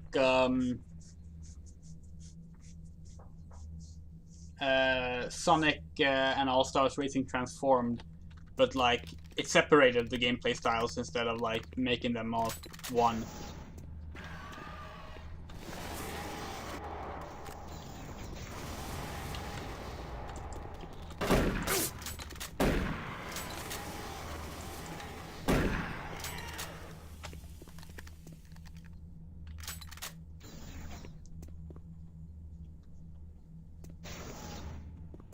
Really? I don't remember those grenades.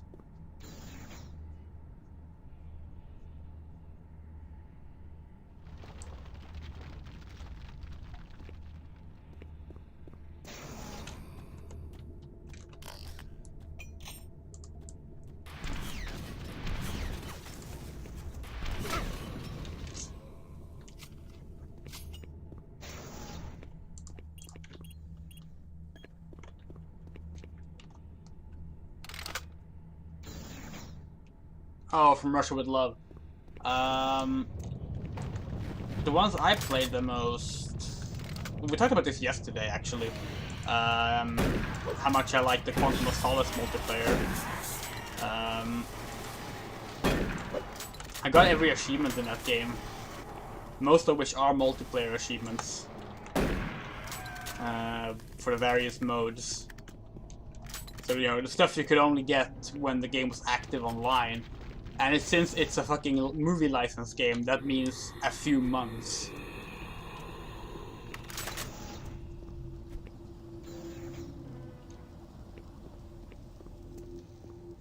You know what I would like? We were talking about the like horror shooters earlier. One that used to be popular that I'm surprised hasn't come back. Alien vs Predator. Or hell, an Alien game. Like they did Alien Isolation, but that's more of like a while there is shooter elements in that game, it's more like a you know, run and hide from a stalker kind of game.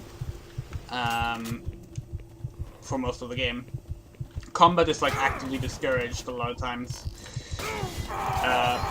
Damn it!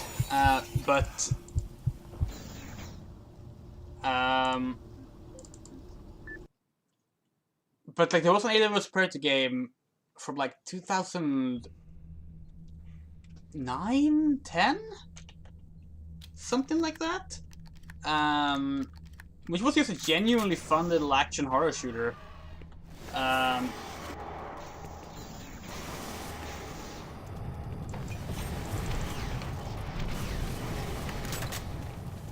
Of course, then Alien Colonial Marines ruined the very concept of an alien horror shooter, I guess. God, that game is so incredibly bad. Fuck Gearbox. Speaking of Gearbox, they also made a terrible James Bond game. The PC version of Nightfire, which runs on Gold Source, the Half-Life engine, and uses Half-Life assets. I'm not joking.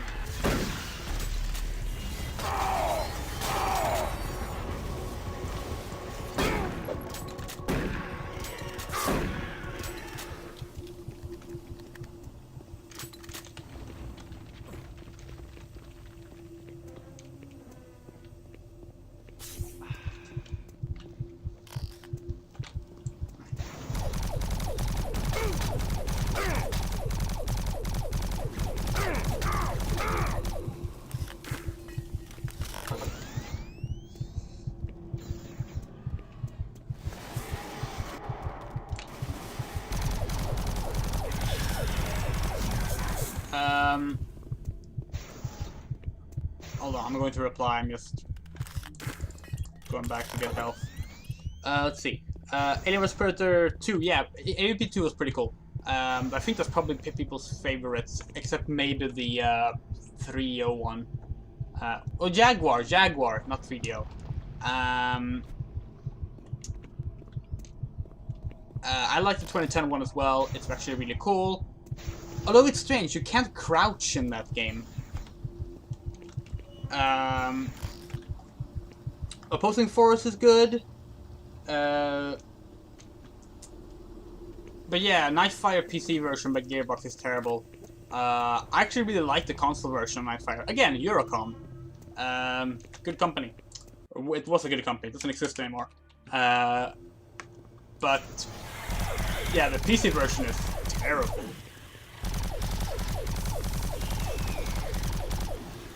I mean, I'm assuming the idea was, hey, Gearbox have experience with Gold Source. Why don't we have them make the PC version of our console game? I don't think the console version runs on Gold Source. I'm pretty sure it's the Agent Under Fire engine. Yeah, it did not work out at all.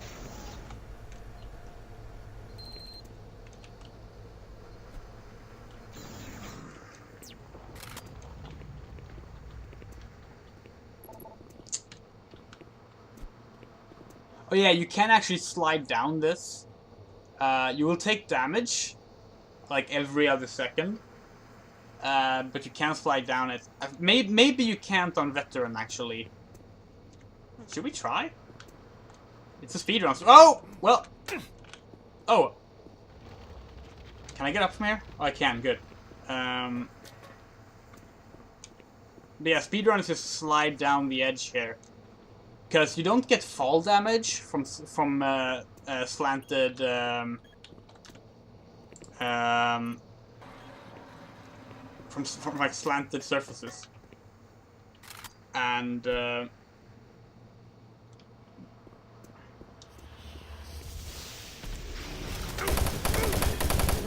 So, what they did instead was they put in like just a damage over time thing there. But you can survive all the way down if you have full health. At least on lower difficulties. When you say you played the first level of Nightfire, do you mean the car level? Or the actual first mission where you're like in the snow infiltrating a castle?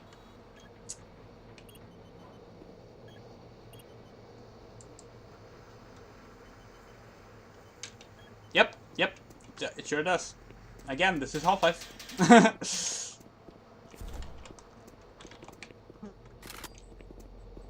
I'm asking because if you played the castle mission in the snow a lot, you should absolutely track down the PC version. I think there was a spooky thing we were supposed to see, but didn't. And try, yeah. Definitely try the PC version then. Because it starts on that mission, it skips the whole car bit. It starts on the castle infiltration mission, and it is so bad. It is so bad and so different. Like, just the part where you try to hide on top of the truck at the start. It's fucking terrible. They changed the truck. They changed the truck. So, like, it has a different, like,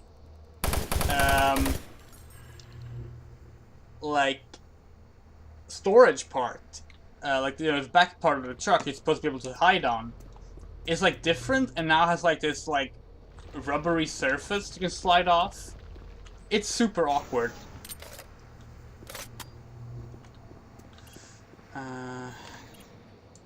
So yeah, like, it's really fun just seeing the difference. And here's another fun fact. Service lift called There's a Game Boy Advance version of Nightfire. And it's a first-person shooter. Wow. and it's based on the PC version for some reason. So it's a bad replication of a bad replication of a game. Made even worse because it's on the fucking Game Boy Advance. Is that the term? I genuinely don't know.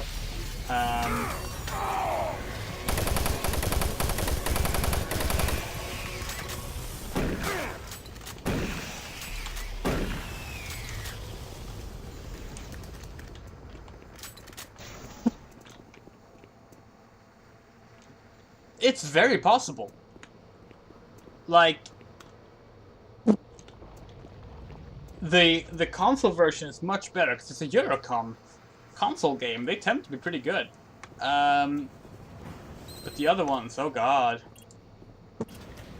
They're bad.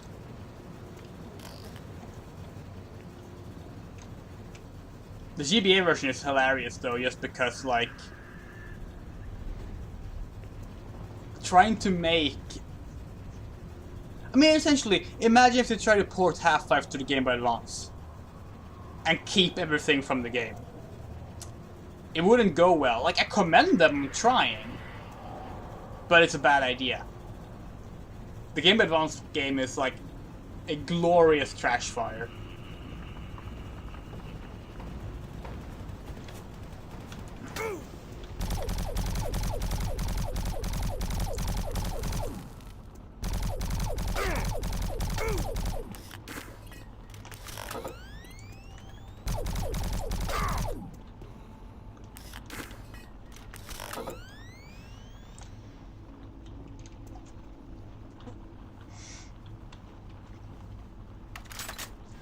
There are a lot of interesting Game Boy Advance games that try to replicate console games. Another good one that's fun to look at is Kill Switch, which is a PS2 cover-based shooter. It sort of introduces the style of cover-based shooter that Gears of War would later make popular. Anyway, they ported that to the Game Boy Advance and tried to make it like keep everything from the original game. So imagine porting Gears of War to Game Boy Advance. It is a sight to behold.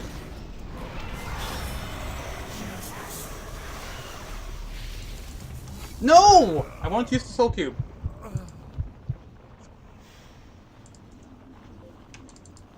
We're almost at the end of the game, by the way. In case you were wondering.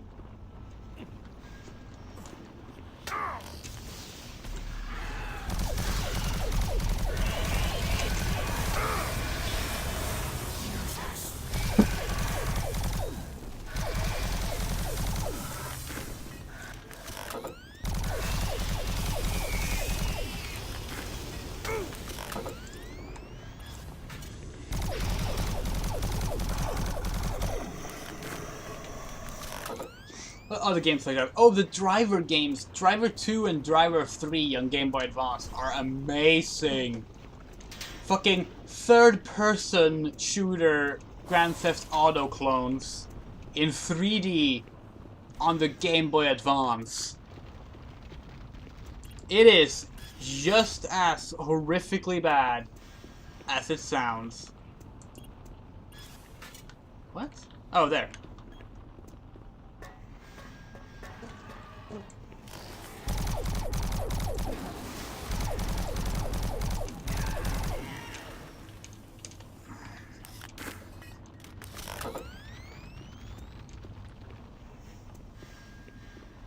Like, at some point you think, like, developers would have stopped trying to make, like, replications of 3D console games on their GBA. Yeah, see, that's probably what happened, right? Like, it's got to be. Like, why else would they make that decision instead of making it, like, a more GBA-friendly game? Like, Everything or Nothing, for example, for Game Boy Advance is an isometric, action game, which is very different from the third-person shooter that's from the PS2. And it works as a result. It's actually a really good game on the GBA. But yeah,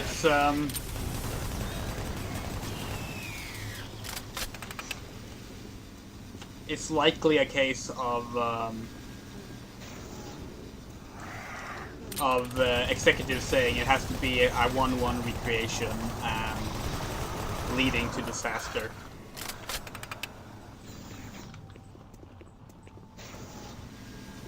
God, I wish they would have done that with Prince of Persia, because this Prince of Persia: Sands of Time for the Game Boy Advance is a side-scroller. It's a perfectly fine little action game, but can you imagine if it tried to replicate the like parkour-heavy 3D platformer on the GBA? That would have been such a glorious mess to behold. Or like if Sega had been like, oh yeah, this Sonic 06 looks great. You need a Nintendo DS version. I mean, to be fair, where am I? Am I supposed to? No. Or maybe? That looks. Oh no. Platforming. If I recall correctly, Alien Infestation? Is that what it's called? The DS? The Nintendo DS Alien game? That's like a Metroid game with like permadeath. That was meant to be Alien Colonial Marines. The DS version. But the game like changed so much over time and took so much time that the Game Boy Advance version was finished. I mean, the DS version was finished and released under a different name before the actual console game. And it was actually good, unlike the console game. There's a GBA port of Sonic Adventure. No, there's not. What are you talking about? Sonic Advance is a completely different game, if that's what you're talking about. And if you're talking about Sonic Pocket Adventure, that is an even more different game, although made by the same people. But there's no Sonic Adventure for GBA. God, I wish there was.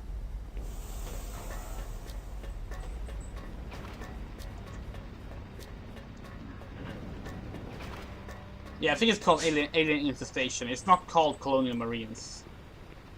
Yeah, there's no Sonic Adventure on Game Boy Advance.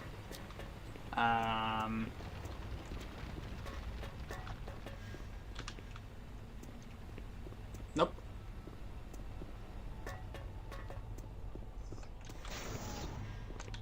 Did we get the item and I missed it? No. So like, where am I supposed to go? I need a key.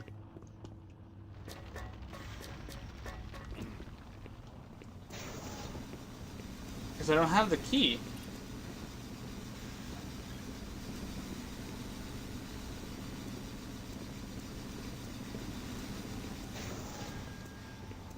Ports of like Sonic games to lower consoles are actually pretty rare.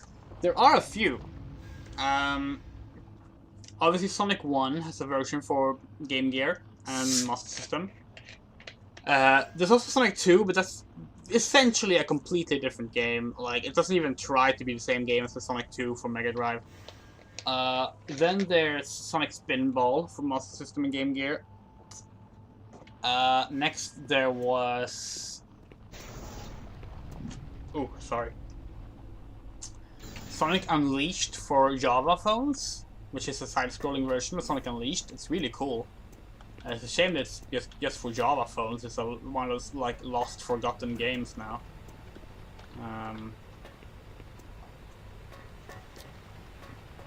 It's a pain to emulate too because, you know, it's meant for phones with like a numpad control scheme.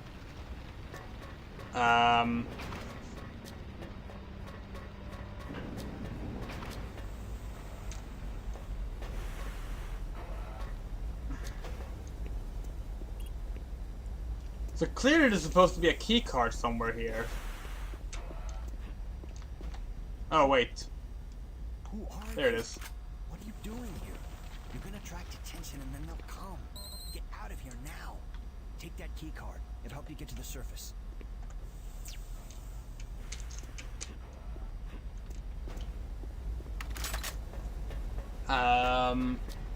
That Sonic Unleashed port is really cool. Look it up if you've never seen it. Then there's Sonic Colors for DS. Sonic Generations for 3DS, Sonic Lost World for 3DS. But those are the only, like, D-makes, or whatever you want to call them. Hello, hello, hello! How do I get in there?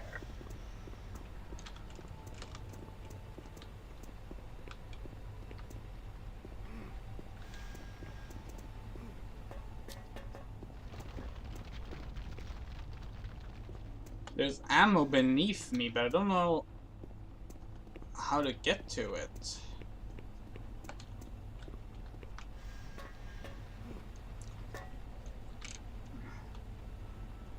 Don't see an obvious entrance. Could be from beneath here, maybe. No, don't see anything here. Oh well.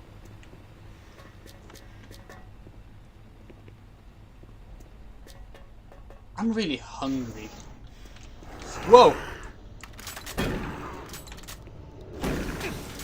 I've had food today, but it was really early, so maybe that's why.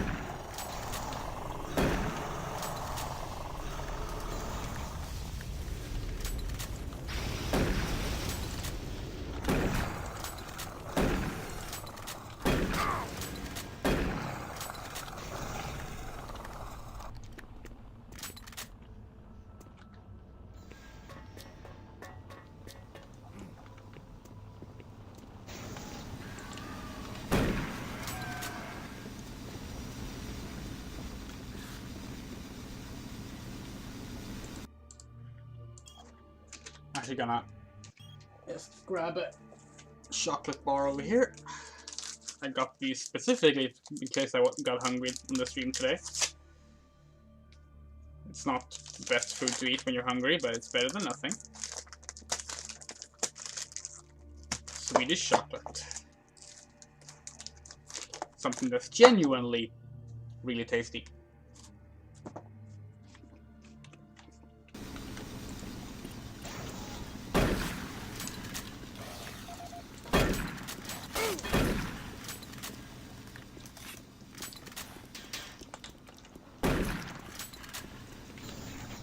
It's one of those things that whenever I meet people from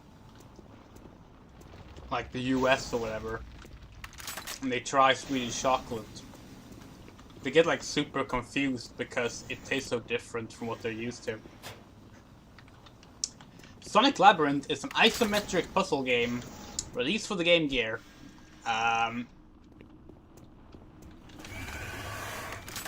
It is also a game where Sonic is slow. I don't mean that as in they didn't make him fast enough in the game. I mean plot-wise, Sonic has like the plot is like Eggman has created some kind of slow shoes, forced them on Sonic, and he can't get them off without defeating Eggman. And that's basically just an excuse for the slow-paced puzzle gameplay.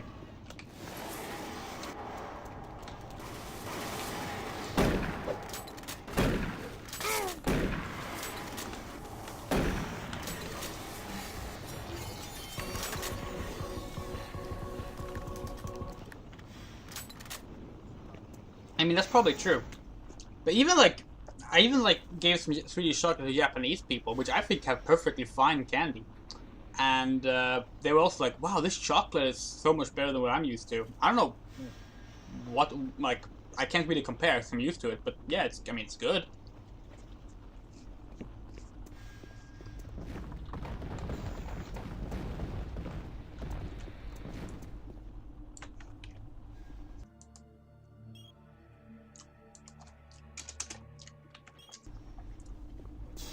It looks like Sonic 3D, but it's like, it's more of a puzzle game. You collect 3 keys in each level to get to unlock the end. And yeah. Wow.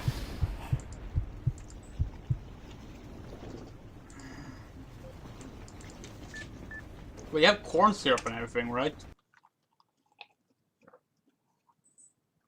Like, you don't actually use real sugar, from my understanding.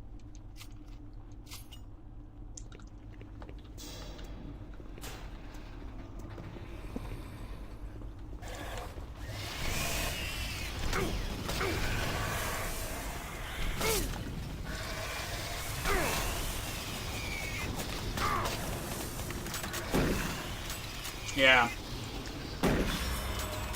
That's not a thing here, like... We only really get stuff with corn syrup when we import stuff from the US.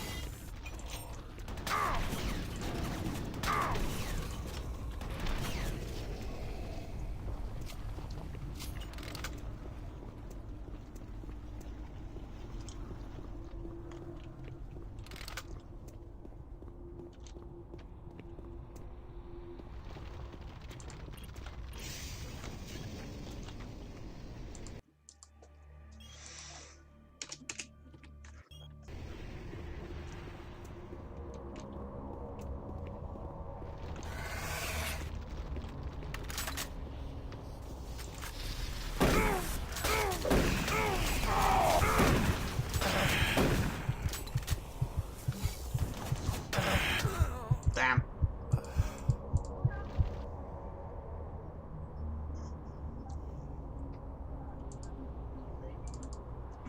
Fair enough.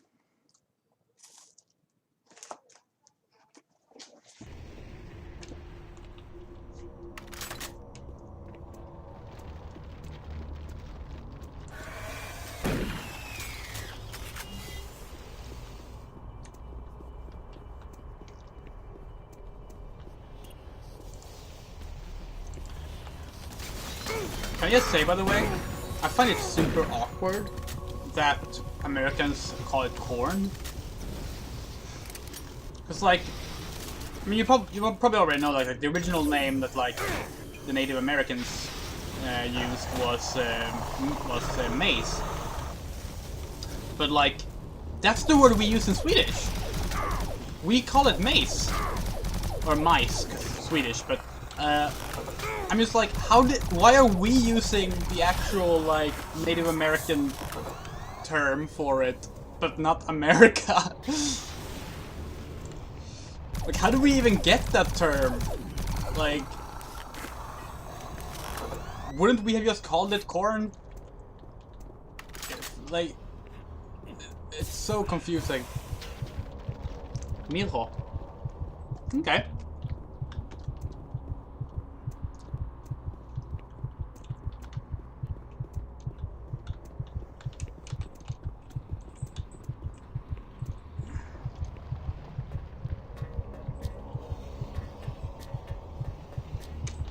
Cranes!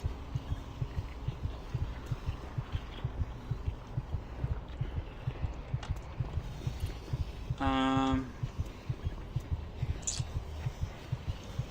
not entirely sure. Winch error.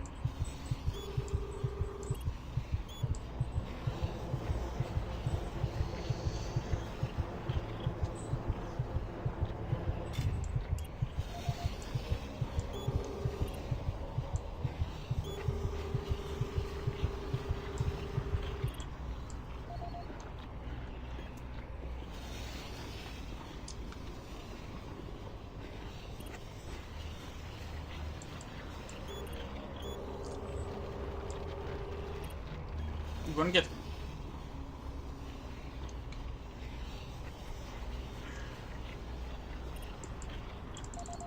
Damn it.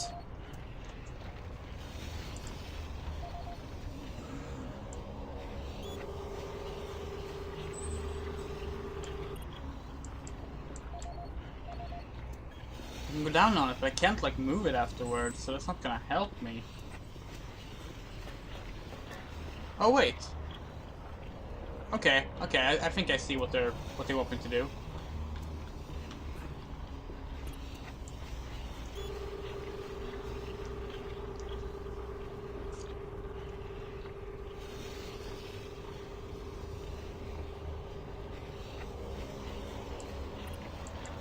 Yeah.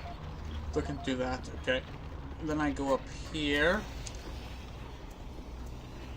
And like, yeah, I can just drop down on it from here.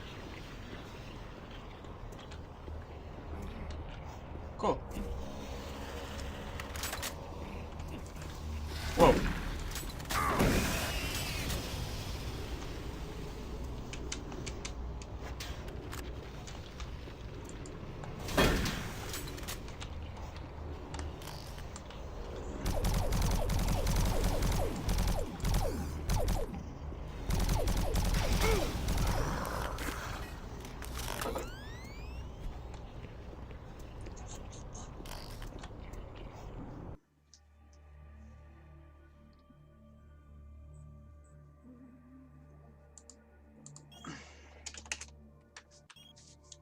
Oh, over the gay stuff or the witchcraft?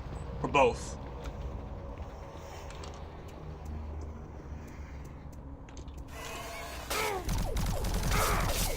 Damn. That could have gone better.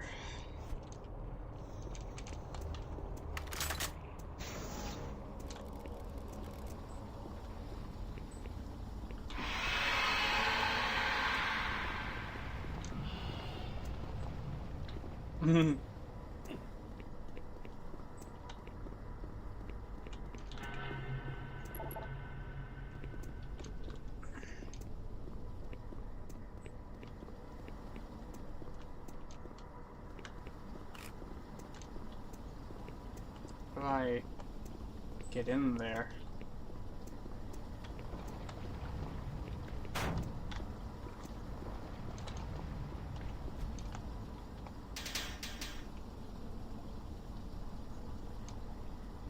God, the Owl House is so good. I want to watch the latest episode, but Clara isn't home. Admittedly, Clara not being home is why I'm able to do this stream right now. So I mean, guess I shouldn't complain. But I mean, I could have done a stream even if she was home, but I try to avoid doing loud streams when. Oh no.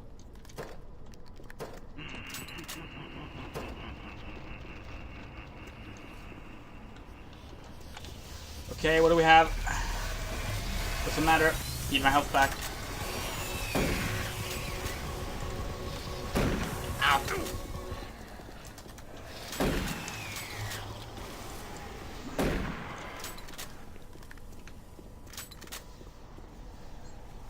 I mean, she said I could watch it on my own if I want to, but it's more fun to watch with her, so like...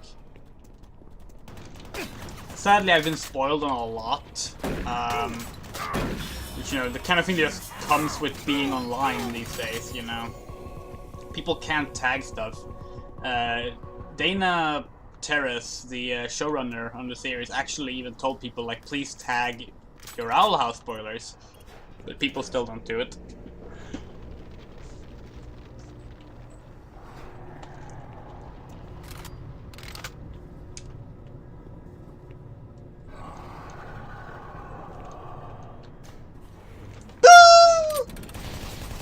I didn't see there was a Hell Knight in there until after the gate came up. It could also have gone better.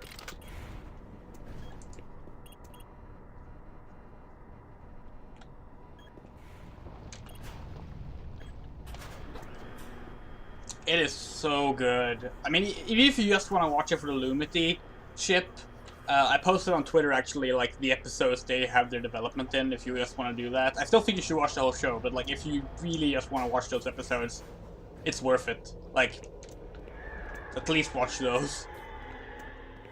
It is some of the most genuine, well-made, like, enemies to lovers build-up thing I've ever seen. And the fact that it's done with, you know, 14-year-old witches on a Disney show that are gay, or rather bi and gay, because Luce is bi, and so is Ida apparently. While it hasn't been explicitly confirmed, someone was like fans there was a fan who noticed that there's a buy flag, like, painted on her lunchbox. And, you know, why would that be there if not to indicate that Ida is bi? And, like, it wouldn't be there accidentally either, because, like, the showrunner is bi. So, you know, like, the showrunner wouldn't accidentally put a bi flag into something, you know? And then I noticed there's 2 bi flags on it. There's both the painted one and the rectangular one on the other side that you only see for a split second in another shot. So, like, yeah. That's pretty fucking cool. That's the second time I've seen a bi flag in a kids show. The first time being OKKO Let's Be Heroes, which is a show I wish I liked more. I felt bad for the show because it got cancelled early, and it had like some really cool queer rep, and the creators actually confirmed more that didn't end up making it into the show. Like, the confirmation didn't end up making it into the show because of the cancellation. But I don't know, I could not get on board with it. It just wasn't my style of humor. And I did check out the Sonic episode they did, though. It was okay.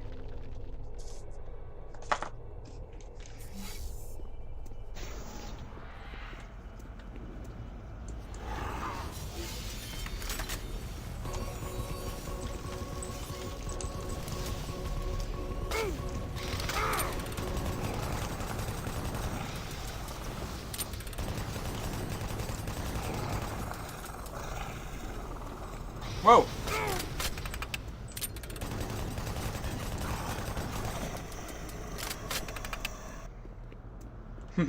Okay.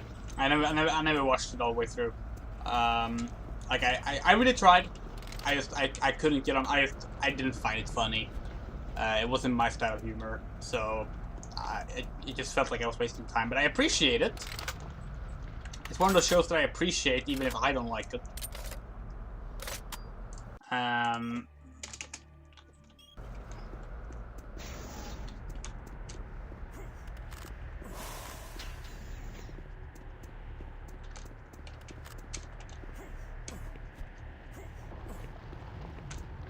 Wait, hold on. Wait, why can't I pick up the cell? Hello, I don't have full BFG charge. Let me pick it up.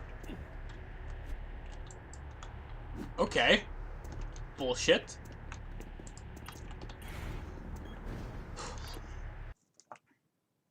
Yes, DuckTales returning next week.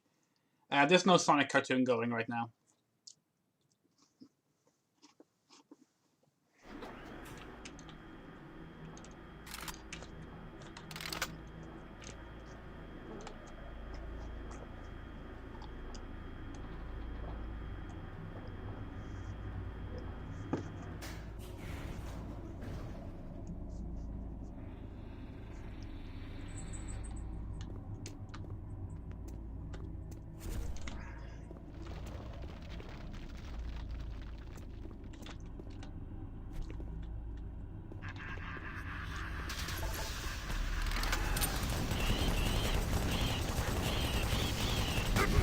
Wow.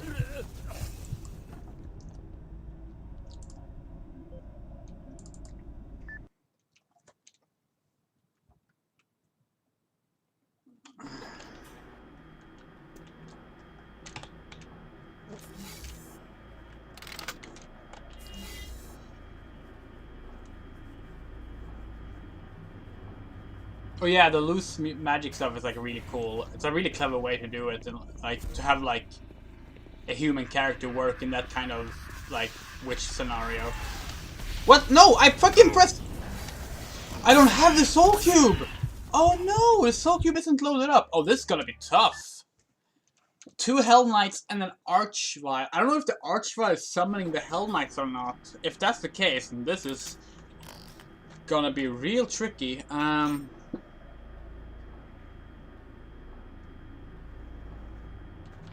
Yeah.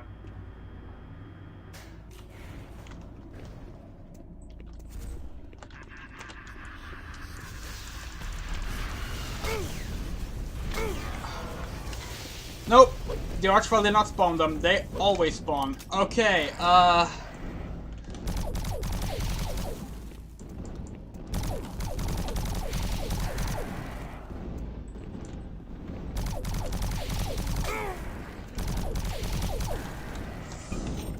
maybe I should just use the BFG.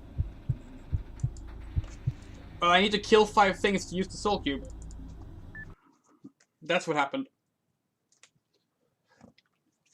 I used it on a, commando, I think. I do have the BFG, though. I have 27 extra charges, so it's probably fine. I can do a 3 charge. Let's just do a 3 charge. That should be enough to kill them and not kill me. 2, 3. Oh no, I fucking missed! Well, I hit the Archvile, but I missed the Hell Knights as a result. Ah, this is tricky. I don't know how many charges I need either. And there's obviously going to be spiders in that room because it has a bunch of spider holes. Okay, okay, I think I know what to do here. I think I have a plan. Boom.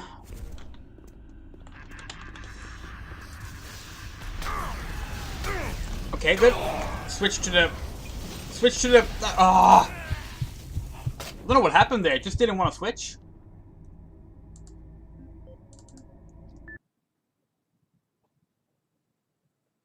No, I can't. It was in the previous level. I mean, I can, but like...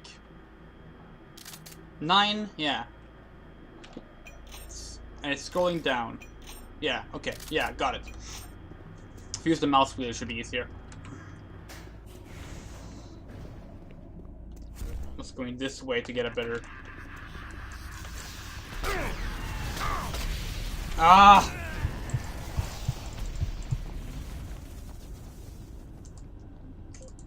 This is a really mean start to the level.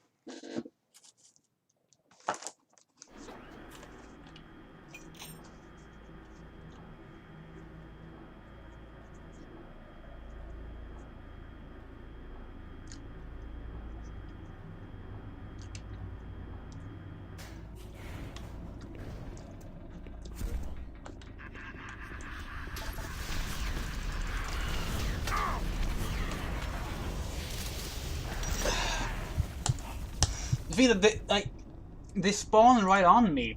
I need to find a better place to stand. But then I can't use the rockets. Plasma, maybe? Also, I'm gonna save when I get to the bottom here this time.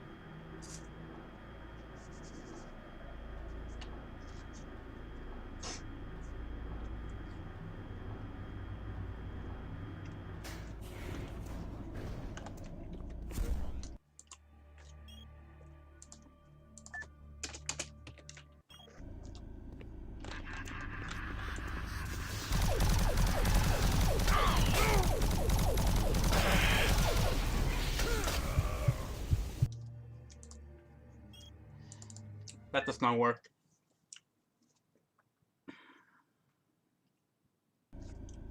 Single charges.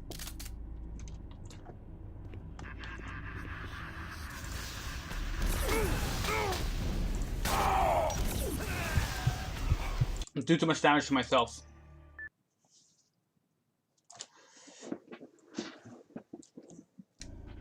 Okay,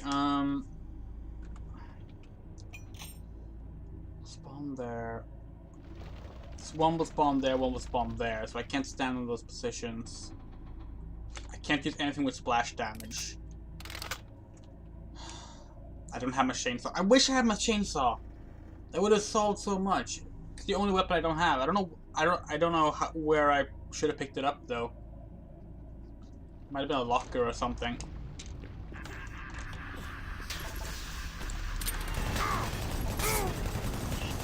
No. If I'm really lucky with shotgun, I could maybe kill the Archvile in 2 headshots. That might be my best call.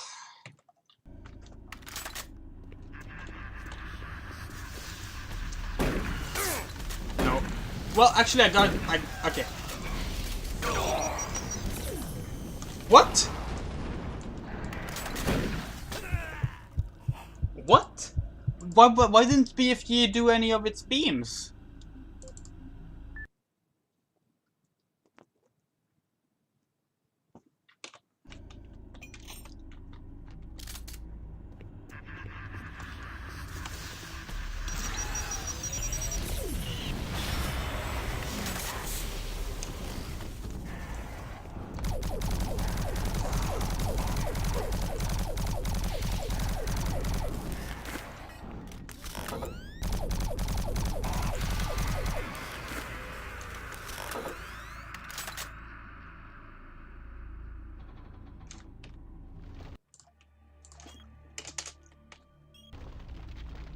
No spiders? Seems unlikely. Okay, when I come back with the card, there's going to come spiders.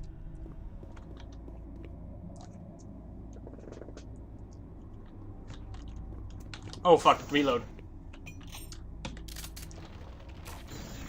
Yeah, I managed to use the 3 charge I was trying to do the second time I was down there, which went to hell, but this time worked really well actually.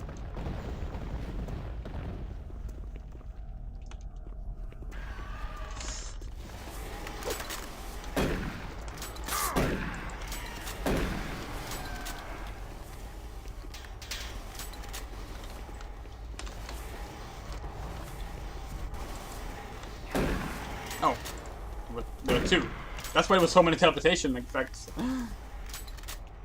Fucking wraiths. Oh, even more wraiths, huh? They were just like MIA for a big part of the game, but now they're really coming back into fashion, huh? Much like the Kakademons just disappeared as well.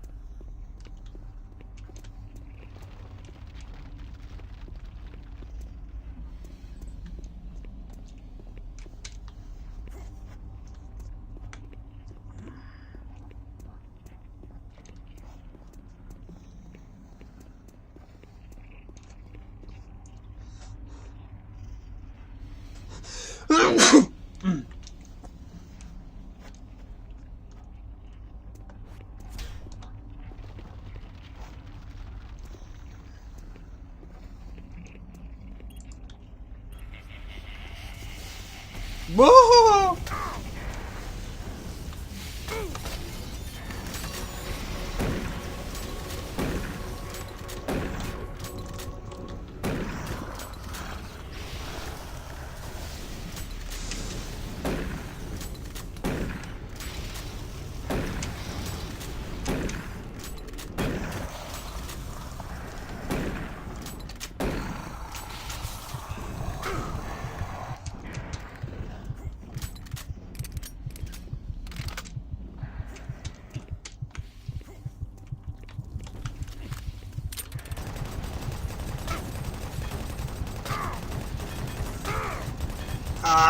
I thought I was safe there, but I clearly wasn't.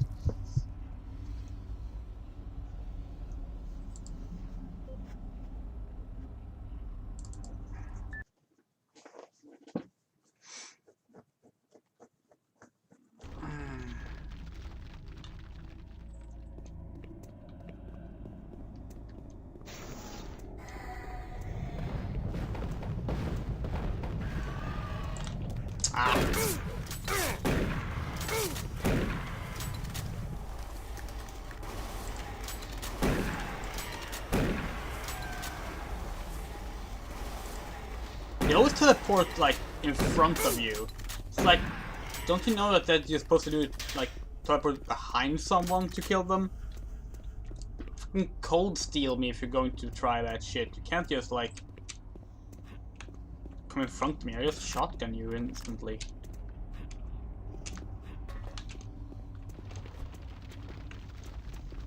Nothing personal, kid. Teleports in front of you, gets shot with a shotgun.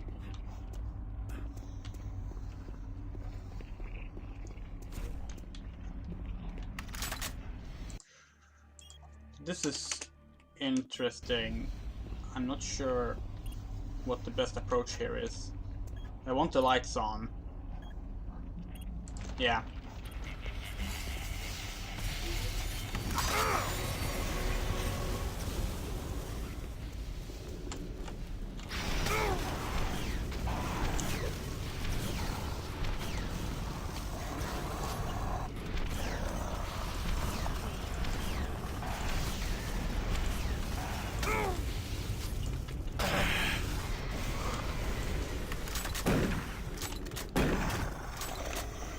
That's 4 kills. So one more and we have the soul cube. Ready. We took a lot of damage there, so I'm not gonna save just now. Whoa!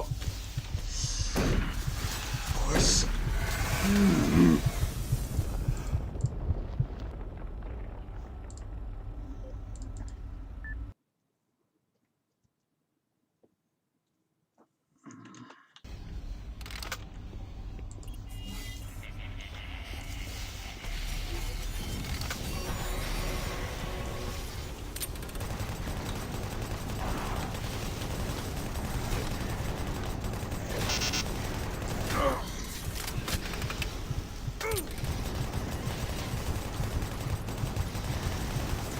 So how many people watching knows about the final boss of this game? Like who the final boss is and how it works?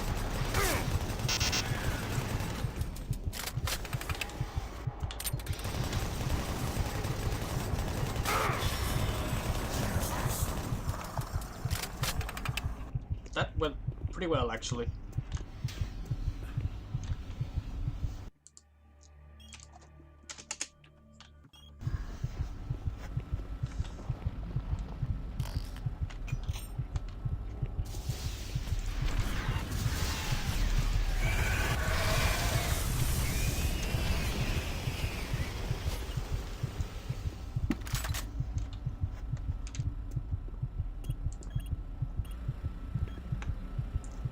Yeah, so the final boss is different.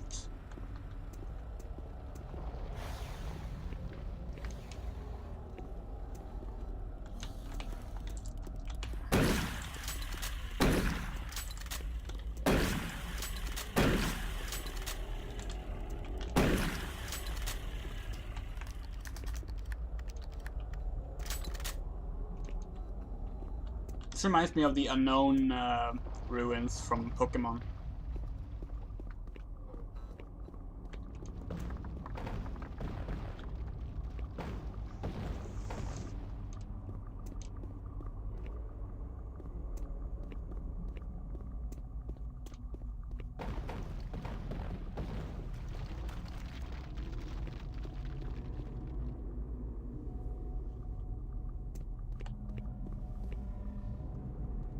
This looks like a mist puzzle.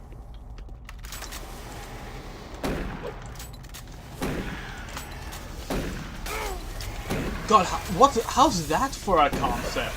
Okay, so like a Myst-style game where you play as one of the researchers discovering the Hell Portal. So like it's before the invasion, so there's no combat and just a bunch of strange satanic puzzles and stuff. And then it ends with, you know, the portal and you dying, of course, but that'd be a cool thing, right?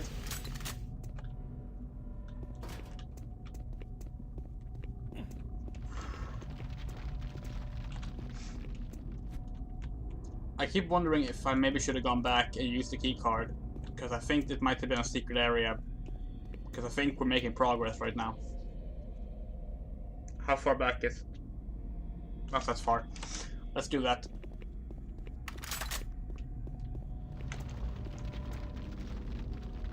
Well, I can say this.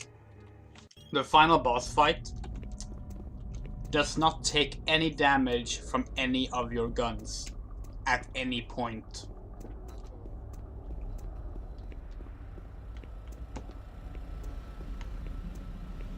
That includes the BFG.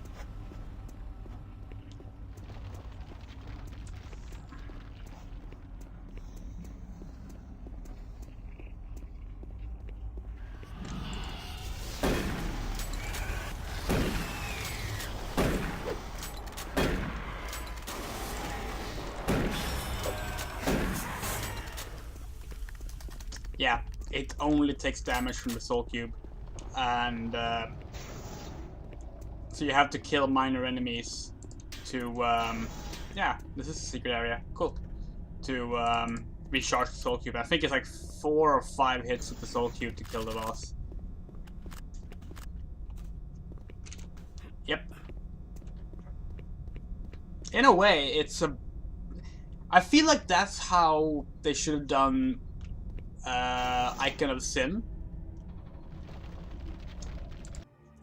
Just like fight the enemies, then you get a chance to damage the Icon of Sin. I knew it! Didn't I know it? Didn't I say there would be spiders when I came back here?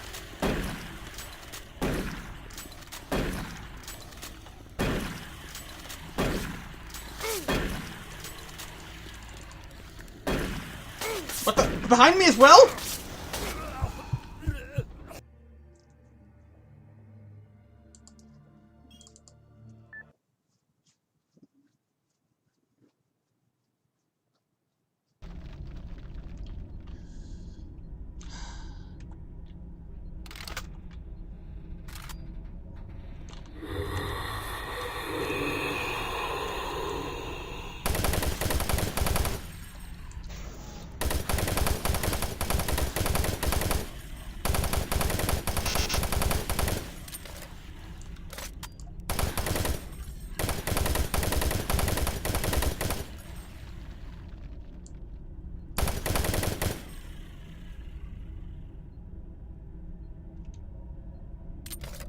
Yeah, I missed the sentries. They were good. They were good friends.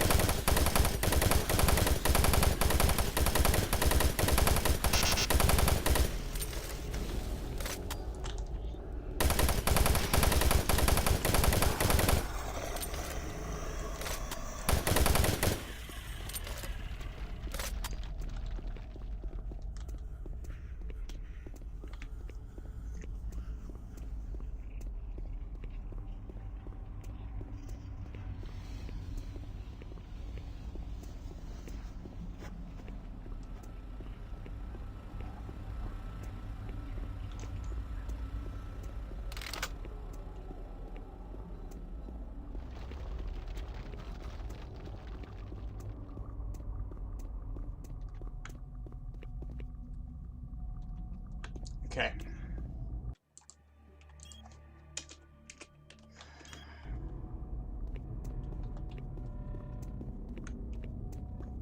I don't remember what these are supposed to be.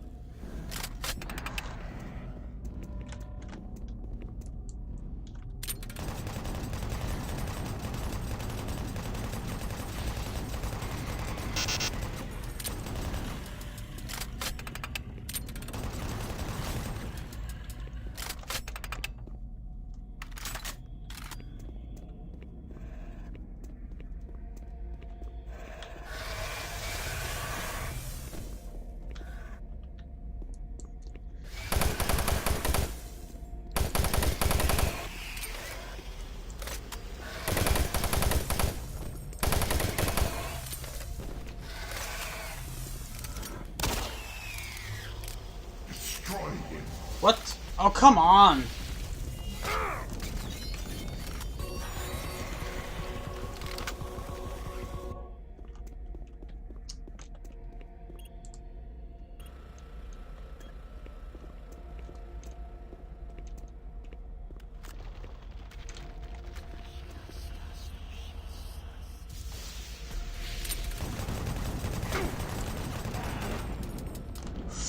Stuck on the cable! Oh.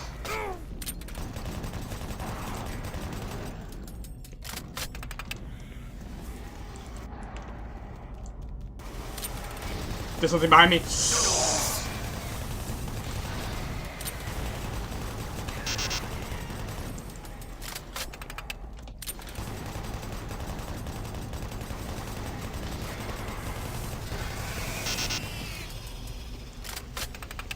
prepared for that.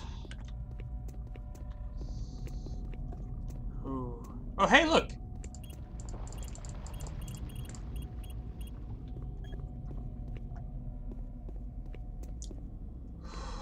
Okay.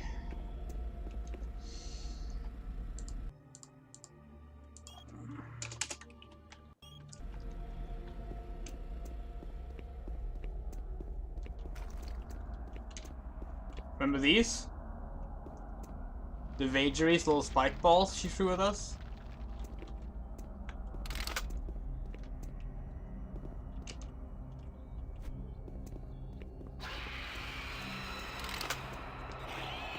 Here she is again. Not one, but two of them.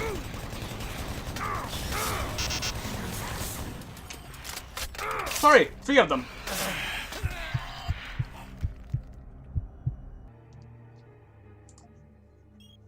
This might actually be a good BFG spot.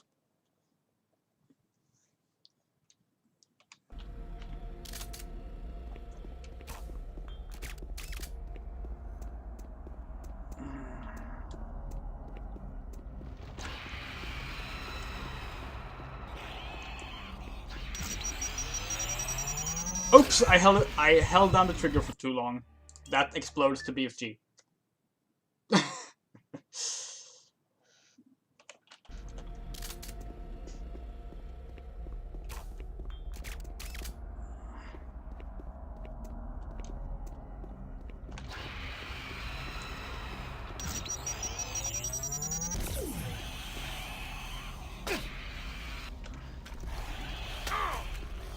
Ow!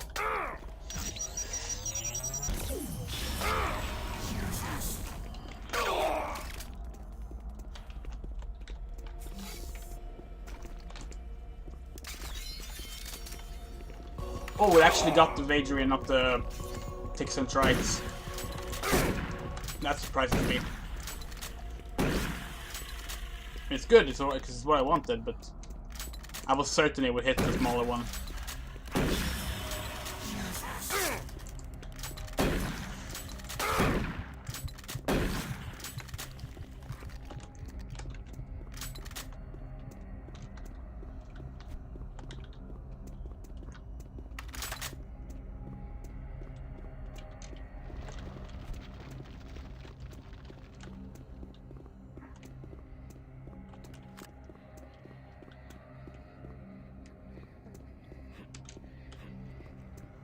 Whoa.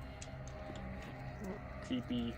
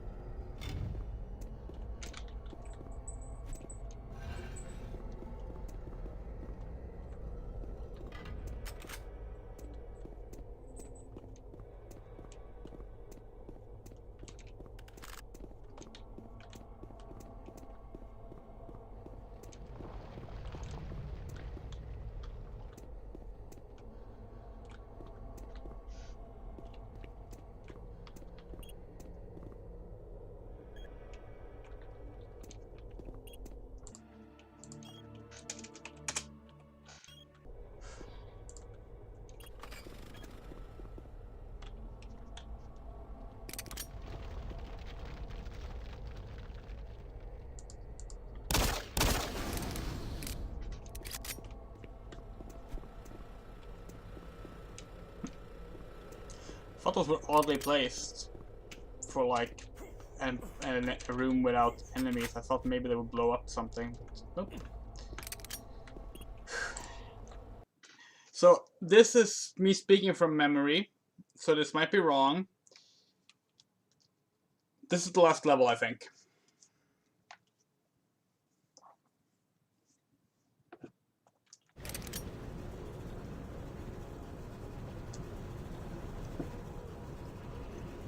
So you've made it this far.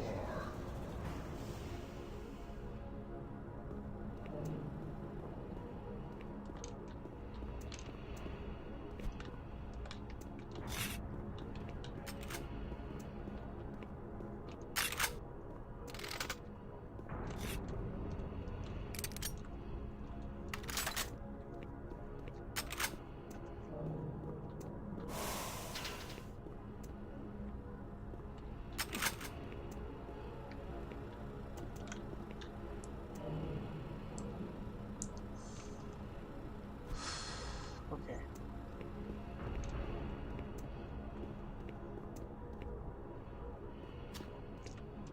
So since no one actually knows the end of this game, that means you also don't know what I'm looking for.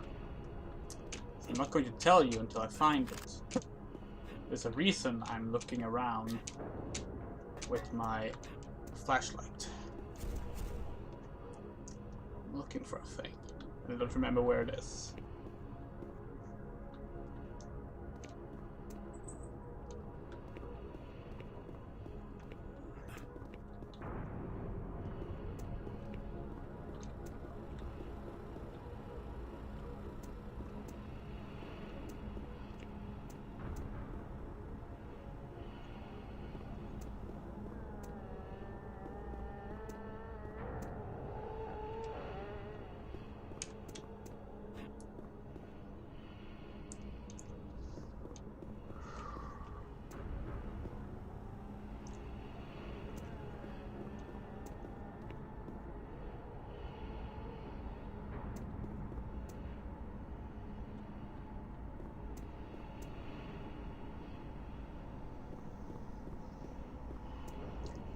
This level, from what I recall, has one secret area. And it has a particular trigger for it, which is what I'm looking for. I don't want to accidentally miss it, because I think it's pretty cool. I don't think it's up here anywhere, but I'm so, like, it's been so long since I played it that I don't want to risk missing it. Standards in both archaeological discovery and analysis, the UAC is proud to showcase the latest findings on 4 unique and fascinating artifacts. These tablets were originally discovered in the dig site under what has become known as Site 3. Subsequent examination of the surrounding area and carbon dating of the tablets brought UAC researchers to the conclusion that the tablets belong to a civilization that existed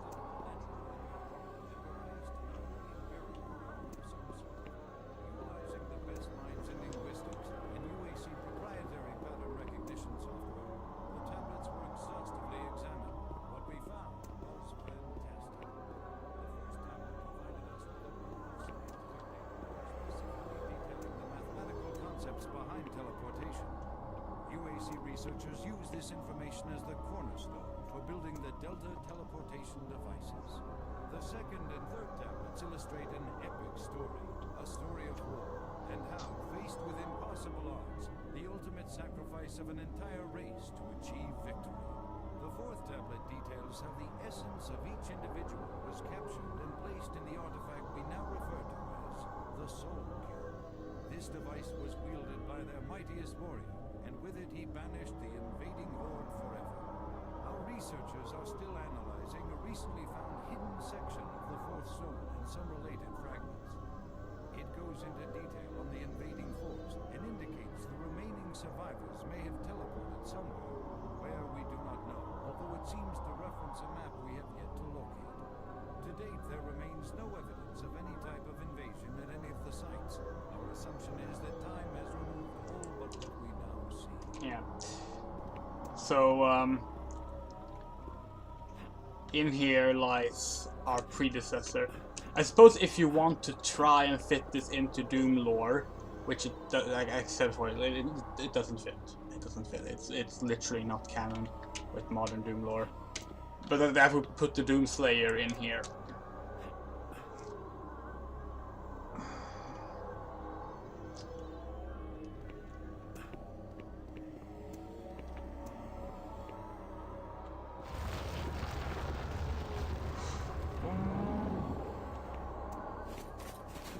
I still not found it? Don't tell me I've actually missed it. That would suck. Well, save 150 was pointless. I'm going to save over that one.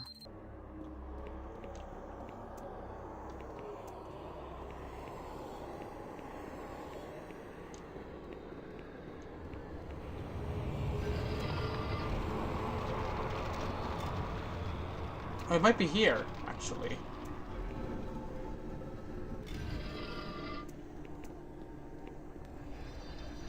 These bricks look more like the ones I'm thinking of. Oh, I can fit it easily. Sort of. It's just the, like, Silent Hill 3 is what happens after the good ending in Silent Hill 1. Shattered Memories is what happens after the bad ending in Silent Hill 1, where Harry just died and actually the whole thing was an hallucination. That's how I've always seen it.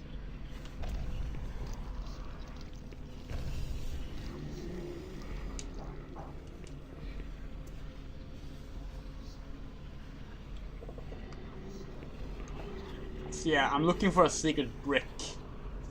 That's what I'm looking for.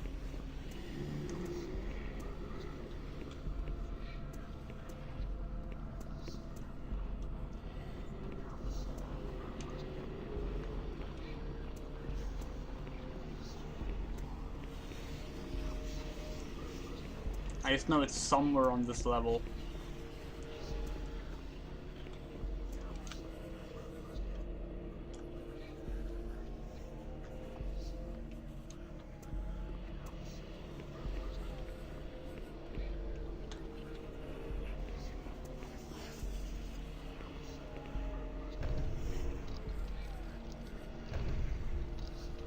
Yeah.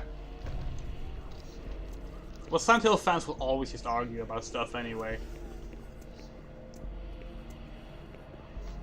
Yeah, I really like that because I hated that Silent Hill 3 canonized one of the endings for Silent Hill 1, because I feel that like betrays the point of the endings. Because the endings happen, like the endings are influenced by how you play the game.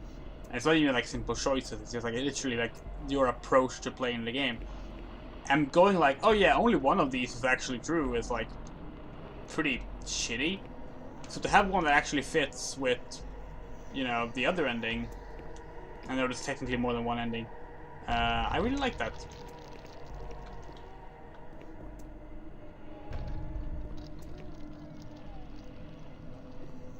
No!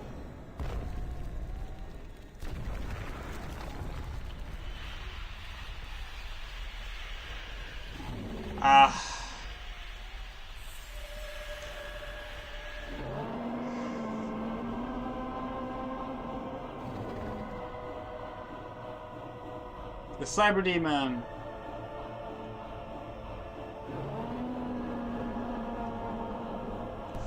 Okay, I'm sorry, I'm going to reload. I didn't realize that it triggered before you actually got to the opening in the wall there. But yeah, the Cyber Demon is the final boss. And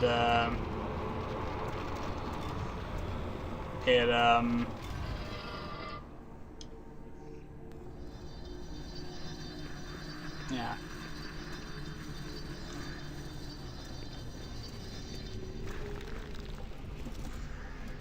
Now I know that the moment I go into that part, it starts. But I want to find this hidden room first, because it's cool.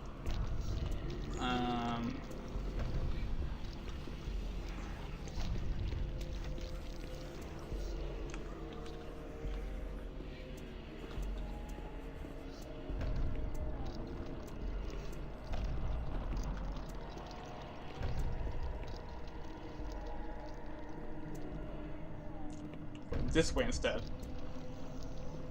There it is! An id brick. Push that. Bum bum bum! Secret area!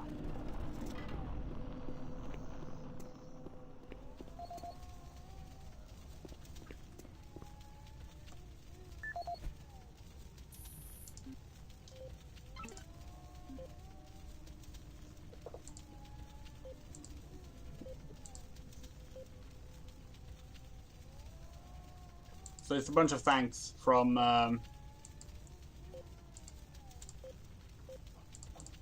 people who worked on the game.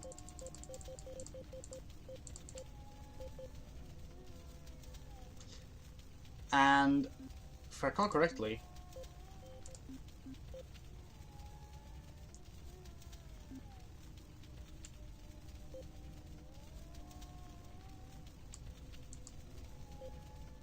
yeah, it's dated today as well, so it's like, I like that. The ID number is the release month for Doom 3. And security clearance, all access. So if you have that, you can use any door in the game. Which is pretty pointless now, but, you know, it's a thing. So that's cute. Yes, there is a dopefish in Doom 3. It's bad. id Software's dopefishes since have really gone down since the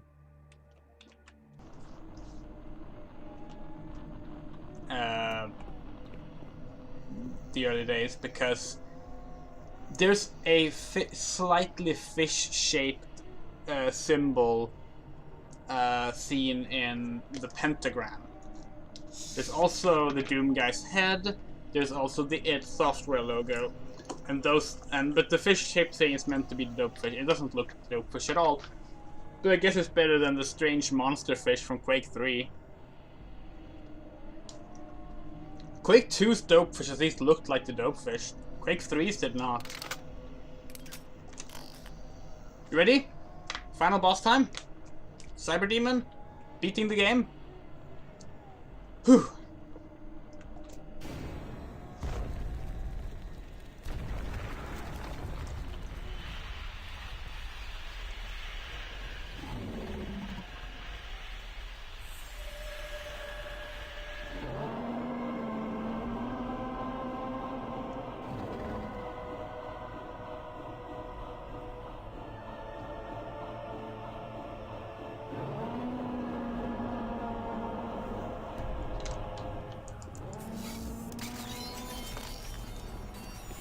Did I hit it? Hope so.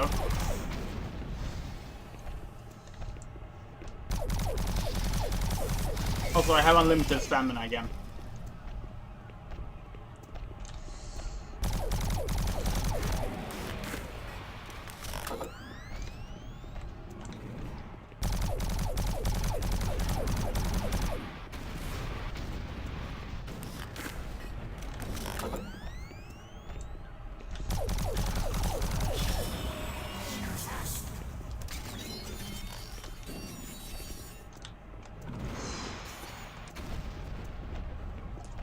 Yes, it does. Another one of the earliest mods for the game was changing it so that the Cyber Demon got hit by regular attacks. Because people thought it was like... People didn't like that you had to use the Soul Cube. But I mean... I think it's fine, like... Of course they wanted to use, like, the story-related weapon.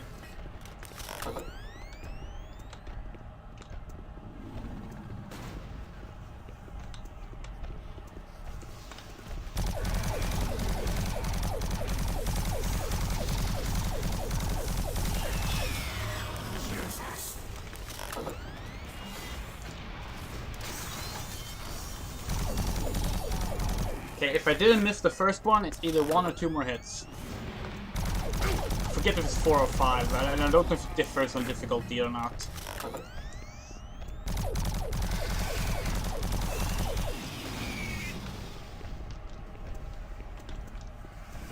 Yeah, it's not really a hard boss fight, you can probably tell. Which, that part I can understand people being disappointed with. Like, it's a bit too easy to just run around in a circle. Yeah, it was 4.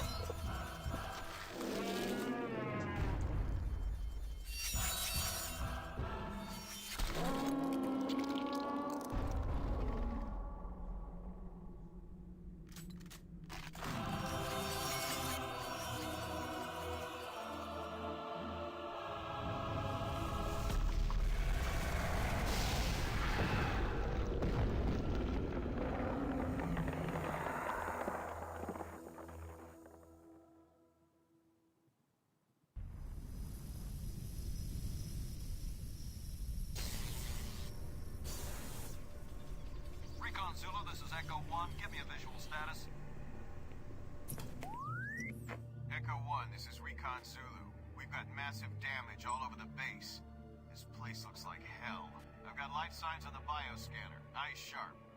Echo 1, we've got a survivor, a Marine. Corporal, you hear me? You alright? Can you hear me? Echo 1, this is Recon Zulu. Prepare for medevac. Copy that. Have you located Counselor Swan? Yes, sir. He's dead. Roger, Recon 1. What about Dr. Betruger? He's nowhere to be found, sir.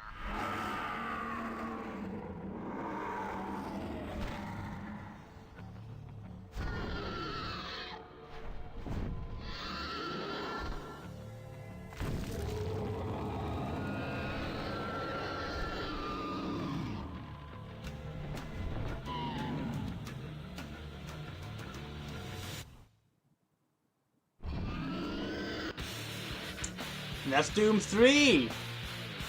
So... apparently Swan did die. I didn't remember that part, but we survived. And we saw there at the end that Betruger is a demon. The Maledict. And I'm sad to say, now, in Resurrection of Evil, the DLC, or the expansion pack, continues the story and you fight Betruger as the Maledict in there. But you don't play as the same Marine, even though we survived this. And that's really strange.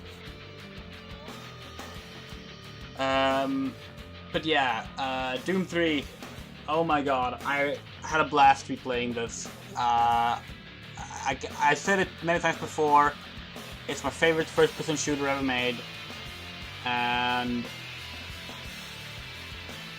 it's a shame that the follow-up, which is Resurrection of Evil, is kind of disappointing. Like, Nerve did an okay job with it, but, like, it doesn't live up to the build of Descending. I kind of wish it would have instead not had an expansion pack and they would have done a Doom 4 following up on it instead. That's Doom 3 though. I have 2 questions for you. First, would you like to see the leaked E3 build of Doom 3? Which was leaked 2 years before release. And 2, what game would you like me to see playing next?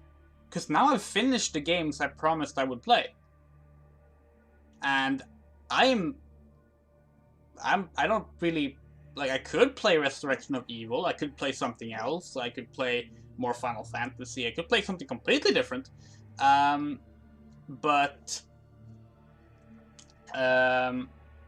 Yeah, I would like to hear what you would like to see. And let's have a look at the Doom 3 E3 build, shall we? It's pretty short. It's pretty different. Did the game crash again? Quake 4. Should I really do Quake 4 without playing Quake 2 first, though?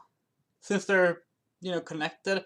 I mean, Quake 2 is a better game, but Quake 4, I will admit, I'm more into playing Quake 4 again, just because of its similarities to Doom 3. God, the game has genuinely frozen. There we go, okay. close software. There we go. Yay! Okay, I'm going to boot up the E3 build. One sec. I have it installed already.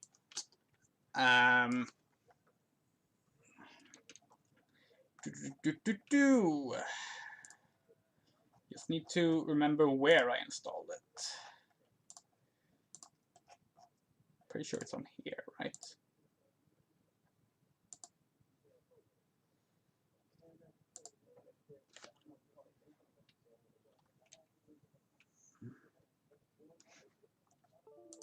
Quake 4 is...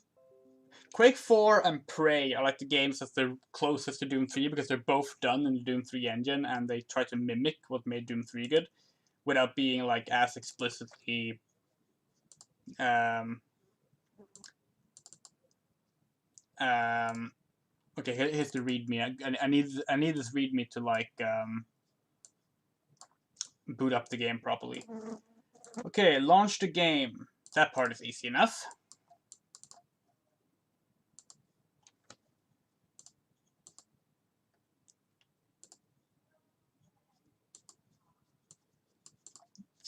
Okay, there we go. I'm gonna add, let's see, close that one, open that one, and do doom.exe.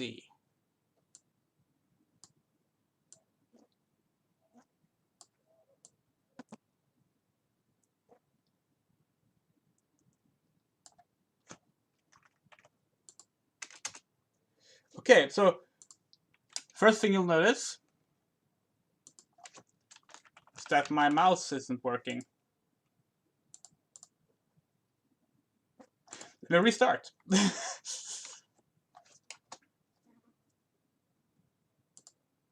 Okay, there we go. First thing you'll notice is this is a very traditional menu, a different Doom 3 logo. Roman numeral looks like the Doom 2 logo. And much more like steel looking and stuff. This was shown at E3 2002, so I believe this build is from June or May 2002.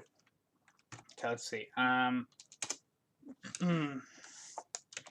Sec run act.cfg.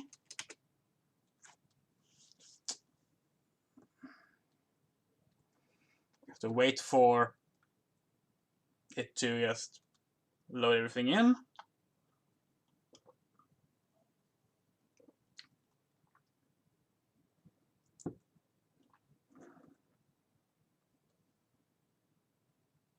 I hope the audio works. I'm not hearing anything right now. I don't remember if there is any menu music in the E3 build or not.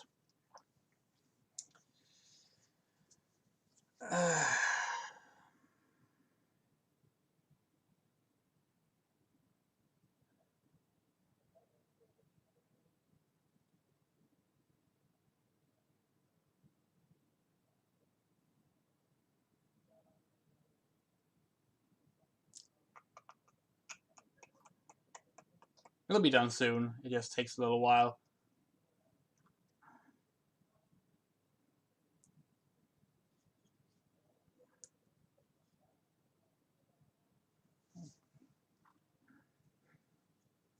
What it's essentially doing is it's verifying every single file that's used in this build. This build has 3 maps. They're much smaller than the final maps, obviously.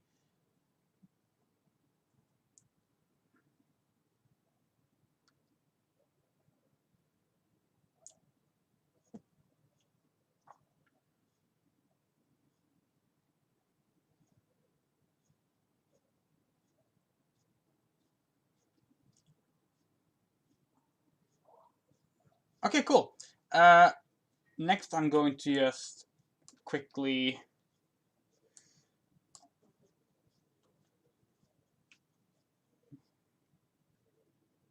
fix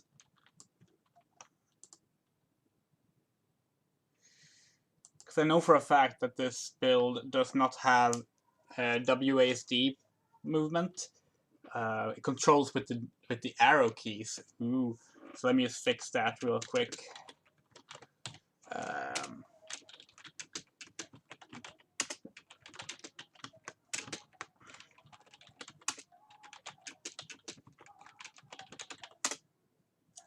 Okay. That should be it. Okay, so map E3 intro. You ready? E3 2002. This was a leaked 0.02 build. id Software was not happy that this leak happened.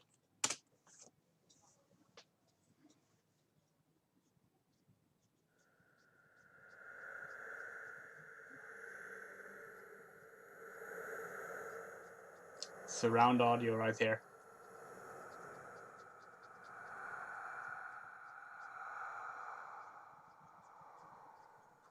You can already see that they're showing off their like lighting engine, like all the real-time shadows and such.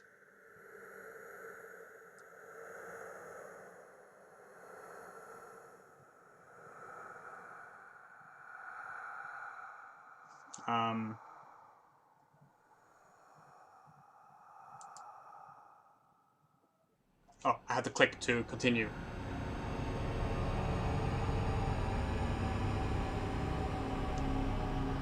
For years, man has looked to science for answers.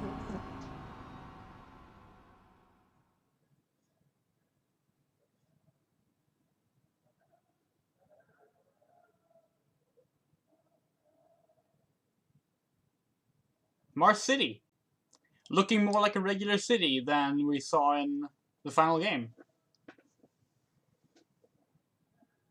But now, science has opened the door to the unknown.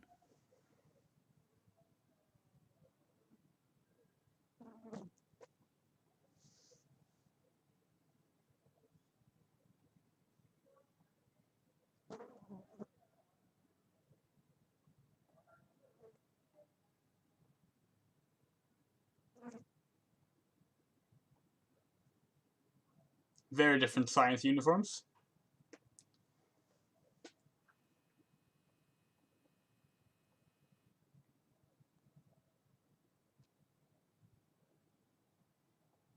This is odd.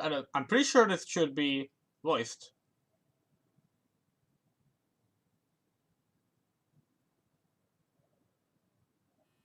Yeah, this is working properly. Hold on.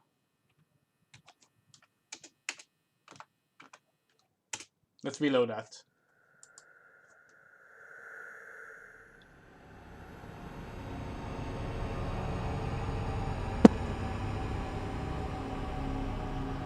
For years, man has looked to science for answers.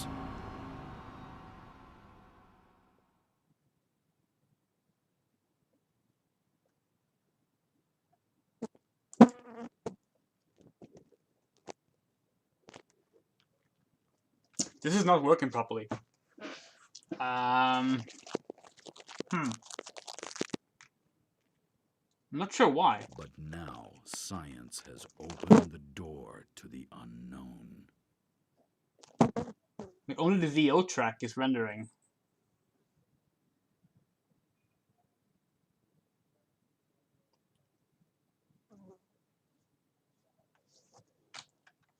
I wonder if it's because I tabbed out of the game to check my README.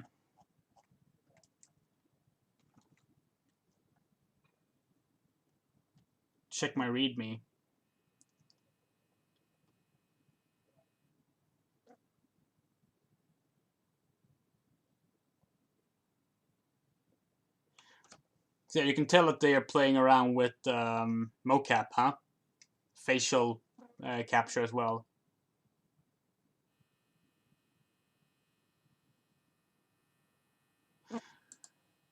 So this clearly isn't working as it should.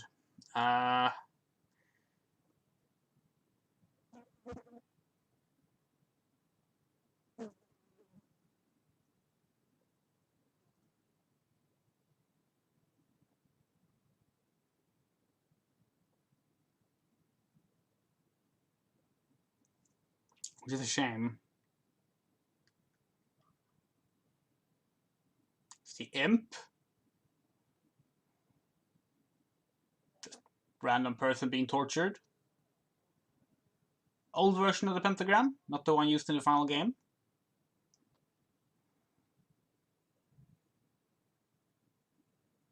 And a Hell Knight. A very animated Hell Knight. Only one man stands between hell and earth. We have a helmet.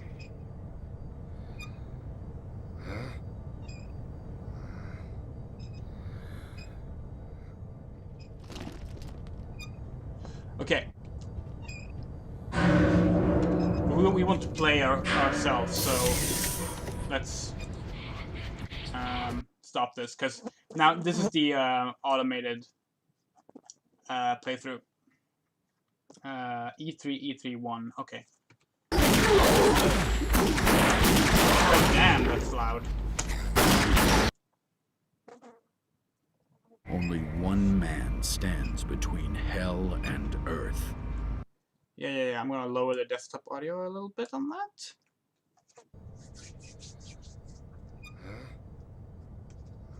In case you're wondering, this is rendered at 640 by 480. So, I was worried about this. I don't have mouse control. Is that something I can fix?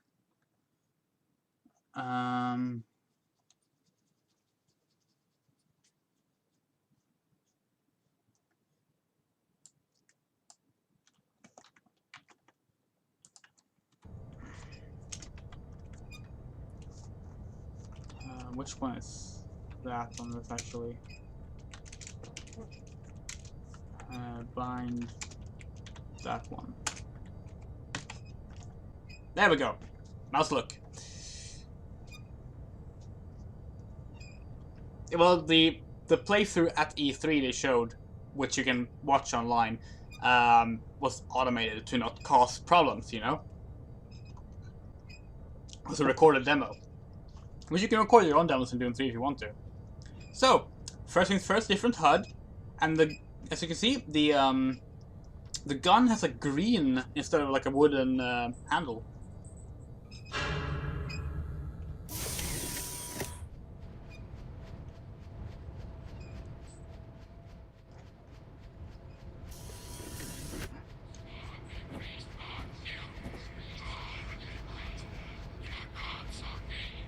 Your gods are gay?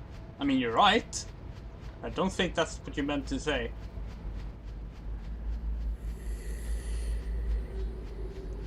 There's no flashlight in this version, by the way.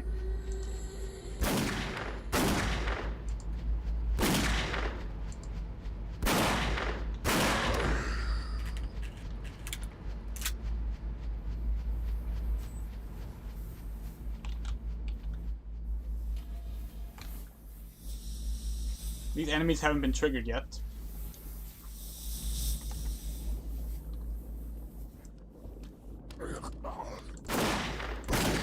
You hear the different weapon sounds? That's weapon sounds made by Trent Reznor from Nine Inch Nails.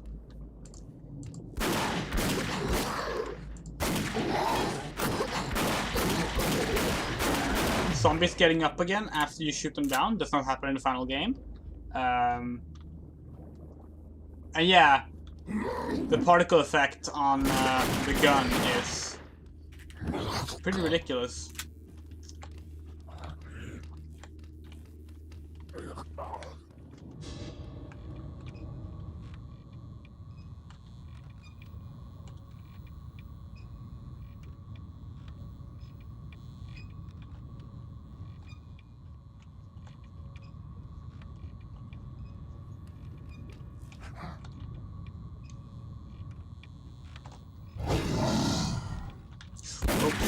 Control is not for hiding. There's a Hell Knight walking around like a fucking T-Rex. We can't actually fight it. It's scripted to just walk away. That's why I hid behind the pillar. The demo does that too. I mentioned there's no flashlights, so...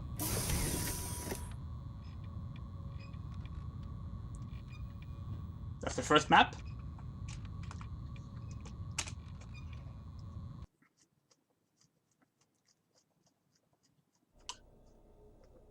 I don't know why the auto trigger didn't work there, but that's okay. In this map, I think we'll get to see the shotgun. A pinky demon!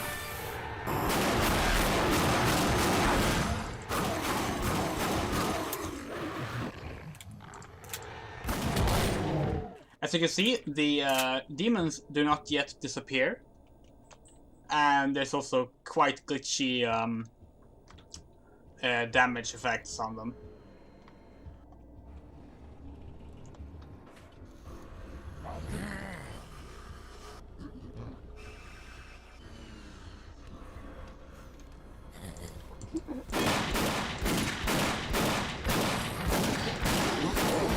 God, it's really hard to aim when like the screen is this tiny. So I'm playing in window mode.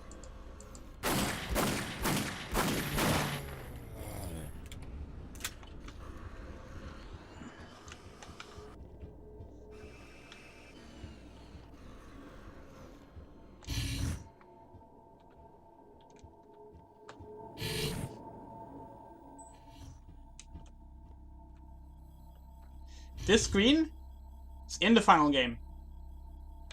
Very late in the game, we saw that screen. No interactable monitors yet, unfortunately. The Coca-Cola cans are actual Coca-Cola cans rather than Robo-Cola.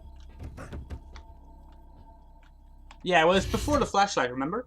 So it's brighter, for sure. That's a commando.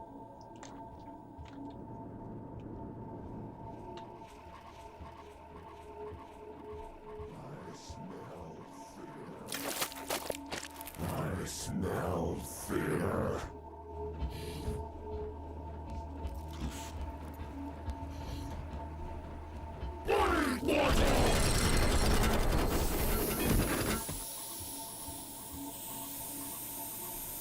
Here's the old shotgun. Oh, oops, I switched weapons accidentally. Here's the old shotgun.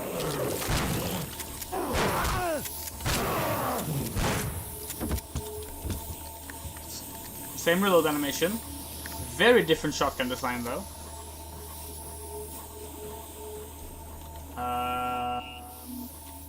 I'm going to just give myself some health. Oops. I just crashed the game because the game tried to give me a railgun.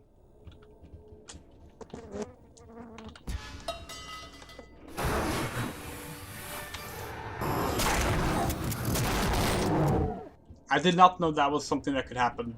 Had I known that, I would obviously not have given myself everything. Oh. Smell fear. Yeah, so the first C-Sec we got to see was actually the commando.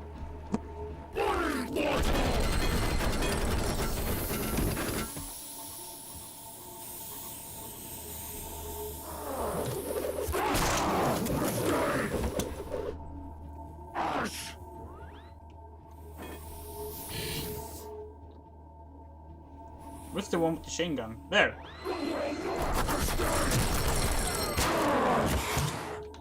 Can't pick up the chain gun.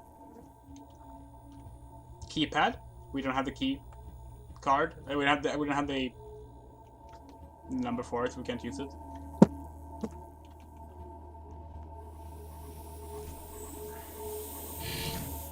I believe that's the end of the map.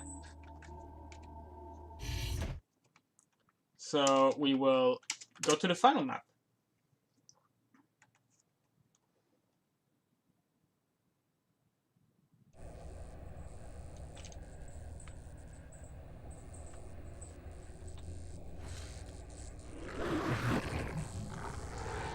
So this is a very famous cutscene we're about to see.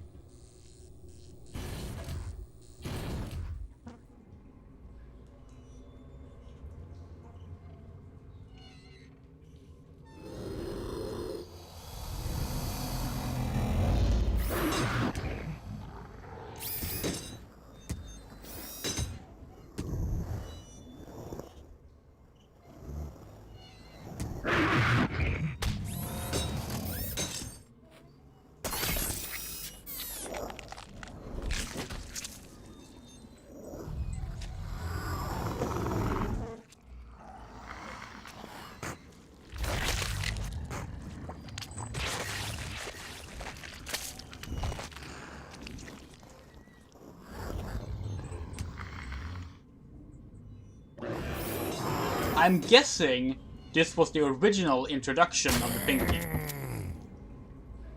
And now the Pinky is gone. But yeah, that was obviously changed in the final game. People were very sad that that scene was not in the final game. An imp! Different fireballs. Different sound as well. All the sound is replaced actually, but like, yeah. None of Trent Reznor's sound design is left in the final game. Still don't know why, but that's the case. Shotgun is ridiculously powerful in this version. Hey look! It's the Alpha Labs. So yeah, this area is actually used in the final game. It's been touched up, of course, but it is the same area.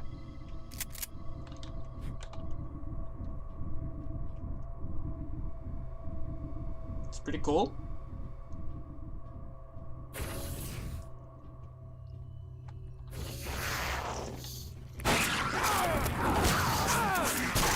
Oh shit, I died. That's a shame, because... Oh, the machine gun! I forgot we had a machine gun.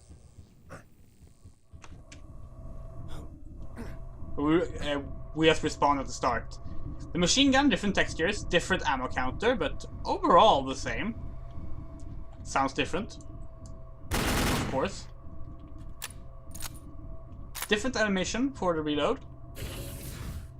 That's my muzzle flare.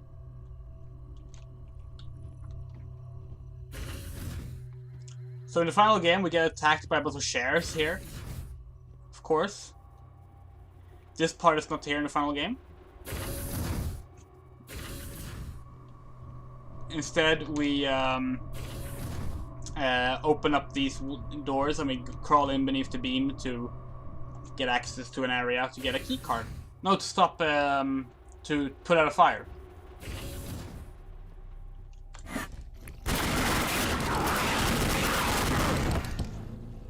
God, the audio is... I mean, I love Trent Reznor's sound design, but the audio mixing is bad. Which I don't think is his fault. But that's actually a problem with the final game as well. The audio mixing is terrible and you can't do anything about it because there's no actual audio level settings. It's just one volume setting. Let's see, do we have any other weapons? Pistol, shotgun, machine gun. Yeah. Do we have fists? No.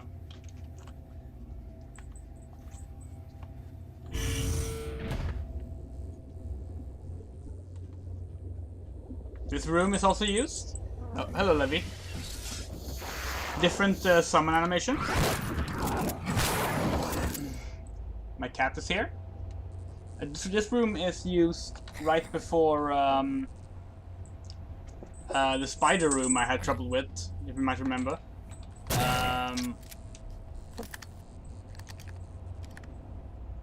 From the first stream. This room.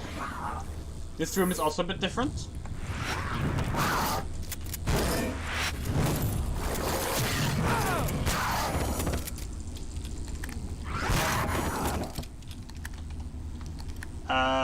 In the final version, this room is just cut off with a wall here. And when you go here, the spiders start arriving. There's no spiders in this version.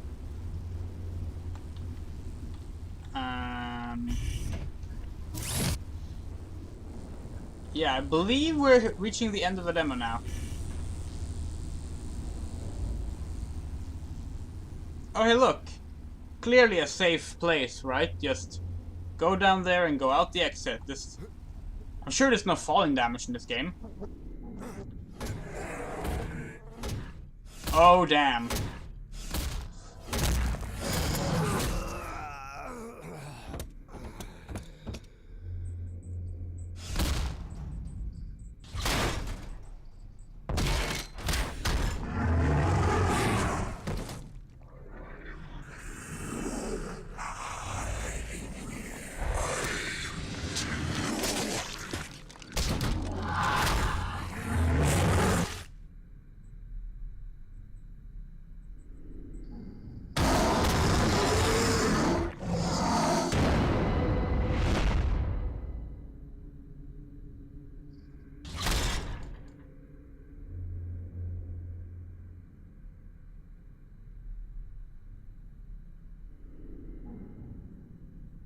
So how's that for a ending?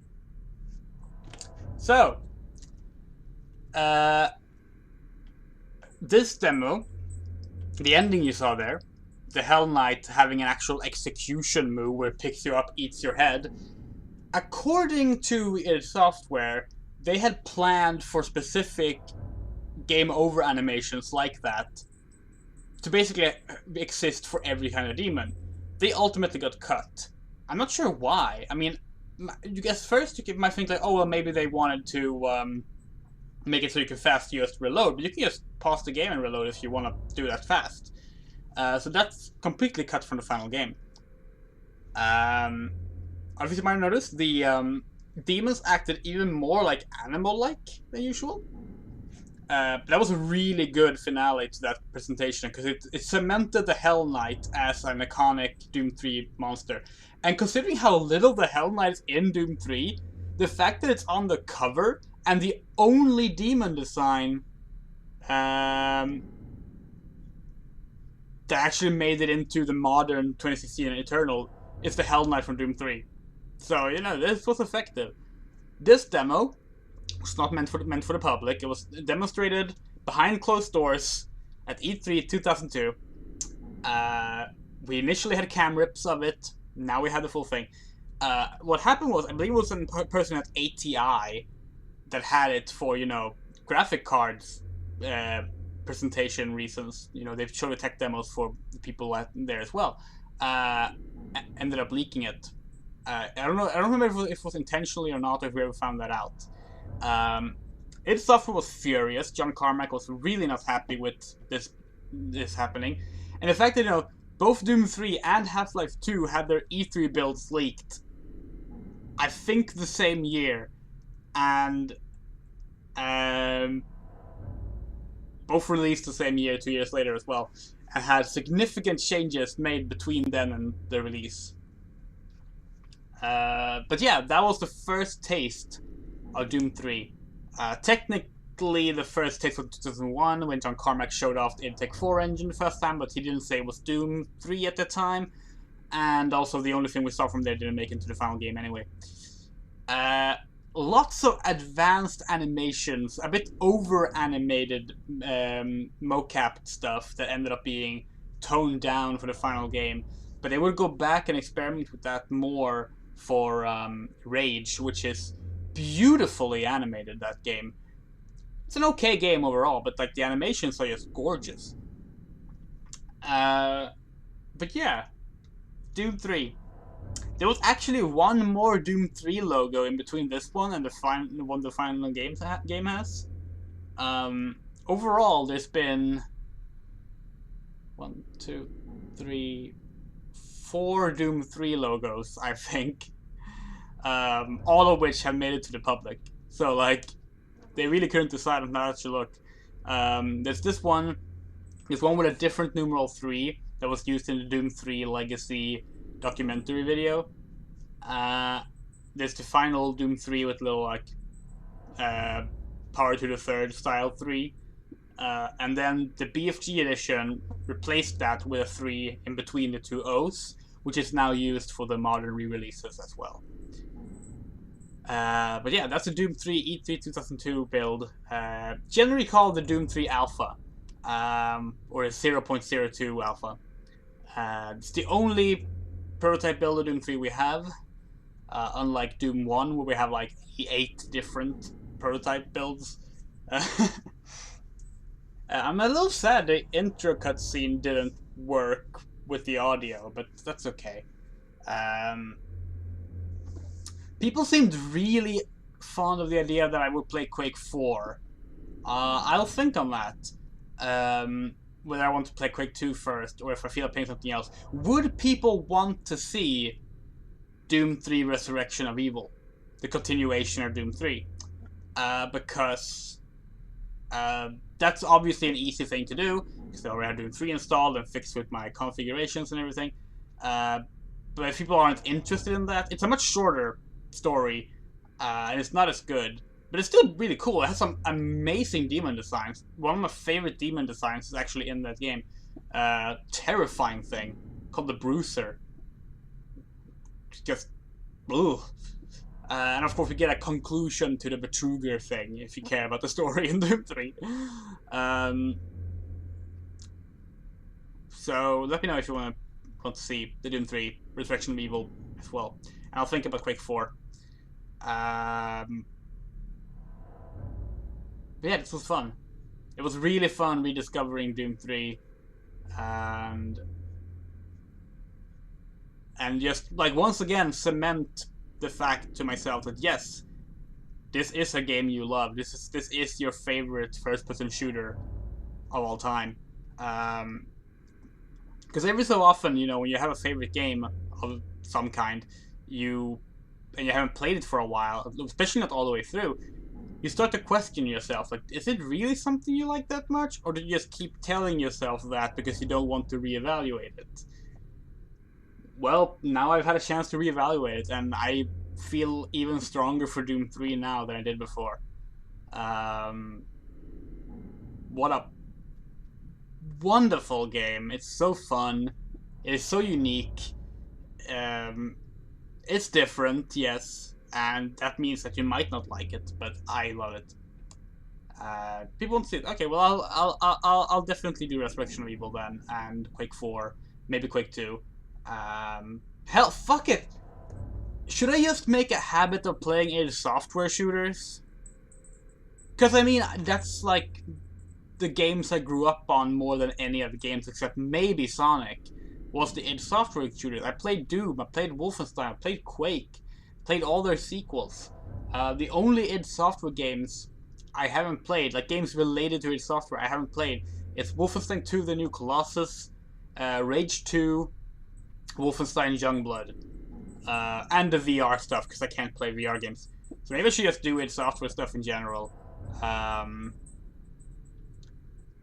In that case, the strong games would be Quake 2, Quake 4, and Quake Wars. Does Quake Wars have a story? I seem to recall it having a campaign, but I don't remember if it was an actual story. I'll think on that. This was fun. God, this was so much fun. I want to continue streaming right now. I've streamed for nearly 6 hours. It feels much shorter. It feels so much shorter. I had a blast with Doom 3. And it was so much fun that all of you like stuck around. Like, Doom 3 has been the most active stream that I've done on the channel. Like, so many of you are here when it starts, and you're active in the chat. It makes me really, really happy. I'm eternally grateful that this is something people enjoy, because I love it. Can you play Quake Wars anymore? Yes, you can. You can't buy it on Steam. But you can play Quake Wars. Probably not online, though. I don't know. But it does have a campaign. The thing is, I just don't remember if the campaign is just random skirmishes or an actual story. Because if it's not a story, I'm not going to bother. I mean, not that I mind playing, like, multiplayer games, but when it comes to commentary, I find it more fun to comment on a linear experience, like a single-player game. I guess the Doom Eternal DLC coming out at some point as well. I have no idea if I'm gonna bother with that, to be honest. But yeah. I'm rambling. I'm going to close this thing down. I'm glad it worked. I'm glad we were able to check out the full Doom 3 E3 demo. It's a cool demo. Oh, that's awesome. Yeah, it's a shame when you don't have a great connection, like, you know, at home or something like that. I'm glad you can watch it from your girlfriend's house. That's really nice. Trying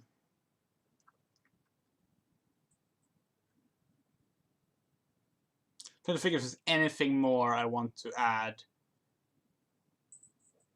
before I sign off about Doom 3. I don't think so.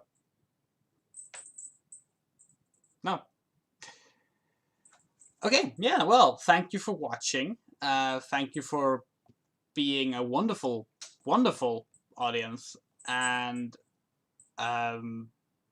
this was a blast. I'm looking forward to whatever we're playing next. Be it Resurrection of Evil, Quake 4, Quake 2. It'll be something id. And I mean, I'll be doing more Final Fantasy as well, but I'm not really rushing to do that. So yeah, as always, follow me on Twitter. Any update I decide on, I'll mention there. And the cat wants me to pay attention to her, so I'm going to do that, I suppose. See ya.